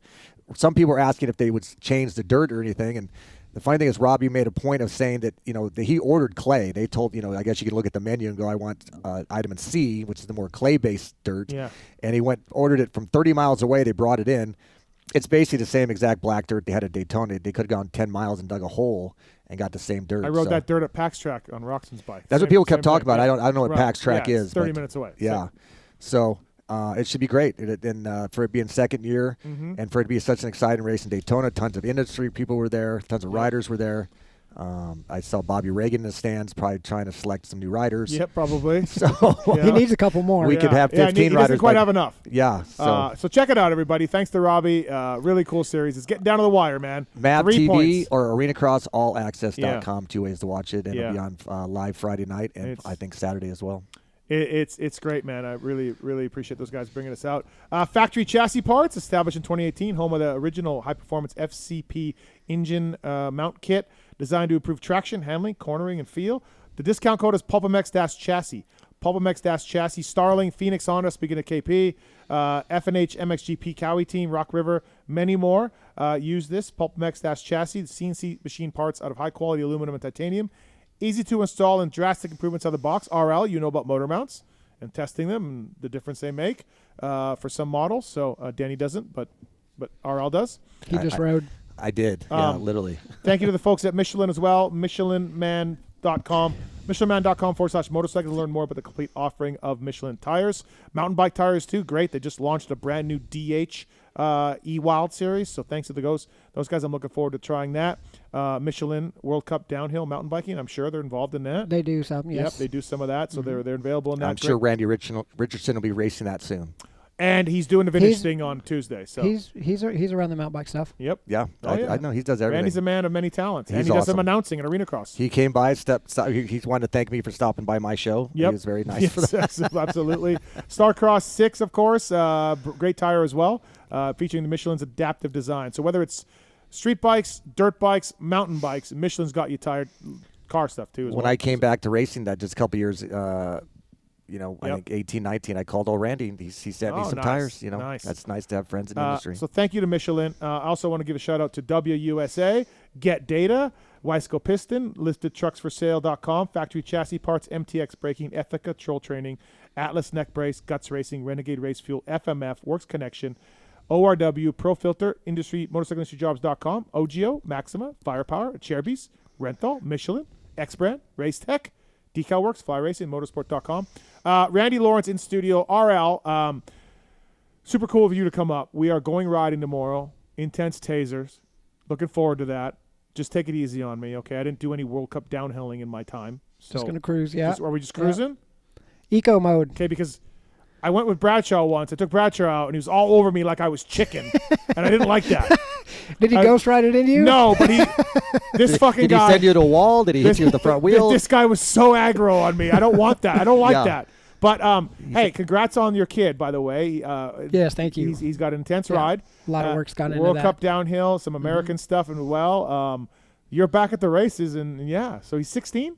16. 16. Yeah, racing age 17, so he's eligible for Junior World Cups this year. Okay. And can he make it? He's pretty good on a bike. Okay. Yeah. Did he show, did he go the moto route? Did he go mountain bike? Like, how did it? Did you no, hey, I'm gonna take no you moto. mountain We biking? actually he started just on bicycles. Literally 1 year old. We got him a Strider, and he would sleep with it. He would hold it here watching cartoons and just started pushing. Yeah. And he's been through injuries. He's been through everything. Like he didn't even get mountain bikes until he was 13. Okay. So he was freestyle BMX. But he took to it right away.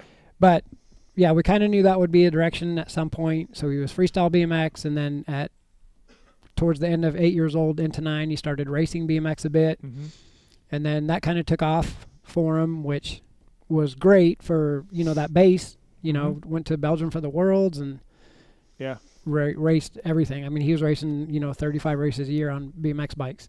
Wow. Still doing his freestyle contests and still riding some Nitro Circus stuff and doing all this other stuff and really good support. And then so you supported this financially, and we supported everything. You're like, I mean, he's always had good sponsors, but obviously when you're 7, 8, 9 years old, you're not getting expense money or things like that. So we had a really good base of supporters and relationships that we were building, and got him on some mountain bikes, and he liked the downhill stuff. Yeah. And he adapted to it really well. I mean, but you didn't push him into that. No, we kind of figured he would lead that direction. But he's passionate he's very competitive. He's really good under pressure. Competitive level? Parabinos? Level? I don't think anybody's Parabinos level. But you wouldn't really know it if you talked to him. He's super chill. Right. But when he gets in that start hut or start gate, whatever he's doing, it's on. So is he as good as you, or better than you, or not as good as you? He's way better than I've ever been. At his age. At his age. Oh, really? Okay. Yeah, better than you. To do what these kids are doing now with the bikes that they have. Yep. I would say he's probably one of the top 3-4 junior downhill mountain bike guys in the country. Okay. Yeah. So.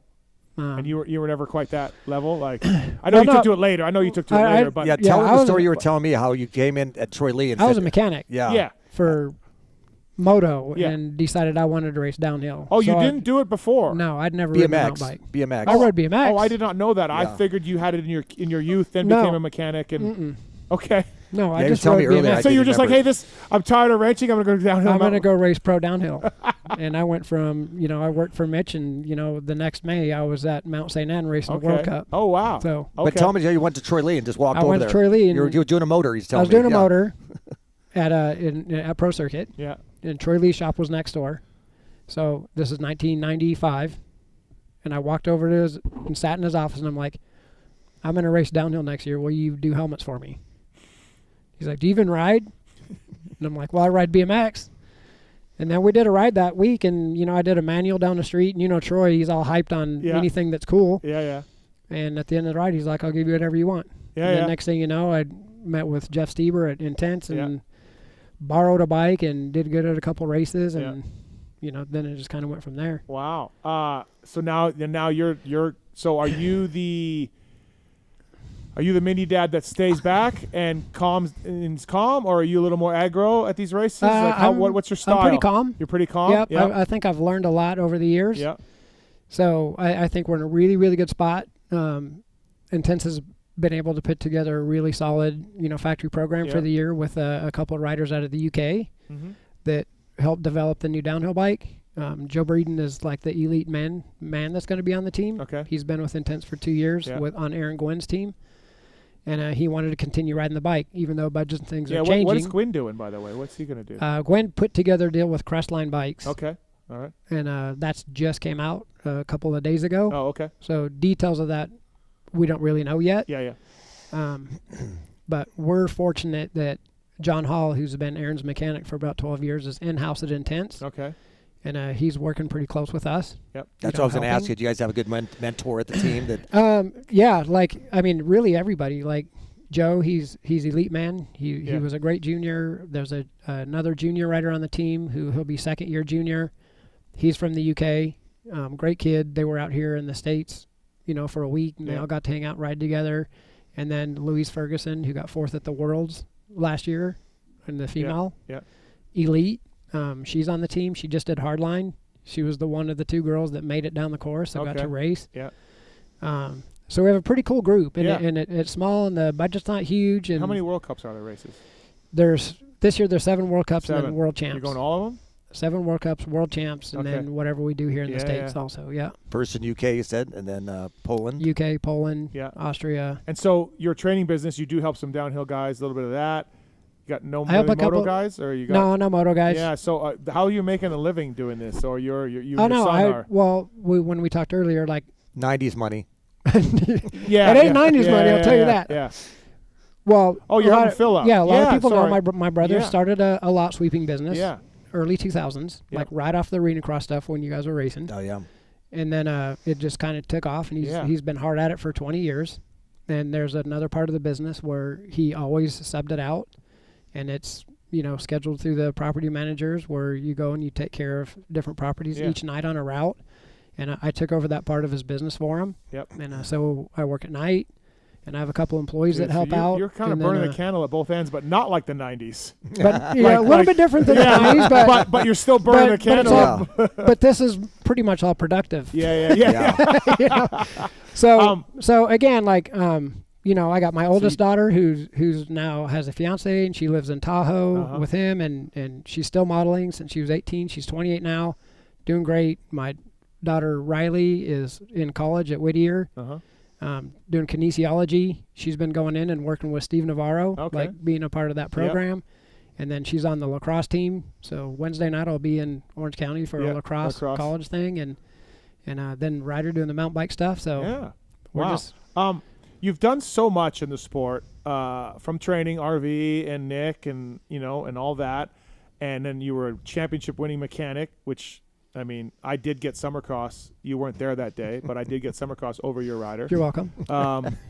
And you've done that, and you had a hell of a great career wrenching even before the factory stuff with Dubach and Pro Circuit, right? And like got Dubach's first win at San Jose. Yeah, I was there that night. Yep. And Cooper, you might not know, but Pingree's first Supercross win was at San Jose when I worked with him. Oh, really? Yeah. We did a re-raceables with Doug about San Jose, and it was fantastic. Doug's memory's great, right? Yeah. So he's great awesome. stuff. But no, my point is like trainer, championship winning mechanic, downhill racer for a little while there, right? When were you happiest? When were you like? I don't even mean money or like, but like I think like which part of your life were you like? I think all of it. Really, like to be honest, like Mexico. When we down there race for 10 days. Guatemala was fun. Like I'll give you that one.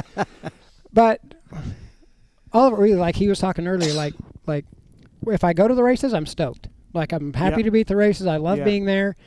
If I'm not at the races because I'm at home with my family doing stuff, I'm happy to be there too. Like, I don't miss the races because I'm home with family. Not that I don't miss my family, but I know that that's solid and that's there when I come home from the races. Or like even now going to like mountain bike stuff. When riders started racing mountain bikes, I go to this corner of the world up in Washington for one of the first races. The guy that's ran the thing for 15 years, I race World Cups with him. Okay, yeah. You know, he's like, what are you doing here? I'm like, well, my kid's starting to race, you know? Yeah. So it's like you create relationships all around the world doing all these different things, and, you know, all those relationships are popping back up now, so it's just like pretty moto, good. A lot like moto. So yeah. Okay, so I'll go this way. When did you make the most money? Wrenching, training? Training was the most profitable for you? When you went, yeah, because you had bonuses with RV or whatever. Yeah. When it was RV, Jake, and Nick. Yeah. Those were pretty good years. Right. Yeah. Jeremy hooked you up good with bonuses though? Could have been better? No comment. Could have been better? Yeah. Okay. Listen, Tim Ferry's a good friend of mine. He sucked with bonuses.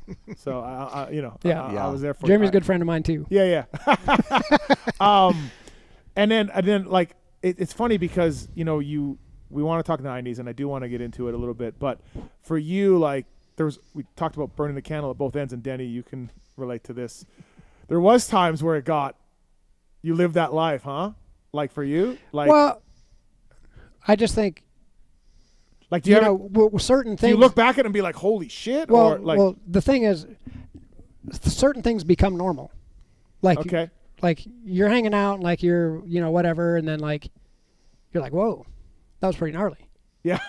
But then 4 or 5 times in, it's not that gnarly anymore. Do you seek something gnarlier? Yeah. So then there's, you know, and it was never like drugs and like out of control drinking or anything like that. It was but you just like, just the going out after or whatever, like you'd stay out later, and then, but we always were there to get our job done. Yep. You know, so, but we did enjoy it and had fun. But then, like at the time with Jeremy, like he was Supercross only.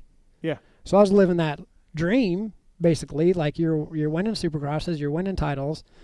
Everybody's around, like you're saying, like you're signing autographs, like, and I never, like that never went to my head. Yeah. Like, no, I don't think. I can vouch for that. Attest to that. No. Even when I was Greaseball, Birdwell's mechanic, and Kelly Smith's mechanic, you were always super cool. And always. And then from that, like. J-Bone also. I always say the same. Like J-Bone. literally, when I was with Jeremy and we would race Glen Helen, the first national. Yeah. The next weekend, I would race the downhill national in Big Bear. Yeah. And then go to LA the next week and fly to Europe. And I'm in Europe for 4 weeks doing all the World Cups. Right. So that's pretty awesome. I was getting the best of both worlds. Yeah, and like, absolutely. And all of it was like Troy Lee was painting wrenches on my helmet, and you know, I was sponsored by a tool company. It's on my jerseys for racing mountain bikes. And so I think we played it well, and it was a lot of fun. I wasn't like just stacking money in the bank at that point, but when you look back at it, are you like, holy? Those are pretty. Yeah, the experiences are just I awesome. bet. Well, yeah, I mean that's the thing. Like, there's nobody else that has taken that path that I've done. No, you've definitely. Yeah, there's nobody's done. I don't know too many World Cup downhill championship winning mechanics trainers to champions that I can think of. Yeah, and that's kind of Lauren's family, I think. You know, with Phil and both him. You know, I've known them both like since amateur days at Ponca. You know, hanging out in hotel rooms at Swap, watching TV, and just that was the people we surrounded ourselves with. The people who just were very just fun-loving, enjoying life. You know, everything that came with it. We're fast on bikes, successful and hard work. And you know, obviously Randy is successful in everything he's touched. You know, through hard work, desire of the sport. You know, same thing with his son now. And I think it just radiates of that 90s of doing everything the most at the highest level. And you just you don't get caught up in something where it just pulls you too far to the side. Yeah. You know. Are you like me? So I'm 15, 20 years into this media career, right? Since I wrenched. I wrenched for 12 years. Privateers and a little bit of factory stuff and one summer cross over McGrath. But, like, it's... You never beat Bradshaw, though. Oh, no. Kelly Smith, U.S. Open, four-stroke. Oh, there we go. Cheers. Boom. I almost windmill Bradshaw on. Like, I was so conflicted. I'm like, this fucking dude rules, and Kelly's beating him. You know what I mean? Yeah. It's like, Kelly, do you realize what's happening Kelly, right pull now? over. Pull over, please. Fucking Bradshaw is there. Anyways, But I look back at that RL, and like I couldn't be doing what I do now without having had that career in wrenching, right? Danny, I told you some of the stories earlier today. Crazy, yeah. Right. But like, do you almost look at it, RL, like as like another time that you can't really remember that well, that a different dude, different time, like I do? Like, I look back at that, it was so long ago almost, like, and I'm like, man, I can't believe I drove a box van around the country, strung out on those mini thins, trying to make the next race. Right, yeah. Sleeping on floors. Yeah. Having no place to live. All of the shit that I had to do as a mechanic. Getting paid $500 a week. Getting paid $500 a week. No. And do you look back at it like I can't believe I did all that? No, I mean, okay. There's things I look at, I'm like, we actually pulled that off. Okay, yeah. But I know that was a part of what helped me grow, and but it, like he was saying, everything that I've done all the way through, I always gave it my all. Yeah. And in this industry, especially back then, when we started to try to do the Crush of Demons of Dirt thing. Yeah. Well, I was always the guy that had either Z50 or my BMX bike with me. Okay. Yeah. And I was doing wheelies in the pits. I was doing flatland tricks. I was trying to find a skate park when we're at the races. I'm riding downtown Millville, like Rochester. So you were always like 25-year-old going on 15. Exactly. Or whatever, well, right? Now I think I'm 56 going on 15. Yeah. So, I still grab. Danny's like, I still grab my. I'm 53 going on 53 at the moment. Well, but even with rider's injury now, I still grab my BMX bike and I go to the pump track and I'm riding with Eddie Fiola and guys really? from Rad. Oh, really? Yeah. I still see he's 59. Yeah. Eddie Fiola's still riding? 2 hip surgeries and he's ripping. Dude, he was my hero in the BMX days. Haro freestyle rider. Right. He rode Haro. Didn't he? Yeah. Well, he was Or Morales he Diamondback? freestyle, and then he was. Eddie Fiola was GT. Yeah. Oh, was he GT? Okay. He was. Was GT's colors white, yellow? He ran whatever. Like if he had a yellow frame, it was yellow wheels, yellow tires, yellow kit. Yeah. Mohawk sticker. And that was Steve Giberson posed a lot of really cool BMX stuff now. Really cool and that's the first thing you fall in love with as a kid. It was BMX. You have all the colorful gear and shit. Yeah. I'm sure I've asked you this before. Obviously, you grew up wrenching for Phil, right, and working doing that kind of stuff, and just NCY or whatever, right? Didn't you know MCY at one point? I never worked at MCY. All right, but and you didn't do the mountain biking. You were in the BMXing. How did you just fall into wrenching because you're like, I gotta get a job and I know what I'm doing? Honestly, kind of, yeah. Because like when I was saying, I've been to Pedersen's house when they were amateurs, because I was riding flatland freestyle stuff, and I moved down to the beach out of high school. Okay. And then the scene was kind of dying. Yeah. And Phil was finishing his amateur stuff and turning pro. Mm-hmm. And my dad's like, why don't you go with him and help him? Mm-hmm. We'll give you a couple $100 a week, and then you can drive to the races. He's not going by himself. And I wasn't a mechanic by any means at that point, but I started taking Phil's bikes down to pro circuit. Yep. And they started helping me learn how to build motors. Yeah. And change things out. And right. Then next thing you know, I was splitting motors and in the back with Mitch doing squish and all this other stuff. And okay, so then Dubach just was around, and that was. So Dubach was factory Yamaha in 1990. Yeah. And in 91, they pulled him back to a support effort. And that's between Dubach and Jim Hawley, they went factory and support up and down for a long time. So for whatever reason, Doug called and was like, will you be my mechanic? And there were a couple races in already. Oh, okay. So I was 91. Yeah. Okay, let's do it. And I jumped in Racetech's box van and I drove to Seattle. Okay. And that was my first race with Doug. Wow. So you stepped in, first job with a good dude. Yeah, like a top 10, ish, 15 guy. And then the Yamaha guys were helping me out. And you won San Jose Supercross your first year out. Second year, but. Oh, was that 92? Yeah. Okay, yeah. Yeah. But so we just took off and did it. And Steve Butler at Yamaha, he was Emmig's mechanic. Yep. He was Doug's before. Yep. So we traveled together, and he helped me a ton. Yeah, Butler's a hell of a guy. Yeah, he's good. He's smart, and he's super nice. Keith was awesome. John R. was awesome. Yeah. Bob Oliver, the whole crew was really, really, really cool. So then at some point, you're still riding BMX all the time and still doing for fun? Just always into that. Yeah, the whole time. Always. So the training part of it, so you go to Chaparral, you get let go there. You go to Factory Cowie for 3 years, Yogi, and then in-house, right? And then it was in-house, yeah. And then you do mountain biking after that? No. Oh. That's when I start training. Okay, so what I was getting to was, where did the training come in for you as was it downhill mountain biking? Like that's where you started to learn that? Yeah. So that's where I started learning. So if you look at our industry, when training started coming in, it was kind of that Ricky era. Yeah. Things started changing. Well, I was racing World Cup downhills during the summers that I was working for Jeremy. Yep, right. Well, if you remember earlier 90s, like the mechanics spent every day with the riders. Yep. Like we were at the track. In some cases, it was too much for Don. We were doing the lap. We were doing the lap times. You know, we were kind of doing everything. Like we were like a team. Yeah. Like that. It was you two, and that was it. And then once the trainers started coming into our industry, which is like the 01, 2, 3 ish, all these riders were bringing trainers that were swimmers or cyclists or runners, chiropractors, or whatever. They just found somebody. Oh yeah. They just found somebody like, you know what? This guy told me what to do at the gym. Okay, yeah. So whatever that guy was, anybody could guide them, right? They made that. So moto guys became cyclists or swimmers or runners or whatever that person came in was their strong suit. You're going to teach your strong suit. Yeah. That's a good point. Yeah. When I started looking at it, I'm like, dude, they're missing the mark. And I had learned a ton about training with the mountain bike stuff. Okay. But I knew what moto guys needed by being a mechanic for so many years. Yeah. So I just melded the two. Okay. So in those early years, it was pretty easy to put a program together for a guy that would elevate, as long as they had the mentality and the support. Yeah. You got to have all the infrastructure and all the pieces got to fit. And you knew these dudes from just being at the races. You're Randy Lawrence, like Nick Way and RV and these dudes, like, right? Well, yeah. How was your introduction with Villapoto? So I had 4 kids in SoCal, like around us, that my last year working at Cowie, I was giving them kind of a program saying, go do this at the track, go do this, go do this.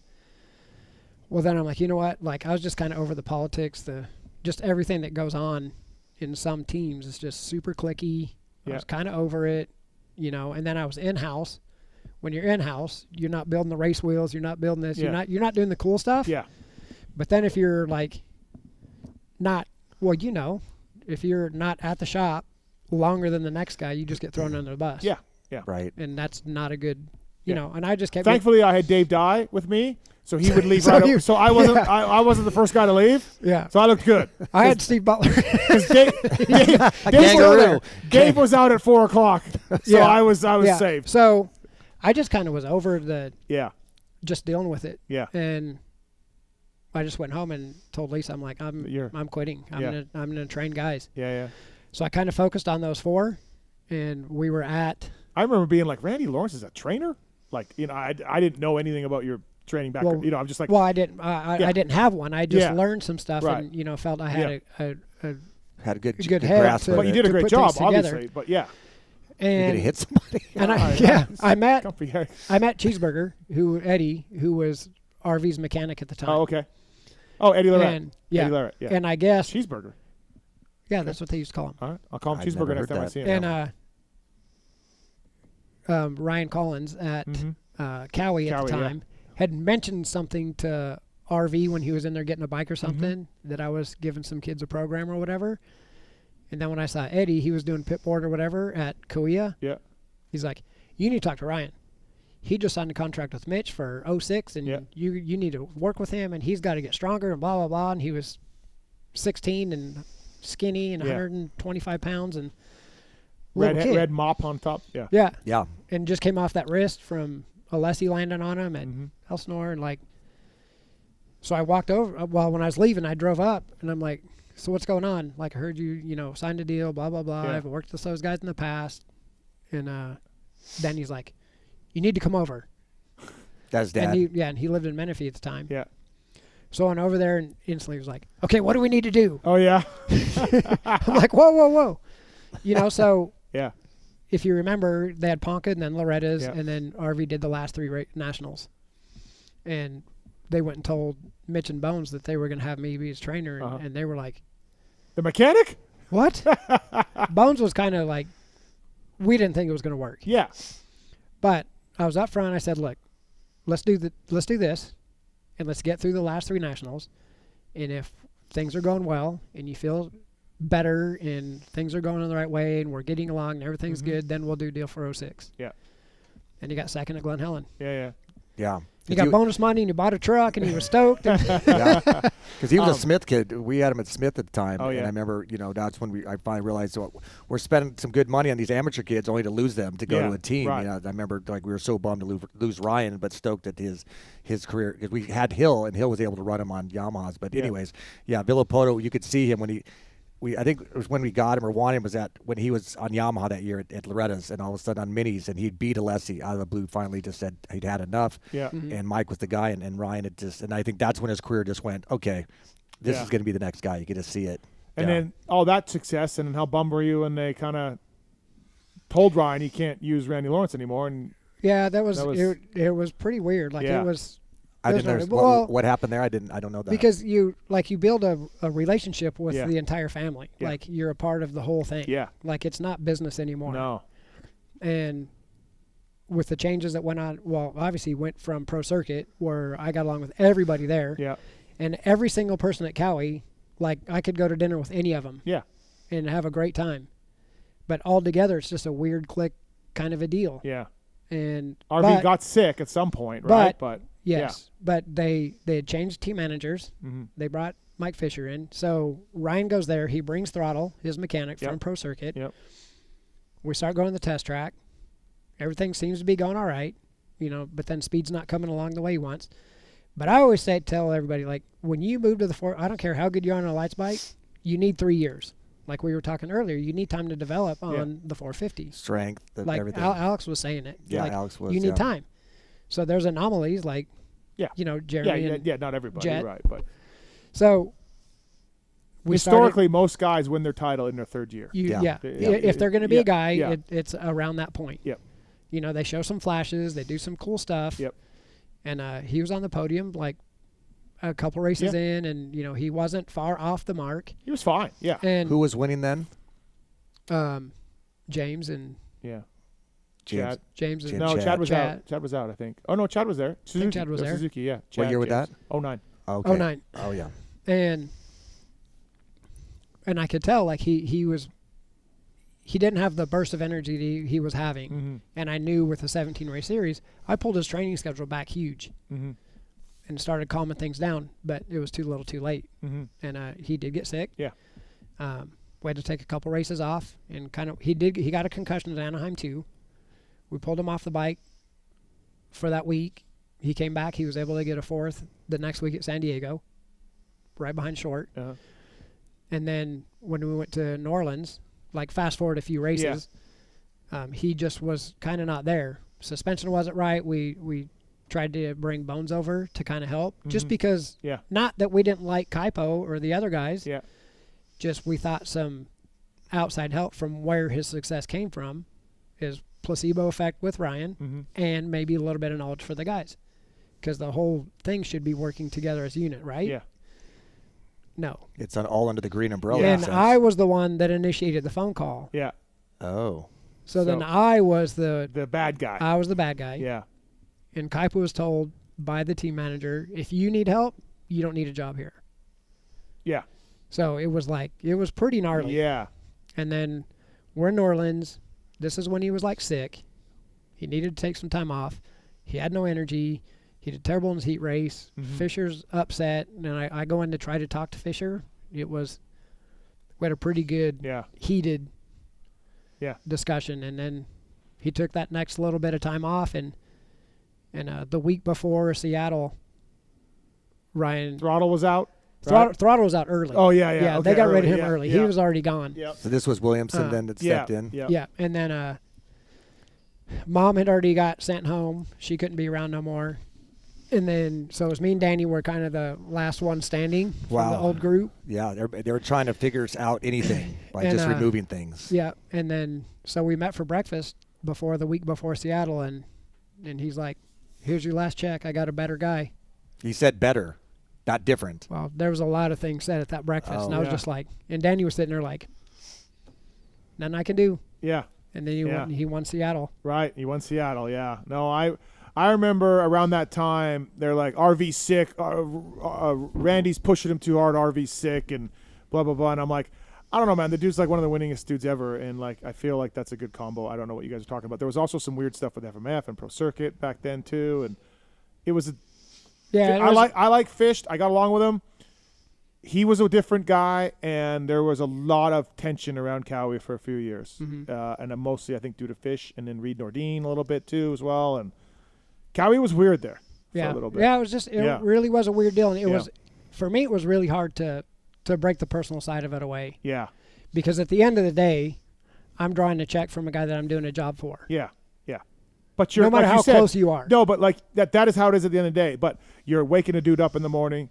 You're getting him breakfast. Yeah. Like it was a full-time job. Yeah. It doesn't just be like, hey, I'll meet you at 10. No. And we'll go. It was never that. It was never that. It was never that. No. You know, he was over at the house. He was holding Riley when she was a baby. He's changing diapers. Like. Yeah. And so how are you guys now? We're fine. You're fine. Yeah. I actually talked to him last week to get the guy from Mobius's number so that I could work on getting Ryder some wrist braces. Right. Yeah. So, I saw you guys talking like last year somewhere at a race or something, and I was like, okay, like, yeah. Yeah. No, I don't have any riders that I don't, you know, hang out with and get along with and you know text back and forth. Like everything's fine. Yeah. Everything's fine. Wow. But obviously that was a tense time. I mean, that was a big hit to take. Oh, you know, I'm sure. like Financially, you mean? Yeah, too. Everything. Yeah. Right. What a career, huh? Denny? Like we talked about. Like, I mean, I would just like his wrenching success. Yeah. I don't need his training success or his mountain biking. And I don't know all this, obviously. You know, I mean, we've been friends, but it's not like we're daily talking and stuff. So you see things from the outside. That's why I'm interested in listening so intently, because it's. I didn't know the side behind the intensity with Ryan and the family, and then the way things had ended. Obviously, that's a lot of the behind the scenes stuff that we still don't hear about. Which in 10, 15, 20 years we'll hear about that's going on today. So there's just so many layers to the sport. And it's just badass how Randy has seen so many of those layers. So why the departure? You were working with Drake for a few years. You were picking up some guys. Why sort of the departure from moto training? Was there an actual like thought of this? Like I'm out on this. So it just kept getting tougher and tougher because more and more people are coming into training. Yep. And it's bad when you're sitting in a car leaving the track, and another trainer calls your rider, and they have them on speakerphone. They're like, you need to get with me. I can do way more for you than Randy's doing. I can do this. I can do that. Like, he's not blah, blah, you know? Yeah. And it's like. You're just like. Dude. Yeah. And that's what you're fighting all the time. Yeah. And then. I imagine the same with riding coaches, too, and probably. then I feel like. I feel like, you know, in the position what I felt I offered to riders is a little different than what most of the trainers are doing out there. Yeah. A lot of my stuff's more mental, you know, like working with Preston Kilroy. Like he's a great motorcycle rider. Yeah. I was trying to push the tough side. You know, Yeah. You can't pull off doing motos. If you make a mistake, you got to keep pushing through. Like if somebody passes, you can't sit up. Like I was trying to push that envelope, not just finish the 20 minutes. How are you finishing the 20? You know, like all the little details. And that's why I felt like I always had to be there with the guys to do that. Yeah. And it just got to the point where so many people were undercutting you, like it was hard to just keep guys. Yeah. And then I had a few guys, you know, right there at the end of when I was doing it, and they were all riding well and doing good. Mm-hmm. You know, I won tons of titles at Loretta's with, you know, Derek and Yoder and you know, Carson and whoever, and literally I had 6 guys I was helping, and within a week 4 of them got hurt and had to have surgery. Oh yeah. And when you're working on the amateur, working on the amateur side, you don't have these extended contracts that are like Yeah. Like when I had like Ryan and Jake and Nick and like Jason, like those guys, like you have a contract with them for the season. Yes. You know, so you're working with them through rehab. You're at the doctors with them. You're doing this and that. But you're with amateur guys. If they're hurt, that money's not coming in. Right. So if you got the right opportunity with a top guy, would you go back? If it was you know, if somebody was like, hey, I want you for the year, or like, well, I mean, obviously you're busy with your kid. No, because like I said, with the opportunity I got with my brother and that business that I can build, and with the freedom that it creates for me to do what I need to do with Ryder, and then just my time. Yeah, so that might be it. Your trading book is closed a little bit? Well, when I was first a few months into doing the business with my brother, Mitch called me. Oh. And he was like, what are you doing? I'm like, picking up trash. He's like, what? It was like 11 o'clock at night or something. It was late, but I guess they had a meeting at the shop and stuff, and he mentioned some stuff to maybe come and help Joe. Oh, yeah. And I was like, well, as much as I would love to, yeah, I'm going to have to decline. Yeah. You know, and then we talked about Tickle or Nick, you know, one of those guys that I felt they're doing a really good job with the guys. Right. So. Huh. What an interesting Does deal. Tickle and Nick train now as well? Mm-hmm. Nick does. Tickle test rider for Cali. Sure. And Tickle was helping Jason, but I think, Jason went with Alex and wrestling. But lots to get into still in the show tonight, but we do have a Re-Raceables question from Robert. Robert, what's up, man? Hey, Steve, sorry calling for a second time, but you talked about the Re-Raceables and Yard on Memory. Yeah, you're breaking up. Oh, you're back. Okay. You're breaking up a bit. Oh, can you hear me? Yep, you're good. What about a Re-Raceables of Daytona 2000 with Carmichael as the guest? Yeah, that was his first win, right? Yeah, Daytona, right? Yeah, I actually went back and watched some classic Daytonas this weekend, and I didn't realize it was his first win, and it was the first time a 125 East rider had also won the 250 class there. Well, RL, what happened that day, 2000? Bad taco or something. No, that's a good one for sure. His first win. The thing I remember when him winning at Daytona, everybody was like, well, of course he's going to win Daytona. He's an outdoor guy. Right. You know what I mean? Like, oh, of course Ricky's going to win Daytona.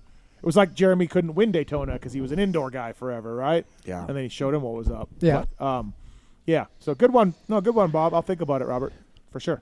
All right. Thank you, Thanks, sir. man. Appreciate it. LiftedTrucksForSale.com. We had Tyler in here as well. Your one-stop shop for premium brand-new custom trucks. Ultimate vehicle search engine on LiftedTrucksForSale.com. Offers top brands like Black Widow, Rocky Ridge, Black Ops, and more. Each vehicle on the search engine features premium components, is easily financeable through your local dealership. And best of all, Denny, it retains your factory warranty. Oh, yes. Very Skip important. the hassles of do-it-yourself customization like waiting for parts, poor wide quality, voiding your warranty. Drive your vehicle you always dreamed of today. Elevate your own journey at liftedtrucksforsale.com. Thank you to liftedtrucksforsale.com and MTX Braking. These are great brake pads, by the way.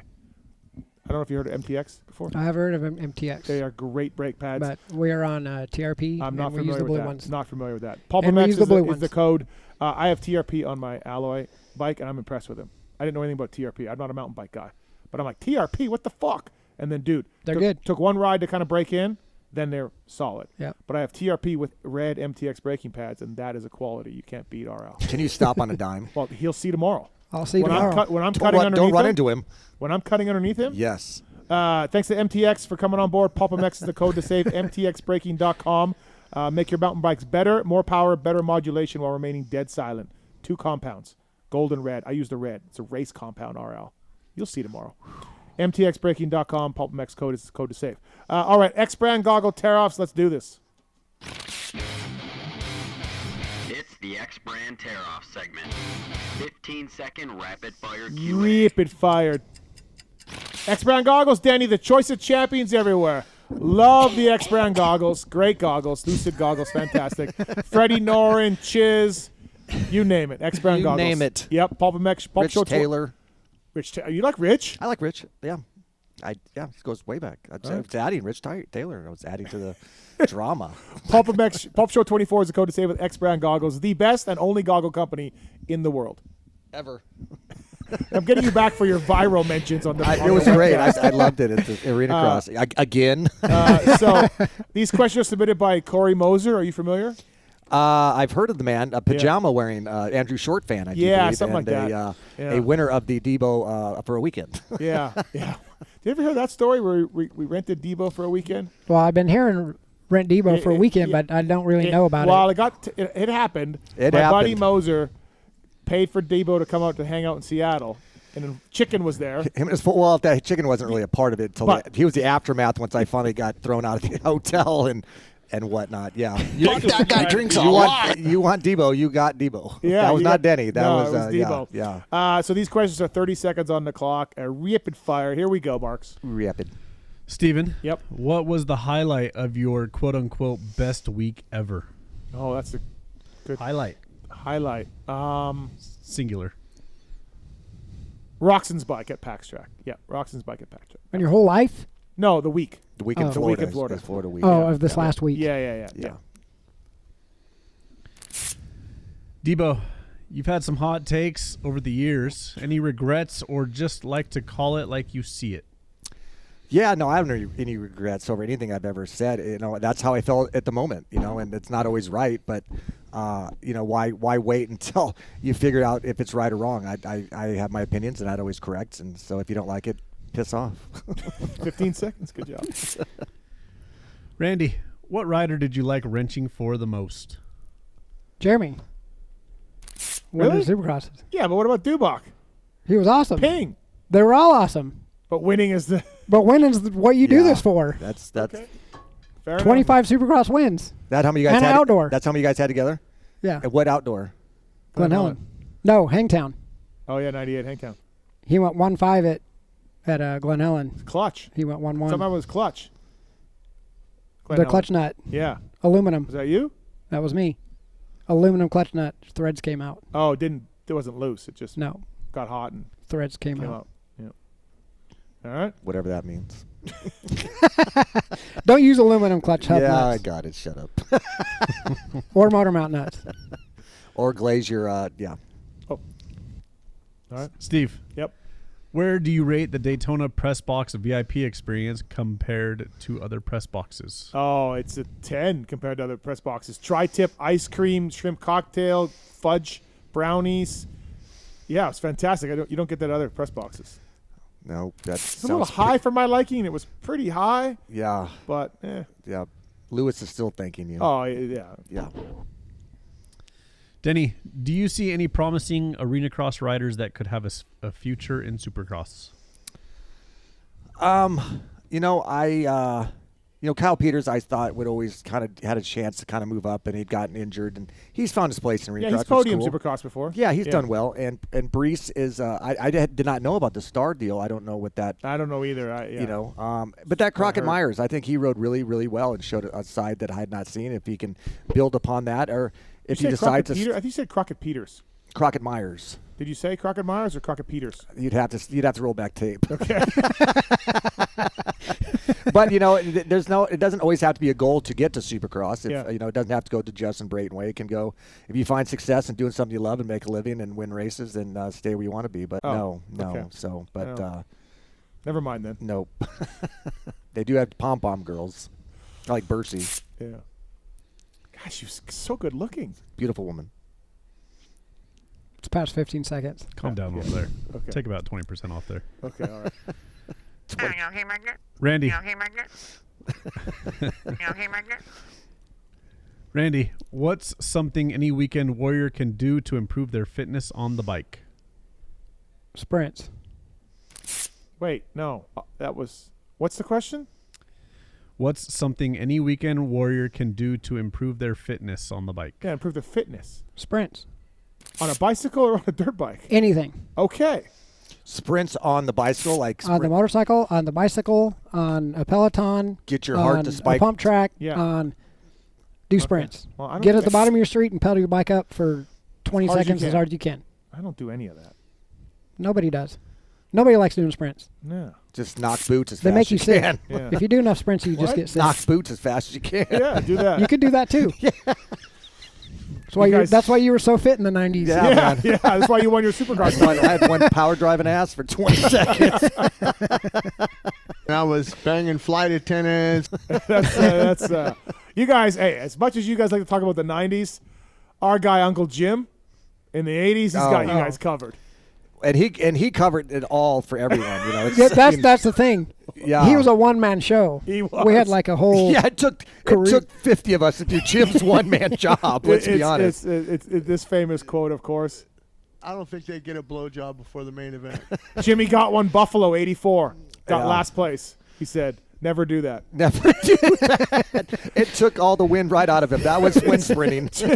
That was sprinting. Never do that. Our guy Jim, man. Awesome. The stories that man has. And one of the nicest people on the planet. Fantastic. Yeah. I mean, he's always awesome. Yeah. What I think is funny is we had MC on here not that long ago. We brought up Jim. Oh, you'd ask me. I called in the show the week later, and I forget the question you asked me about something about MC, and I think that's what I said. There was one Jim. There was 100 of us. You know, so yeah. All right. I need some Israeli models over there. The one where he goes to the Tenderloin district in San Francisco is where all the crazy sex clubs are, and it's basically, I don't know if you ever seen that movie with. Did he tell the story on my show or? He's told me the story, Okay. where he, I was trying to go through my memories. Where I think I don't know if you ever seen that movie with Burt Reynolds when he's like a governor or something, and he comes out and he's covered in baby or Vaseline or something. Oh, no. And I think that Jim went into comes out because I think there's locker rooms or something. Yeah. He comes out and he's just in a Speedo and covered in lube, just ready for anything at any time. Did he tell you this story? Yeah. We need to get into this. Yeah, I don't know more than the details in that, but I remember that. And he was covered in What about SE1. anal bleaching? Yeah. Just What about anal bleaching? Hopefully one will whip up a titty. He's a gem. He's a national treasure. He is a national treasure. Yes, obviously, yes. All right. I mean, I raced Ultracross for that guy, and he was awesome. When that was one of the first pro races I really raced in the stadium. One of the stories Doug told us was Doug's first podium in '88, Coliseum, big trophy presentation, first ever podium, 250 class. He got third or something. Goes back, his box fan doors are closed. Jimmy's in there, finishing some business. Doug had to wait. So Jim took the first open box fan. Yeah. What's going here? Because he's Yamaha. It's like, they're down at the podium. Yeah. I've got a good 10 minutes right now. Doug's busy. Let's jump in real quick, honey. Good job, Doug. I'll take care of back here. Doug's like, come back, my box fan's off. Was there a sock or a tie hanging off that door handle? My box fan's closed up. Jim's in there. Why is it Rocky? Doug I did not know that one. Yeah. It's wow. a classic story. Yeah. Well, they're all day long. Hey, honey, Doug got a podium. Yeah. Shut the door. Sweet. Doug's busy. Oh, it's great. Fantastic. Wow. Who brought the giggle juice over here? It's late. Just Jim. You start thinking of Jim. Yeah. And it is late. Okay. Thanks for letting me play all those drops. That's fun. Steve, can you recall a season with so much rain and wet, challenging tracks? Yeah, 97 was like this. Holly can. Oh, boy. Got to get that Dick Willie thing. 98. 98 was it 98? 98 was bad. Yeah, right. Obviously, that was when Tortelli won, and then we had and then we had Tampa. Yeah, Tampa was a disaster. Yeah. Yeah, we've had 3 out of 8. Yeah, that's a pretty high percentage. Yeah, and this weekend's supposed to rain too. It's early, but Birmingham is supposed to rain. So. Yeah, it's. But would you even say Daytona was a mud race? It was wet. It was pretty wet. I mean, it was a mudder, but it was definitely affected, right? It was affected by the rain. By the weather. Because I thought the track was sick until it rained, and then it was just too challenging. I mean, they had to cancel practice, so that's. Yeah, there's that. Yeah. But did they have to? Just to prep the track, I think, because it was so damn big. I would have loved to seen that track laid out in a more clay version of that. It would have been sick. It would have been pretty bad. If they could have done that rhythm lane all day. Yeah. Okay. Next question. Cool. Inhaler. I've been laughing too hard. I'd fly the girls in from L.A., boy. And Don't while he's puffing. Puffer. Gotta get my puffer. You'll need that if we do those sprints. Yeah. Damn right. I always did. Are you going to cancel your flight tomorrow and come shredding with RL? Yeah. God, you guys would have to. I'm still trying to recover from climbing Mount Martin or something else. It's called Mark Mountain. Mount Martin. You climbed Mark Martin? Mark Martin. Oh, wow. It's gotten late, gentlemen. It's been a long weekend. I haven't been away from home this many days. That's my dog. All right, let's power through here. Yeah. Giddy up. All right, Denny. Who was your biggest rival or nemesis in your peak Arenacross days? This fucking question. Yeah. I mean, it's Budman. It's Budman, obviously. I mean, Jonesy and I, but Budman is the guy I always wanted to beat, and in 2000 was my best year, and we happened to be teammates at the time. And we had come to an agreement that we had worked too hard, that all these other guys, who were fucking off, and we had a good time, but we were not. Can you imagine? Budman and Denny thought other guys were fucking off. Yeah, we were the supreme beings, pretty rare in life. It's 4 a.m. with hookers and coke, and they're like, these guys are fucking off, man. Hey, Budman, can you believe these idiots? Can't believe we went. Remember that last week, and we went to bed at 4. They were up until 6. They were 6, and we went to bed at 4 a.m. Yeah. Bullshit. And so we would just just get to the front of the pack, and then we'll kill each other and do everything. But as long as we're 1-2, we just got to beat these guys, And so, and we did. And so we got to the last race, and Budman had broken his foot at Reno, and I ended up winning all 4 mains and lost the title by 2 or 3 points or something like that. And I'm like, damn it! Wish we'd have broke his foot sooner. 2 points sooner. Yeah. All right, last one. Randy, the stories of your bro, Factory Footlong Phil, are legendary. Did he pull as many chicks in the 90s as they say? Dude, that's so funny. Yes. That's so funny, dude. There's a lot of Phil, Well, it's a Lawrence thing. So I remember this. And for the record, he is my little brother. Yes. I remember we were in a hotel room at Ponca City, the Holiday Inn there, and we're all hanging out, and some girls had come back. We're all, teenagers, obviously 14, 15 probably, and 16. And one of them, I don't remember which one, had a girl in the bathroom, and there must have been a reveal because there was a bit of a gasp, a scream, and a run. And so we're all like 14, 15. I mean, yeah. That's when we were like, you would literally, you'd moped over to a girl's house. I remember climbing in a girl's window. Yeah. And then you look back and like, for sure, the girls in Ponca were like, oh boy, the races are here this week. Well, it was the dudes that lived in Ponca that weren't happy. Yeah, I told them that they would show up in their pickup trucks with that bat you have. Yeah, like 7 or 8 of those bats. For real? Oh yeah, for real. Yeah. Like they were. That's how I first time I met Rob Van Winkle. Vanilla Ice. He was long hair. He was. We all moped all over the town. Or if some of your buddy did. And I remember going to one of the hotels down the town strip there, and there was all the locals in their pickup trucks. They were going to whoop Robbie's ass because he had done a handful of them. Yeah, and to the extreme. You rocked the mic. To the extreme, he did. He let the hair blow like a 5.0. Jeez. Hey, were you at Ponca in the Suzuki Bunch, Bruce Bunch, and all that? That was my first year at Ponca. Yeah, wow, 82.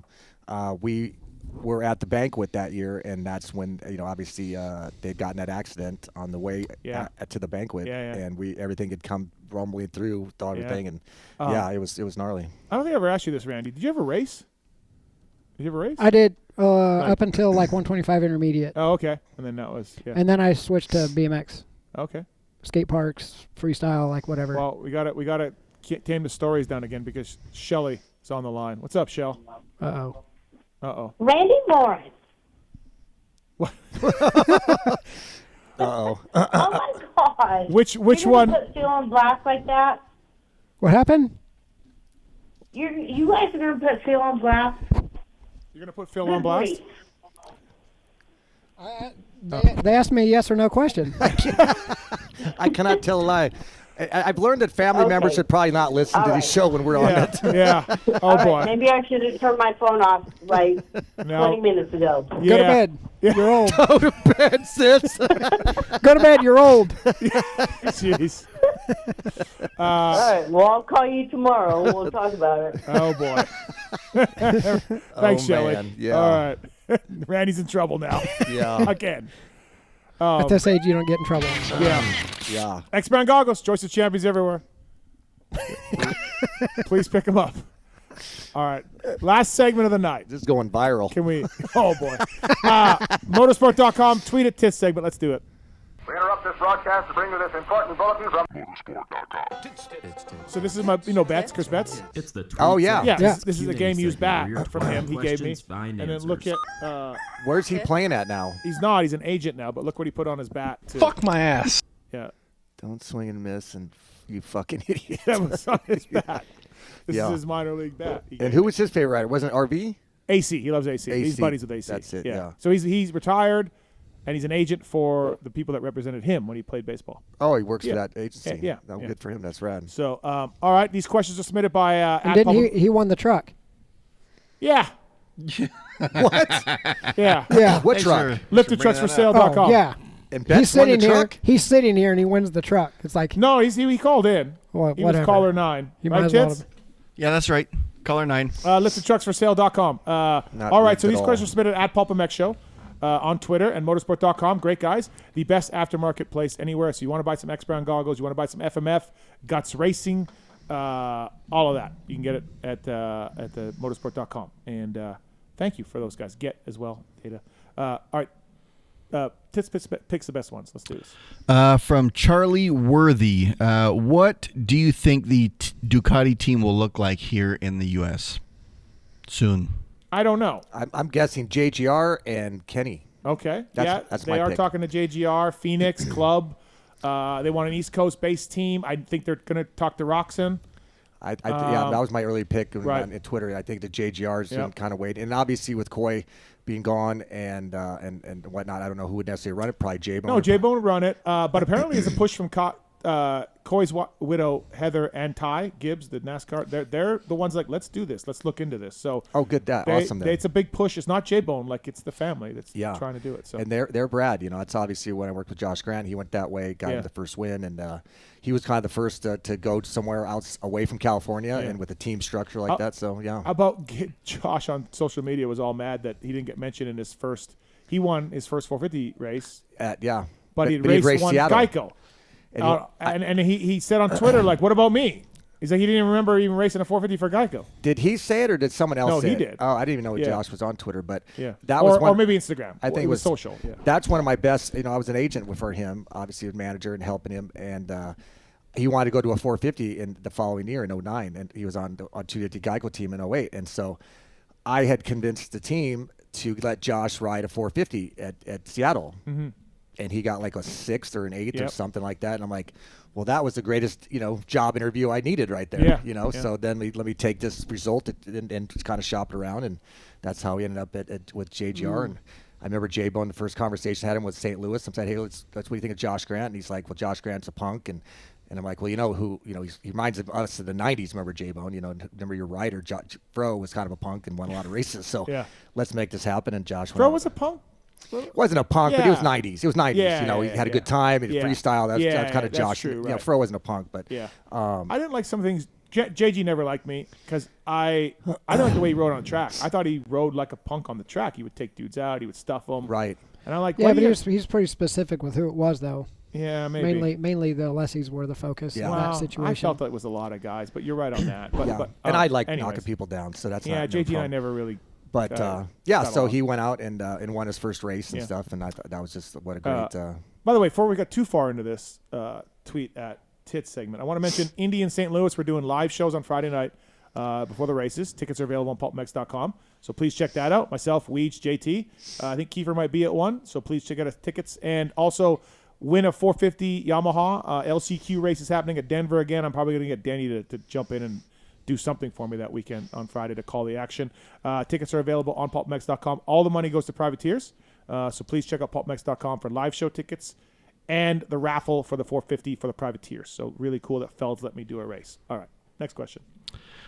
From Mitch Wright. Steve, now that the SMX finals have been announced, are you surprised that the one in Vegas is not at Raider Stadium? No, I knew that a long time ago. You can see what they want with the SMX races, drag strips, different tracks. They don't want a traditional Supercross. So I knew the Coliseum or the LA Raider Stadium was out. They can't do Supercross there anyways right now. So there's a live show coming Friday night before SMX Vegas as well. Tickets not on sale yet. And that was another thing we talked about earlier.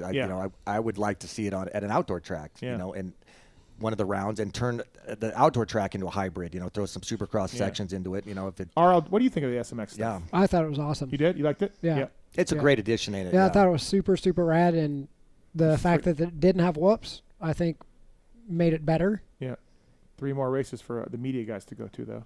Well, 3 more. I mean, let's not forget about the riders. They're done. They're over it. No, they were over it, and but they weren't over the check. No, they at were the not. end. Yeah, and it added 2 races. Well, 3. No, it added 2 because they ditched one round of nationals. They went from 29 to 31. Well, yeah, you're right. Yeah. All right, next question. Yep, you're right. From Dave, Steve, can you explain the beta situation with Colt and John Short? John Short was filling in for Colt. But it was always just a 4 or 5 race deal. They were hoping Colt would be back by now. They're hoping he'll be back in another couple weeks. So yeah, that's it. Short doesn't qualify in the beta, then qualifies in the Cowie. Yeah. But then great ride by Bloss. Yeah, 10th place for Benny. Yeah, 9th or 10th. Yeah. He rode great. Benny, listen, I've had a lot of off the record conversations with Benny about the bike. Yeah. I can report that I've had more off the record. He's happy. Bike's good. They're figuring it out. They're learning. And it's Benny, every time I see him, he looks taller on that motorcycle. Dude. Yeah. I've never seen He just looks tall. Do you like the looks of that bike? I do. I do not. I do. I don't. Okay. I just don't like the tank. That tank has got that clear kind of 5-gallon jug look. But fuck you. That's all right. It happens. All right. From Chris Rom, who replaces AC next year? I think Prado does. Yeah, I think Prado does. I like I'd the fly the thought girls of that. in from L.A., boy. And I thought he had another year left on his contract with Gas with them, and then Lewis had said no, that's not the case. So, do you think anyone else will be bidding for his rights for next year? Or do you Adam? For Prado. I think the Cowie thing's happening. Yeah. Oh, it's RL. Do you know? Yeah. I don't know any details. Yeah. I just watched on the weekend. Okay. And I listened to you on Monday. Okay. It's a shame that Steve was so disappointed in Prado's, debut. It wasn't disappointment. It's just like, I give it a 5 out of 10. Ooh, a 5. Ooh, that's rough. That is rough. I mean, he came into a pretty heavy group. Fuck off. Okay. I guess this is not a heavy group this year. I was thinking 7. I'd give him a 7. Listen, next week, if Villeman's in studio and you two jerkies are sitting here and you tell Villeman it's the deepest field ever, he's going to punch both of you. Well, yeah, because he thinks his was. Yeah. I did. I put when people were talking about it on Twitter X, where the hell it is. I posted 84, which was crazy deep. Obviously, Yeah. there's 85 was deeper, I think. There's a few. 84, 85. There's 12 deep. Hall of Famers in there at least, or something like that. And then 96, 97, especially 96. There's crazy deep depth in that one. Even though MC was kicking everybody's ass, there's a lot of guys who won shit from top to bottom. Yeah. I was 20th, so obviously that shows how fast everybody was. Shows it was, yeah. In 96, a lot of guys won stuff? No, it's a lot of guys who won stuff in the past, over the years. Obviously. Past champions and stuff. Yeah. Well, yeah. Yeah. But one guy won all but one race. Yeah. Yeah. Well, let's see. If everyone thinks it's so deep now, let's see what Jet does. If it's so deep, why is he winning them all? All right. Yeah, but they don't know From shit. Brad Ryman. With Prado's imminent land at Monster Cowie, will they change their stance on supporting their riders at the MXDN? That's a good question. I don't think so. It's good. I don't think so. Oh, that even makes me want to not go there more now. Yeah. Wow. When are you going to let go of this MXDN as a good race? Never. Sucks. The race sucks. MXDN matters. How do you mean it sucks? It You don't sucks. watch. I mean, you had a horrible experience, which I can totally respect, and that would totally jade me as well. It doesn't. But that doesn't. It's fun to watch. I loved watching. You enjoy watching it. It is Red fun to Bud. watch. I mean, the two were 18 sucked ass. That was terrible, but a great fun. 20 with Eli went 22. Look, it's not even 20, the best riders. but it was badass. Eli, to a point, obviously him and I had some disagreements and stuff, and I messaged him after the Nations. I go, what did you think? It was awesome. Thanks for the show. And he's like, you're right, Denny. It's one of the greatest experiences I've ever had. Well, of course, it's easy to say that when you win. Well, sure, of course. Yeah, I mean, that's it's we won, Steve. We as Americans. It don't pay shit. No. You got to do so much work. It's just I get that part. I get that part. But it's like an American icon. Like you take your 3 best and you try to beat the world. Yeah.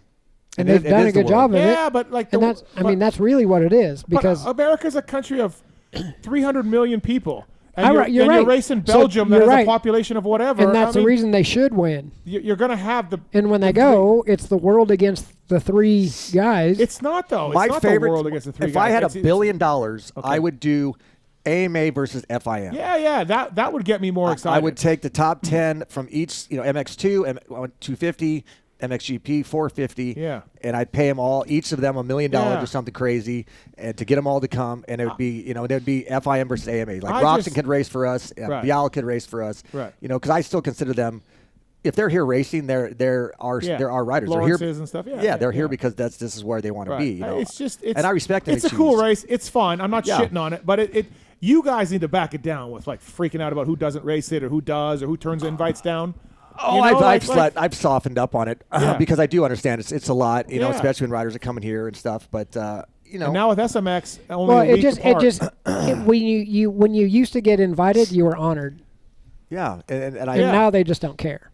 Yeah, because they come around because of Gen Z. But they definitely, for the amount of money that these guys, FIM makes or Ustream or whatever the hell they're called now.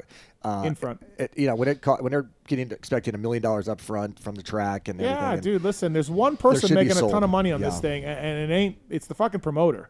Yeah. And they ain't not sharing. It's not the track. They're hoping that you wrap that flag around you, and that should count for everything. They're fucking over the riders and the team. It's like the Olympics. The Olympics have become so commercialized and ridiculous as well. But at least in the Olympics, if you win some gold medals, you can get pretty rich. You know what I mean? As an athlete, you can capitalize on that. Our guys don't get shit.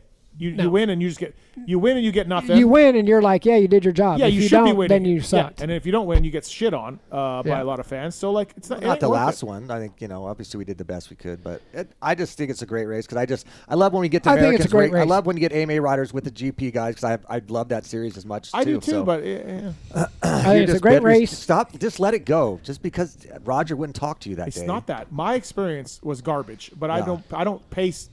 My thoughts are not based on my experience that was garbage. Well, it's a little bit. You even talked about that when we've had this debate. Yeah. You gave me the experience that you'd been through. Yeah. As a little jadedness. But I'm just now you just like arguing with me about it. Okay. So just all right, next question. Piss off. Next one is from Chris Riesenberg. Denny, why should there be 2-row starts in Supercross? We covered this. Yeah, we covered that. Okay. Yep. Okay. From the lacrosse defense coach. Way to pay attention to. Yeah. Lacrosse. Is KTM potentially running a KYB insert more for Sexton demanding it, or KTM admitting they need to make changes to get the bike better? I did want to talk about this tonight on the show. Yeah, we talked about it earlier. Yeah. Yeah, that's a big spicy meatball. Spicy meatball. Barsha made a comment to me about you saw what the KTM guys did. The first time AP's in a little bit of a rut, he may start. He may start yelling about that. Do all your listeners know how that became B through what Lindsay had posted and stuff? So. I don't know if they did or not, but yes, Michael Lindsay from Vital, who's very smart about suspension, took a photo of a KYB insert in top of a WP fork, which is a pretty common thing to do for aftermarket guys. But no one knew that. He just took a photo of it, right, and then explained what it was because he recognized the top. Is that what it was? Michael knew it. Yeah, that's what I mean. And then told everybody that. Yeah. And then the lug is a KYB lug on the bottom. Yep. And so basically, Chase Sexton's running a KYB internals with the WP outers.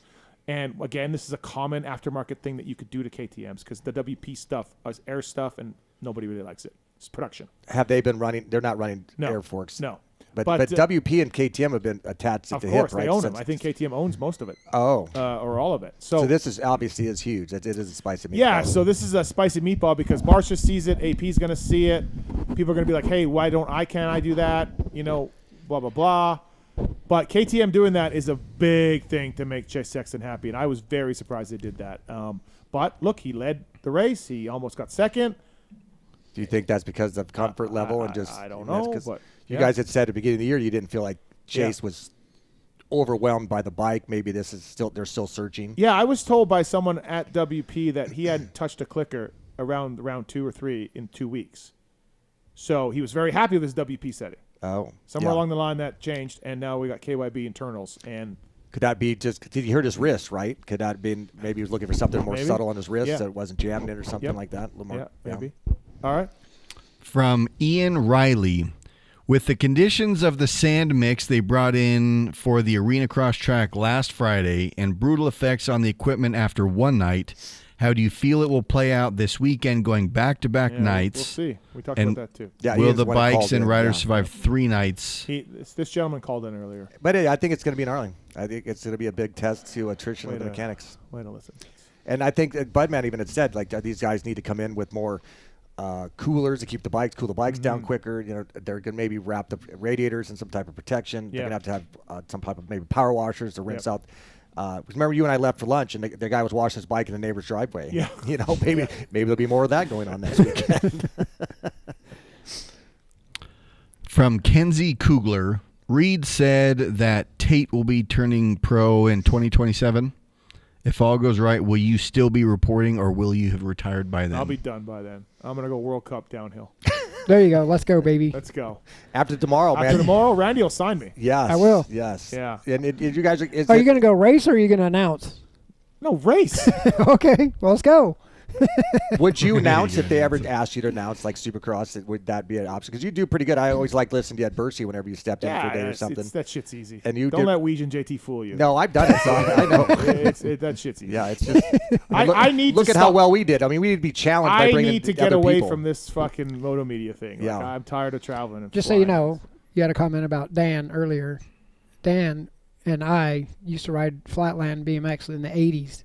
together. Oh wow! And he Dan Hubbard. Oh yeah. And he still runs shows. Ryder's done shows for him. Dan is a huge BMX guy. We've and he loves the movie Rad. used his ramps for Ryder's birthday parties. Like I've heard about it. Yeah, we have a lot of history. He used to talk a lot about it. Why don't you like Dan? I don't dislike the human being. I don't know the human being, but he has a as I interrupt you, he does that a lot. He had a big problem of not letting, when he had guests, when Villapoto would be in the booth or something, he would talk over them. And it's like, Dan, you are literally the last person I want to hear speaking right now. Tell us how you really feel. Well, you add nothing to you were a host. And but what I said earlier is how he's leading things into Brayton now. Mm-hmm. Like, yeah, he's doing better. I think that's working probably really well. I honestly have selective hearing, so I can pick out Justin's voice and listen to him without even hearing what went on. And even during the show, I can pick out different things that maybe I want to hear from Ricky or James and Weeds, and I don't. Be nice to my friend. I've known him longer than I've known you. Yeah. Really? Yeah. Yeah. We rode Flatland in the 80s. We competed against each other. We met in the 80s, but we did not compete against. Well, yeah. When did you guys meet? I think, and I remember late 80s when he was at Ponca, probably like I said, 16, 17, probably. Yeah. Mid 80s. Yeah. From Graham Barnier, why don't we have more tracks designed by ex-pro champions? I'm sure they would make great tracks the riders would like. One year in Feld, they did the. You know what? I think it was tracks. cool. They used to Wyndham used to design Houston. They would have different riders would design the different towns. That whole year, right? Remember Pastrana did St. Louis. Yeah, that thing was gnarly as hell. Let's do it. It was great. It had like a bowl. Maybe that's why they don't. Yeah. You know what? Just don't let Pastrana do it. Yeah. He had done like a tunnel with a big bowl section that was wild, and then it had some gnarly quad thing that was in the straightaway. I think they wanted you to jump over the whole first turn or something, and everybody. I remember. I think I might have been doing TV that year or something. I did the track walk. I remember, and I was kind of just listening to everybody going, "What does Travis think he wants us to do here?" Because you can imagine what Travis wants you to do and what you can actually do, or what Travis could do. So and what you should do for 20 laps. But that was rad. So I agree that. They can come up with some more original things. These 3-foot jump by 3-foot jump with a tabletop ad with a 3-foot jump. Jeremy should design Anaheim. Yeah. For sure. Yep. Yeah. From Mason Krog, for anyone who would know, why does the Triumph come stock with Pro Tapers? The race team is on Renthals, and RC's bike at Daytona has ODIs. All personal deals for Ricky, and then the production stuff is just basically what they can get a good price for. Maybe they couldn't get a good price from Renthal, but they wanted to use it on the race team. So it's the ODI grips. Those the ones Fro works with. And Ricky. Yeah. I've never used those. The lock-on ones, right? Are they a different? They yeah, feel different? We've been with ODI since Ryder was 6. You can't use lock-on grips on a dirt bike. You just can't. Yeah, you can. No, you can't. I don't have an opinion. That's why I asked. Just glue it. I would prefer lock-ons are better. But what? I don't mind the lock-ons. Yeah. Did they feel different? And we use different. I would think so. We use lock-ons on all of our mountain bikes, and we use slide-on grips on our BMX bikes. That's fine, just not on dirt bikes. Still contact cleaner, wire. Yep, and glue. A little glue. Like a real man. Put your grips on like a real man. Yeah, like I liked when Kiefer was talking about the half grips, the old full waffles when you had to shave them and stuff. Yeah. Well, Tomac runs waffle grip shaved because they're thicker. Yeah. Thicker. Yeah. I had to do a full waffle and shave it to a half for Ezra. Right. Yeah. Right. Yeah. From Gyro Stinky, does anyone know why we didn't have the iconic shot from the side-by-side driving along the long rhythm section like most years? Maybe it was too muddy. I know. Oh, okay. Right where we sat, they had the cable. Yeah, they had a cable. That's right. Instead, we got rid of that. We got rid of the guy just gunning. Bonsai down the sidelines. Yeah, I did notice that because that's where we sat, and I saw the cable running, and like to kind of do an NFL football down the middle. Yeah. But they didn't do it the same. The guy who does not quite the same. Yeah. No, it wasn't the same. Not on TV. It wasn't the same. Yeah. The guy who does the Bud Skycam, I think it's some of the Supercrosses. Mm-hmm. I've watched his footage on Instagram and stuff. I still think that's just an awesome view. You know, when the thing's chasing over the top of the two guys and you see all the different lines they're taking and shit. That's just for motocross. Well, they had it in Supercross. Yeah, they had some it of the stadiums. Bit, yeah. You know, so that's just a fun view. I like it more in motocross, but anyways. Yeah. Come a long ways. All right. From Blackwater Stout. Hypothetically, what would the AMA do if Anderson or AP would have gotten passed for position while navigating through all the fans on the track at Daytona? Nobody would have done anything. They would have lost track of the timing, and nobody would have cared. I think they just would have gone to the last lap or something. No, they wouldn't have done anything. They would have just whoever finished. Yeah, we're good, man. Go ahead. They made him fight it out maybe for that position. Yeah, that would have been great. There's nothing more. I mean, they just set them both in the middle of the crowd and just let them just take everybody out. We don't have the time for another race tech rant, but you know what I'm going to do? Okay, we got You're two writing today. this down. I'm writing this down for next week to talk with David. Yeah, I got my rant for next week. It involves the AMA scoring. I don't have enough time right now. I'm gonna have to call in next week. This is beyond stupid. What the AMA has been doing lately, and I'm just going to lose it next week. Oh, the AMA. Yeah, the AMA. Oh, something new here. Yeah. Is it the gay AMA? Wow. Wow. That's from You're Jason, clearly never getting a pass for Lawrence. Daytona. From Pepper Brooks. Steve, is Dylan still running Dunlops? Yes. All right. What was he going to run? He had Pirellis to start the year. Oh, that's right. And isn't that old news, right? Doesn't everybody start on something else? What was the deal with Bridgestone leaving? They just said. Marks, how many questions do you think he left? Oh, There's at least 7 or 8 more tabs open right now. Full disclosure. Yeah. I mean, look at the time. Yeah. Just be glad I'm even here at all. The teams buy their tires from Dunlop. The overtime ain't cheap. Still free. Yeah. Well, I mean, I think can't if you're afford me. privateers, you pay. Yeah. Yeah. But yeah, it's some privateers pay. And Yeah. Bridgestone just stopped because they were getting nothing out of it. Yeah, They felt I as though, guess, I mean, yeah. what is? There's no way Dunlop could be selling it that many motocross tires to make Dunlop up. Huh? is spending some money for Yeah. sure. But Well, Bridgestone spent a lot of money. But well, that probably half. I mean, Dunlop picked up all that slack. Pirelli's in. Maxxis is in. There's some couple competitors. Sure. Hoosier was in for a while. I think I don't see Hoosier anymore. But yeah. All right, that's motorsport.com. Tweet at Tits segment. We got more questions, but sorry guys, Tits has to go. Not good enough to justify the overtime. Yep. Oh. Yeah, he's a big He makes it here stickler. once a month and he's complaining about overtime. I'm in the union. Yeah. Don't forget that. Jesus So Yeah, no, it's he's a concrete union guy. Oh yeah, you were union with all the help at the hotels, the casinos, right? That's You're out right. there picketing with them. I need more from Steve. Yeah. Yeah. I don't know if you noticed, but he even gives you an extra minute now, Steve. Oh, he does? On the schedule. Oh, I didn't know that. Yeah, on the calendar, it used to end at 9:59, and now it does end at 10. Is it to a full 10 o'clock? It's a full 10 o'clock. Oh, wow. It used to end Yeah. at 9:59, Yeah. and you still can't Oh make it gosh, happen. 10:13 now. All right. Justin Brayton, Adam Cianciarulo, Alex Martin, best interview tonight. RL? I like all of them. Fix that. I'm politically correct, dude. That's why I have friends still. Okay. Denny? A big, huge fan of Justin, obviously Brayton. And I really didn't know if I'd have much to add in with Alex, or because I don't know Alex a lot, and then Adam either. But the more you talk with you were talking with them, and you talk with them, you start remembering the things that highlights of with Alex and Adam, and that I'm big fans of all these guys. So it's nice to hear their perspective on questions that I didn't have when the story started. But once we started talking to them, I thought of it. So all right, Mark's best interview. When everyone got a little giggly here at the end, that was the best interview. Okay. I'd ask Tits, but chances are he wasn't listening. What? Yep. Like on cue. Oh yeah, I know. Yeah. But keep it up, Aaron. Whatever I called you. Whatever you when called first me. walked in. Garrett, wasn't it? Jared. Jared. Because I thought it was the other guy that came in. That's not Jared either. No, I didn't realize that when we were eating our burgers earlier. Yeah, that's talent. Burger. Good job, In and out or habit. Yeah. All right. Good job, Pitts. Thanks for listening, everybody. Thanks for watching. RL, thank you, man. You have fun? Yeah, it was good. Yeah. Yeah, thanks for having me up. Okay, no problem, man. Thank you for coming. And Great he's stories. a regular listener, so that's. I am. Yeah. Yeah, I don't ever listen. And tomorrow we mountain bike. And tomorrow we mountain bike. Tomorrow we ride. We'll run e-bikes. So do I get a ride to the airport, or do I have to Uber? I'll Uber. I'll get you an Uber. Jesus. That's too early. I don't want. What time's my flight? You took me last time. Did I? Is it the same flight, same time? I don't know. I'm not doing it. I'll Uber you. God. That's how I felt in Daytona when I promised Budman I'd go out to the RC with him, and he's like, "Well, I'm setting my alarm for 5 a.m." I'm like, "I'll miss you." That sounded like no fun to go out there. Pouring rain. Yeah, well, we'd already said, Thursday night I was up late to getting into to Daytona on Thursday, coming up from Orlando. I think didn't go to bed till like 2, and then watched the races with you all night, and then didn't go to bed till probably again 2, and then Saturday night again up till 2, and then Budman's like 3 hours wants to get up. I'm like, my feet were killing me. I think I got up to pee, and I went, yeah, I'm gonna go lay back down. You have a great day.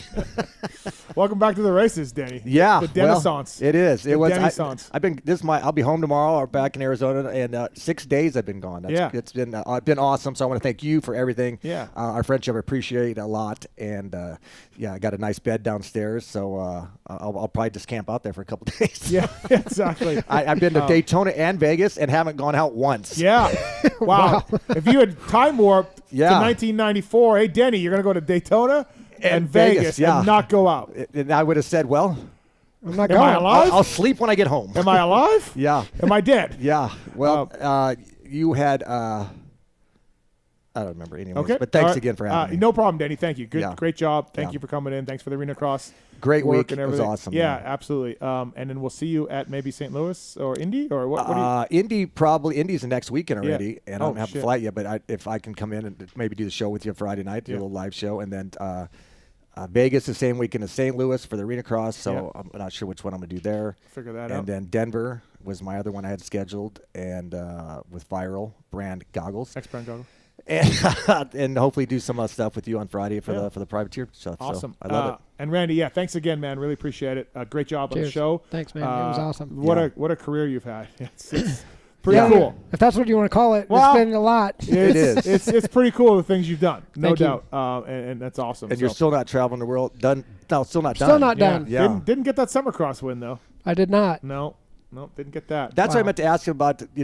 Being undefeated or not undefeated, but so many wins with Jeremy. Jets, trying to maybe get that record. Is that something that can be in grasp, you think, maybe coming up? Or is Jeremy still? I mean, you just got to good luck to him. Yeah, wish you the best. Yeah, very good, true. It's pretty damn good. You can't have any dips in any of your years, not if you're going to get that. No, for sure. Keep on. So thanks, everybody, for listening. Sponsor codes are on PulpMXShow.com under sponsor deals. All the codes to save are there. Marks, thank you. You're welcome. Mr. Legendary, as always. Yeah. You really brought the enthusiasm. Time to go home. Yep. Not bad for a third-rate media guy. Nope. Oh, boy. Thank you to Swisscore, Moser, Roto for all their work, of course. And we'll see you guys next week. David Villeman will be in here. For Randy Lawrence, Denny Stephenson, I'm Steve Mathis. See you next week. Le Cobra. God bless. There's something I want to get off my chest. And it's about that summer when you went away to community college. I got an offer to do Playgirl magazine, and I did it.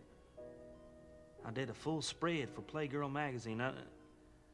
I mean spread, man. I pulled my butt apart and stuff, and I was totally nude, and it was weird. I mean, you probably didn't hear about it because I went under the name of Mike Honcho, but I just wanted you to know that.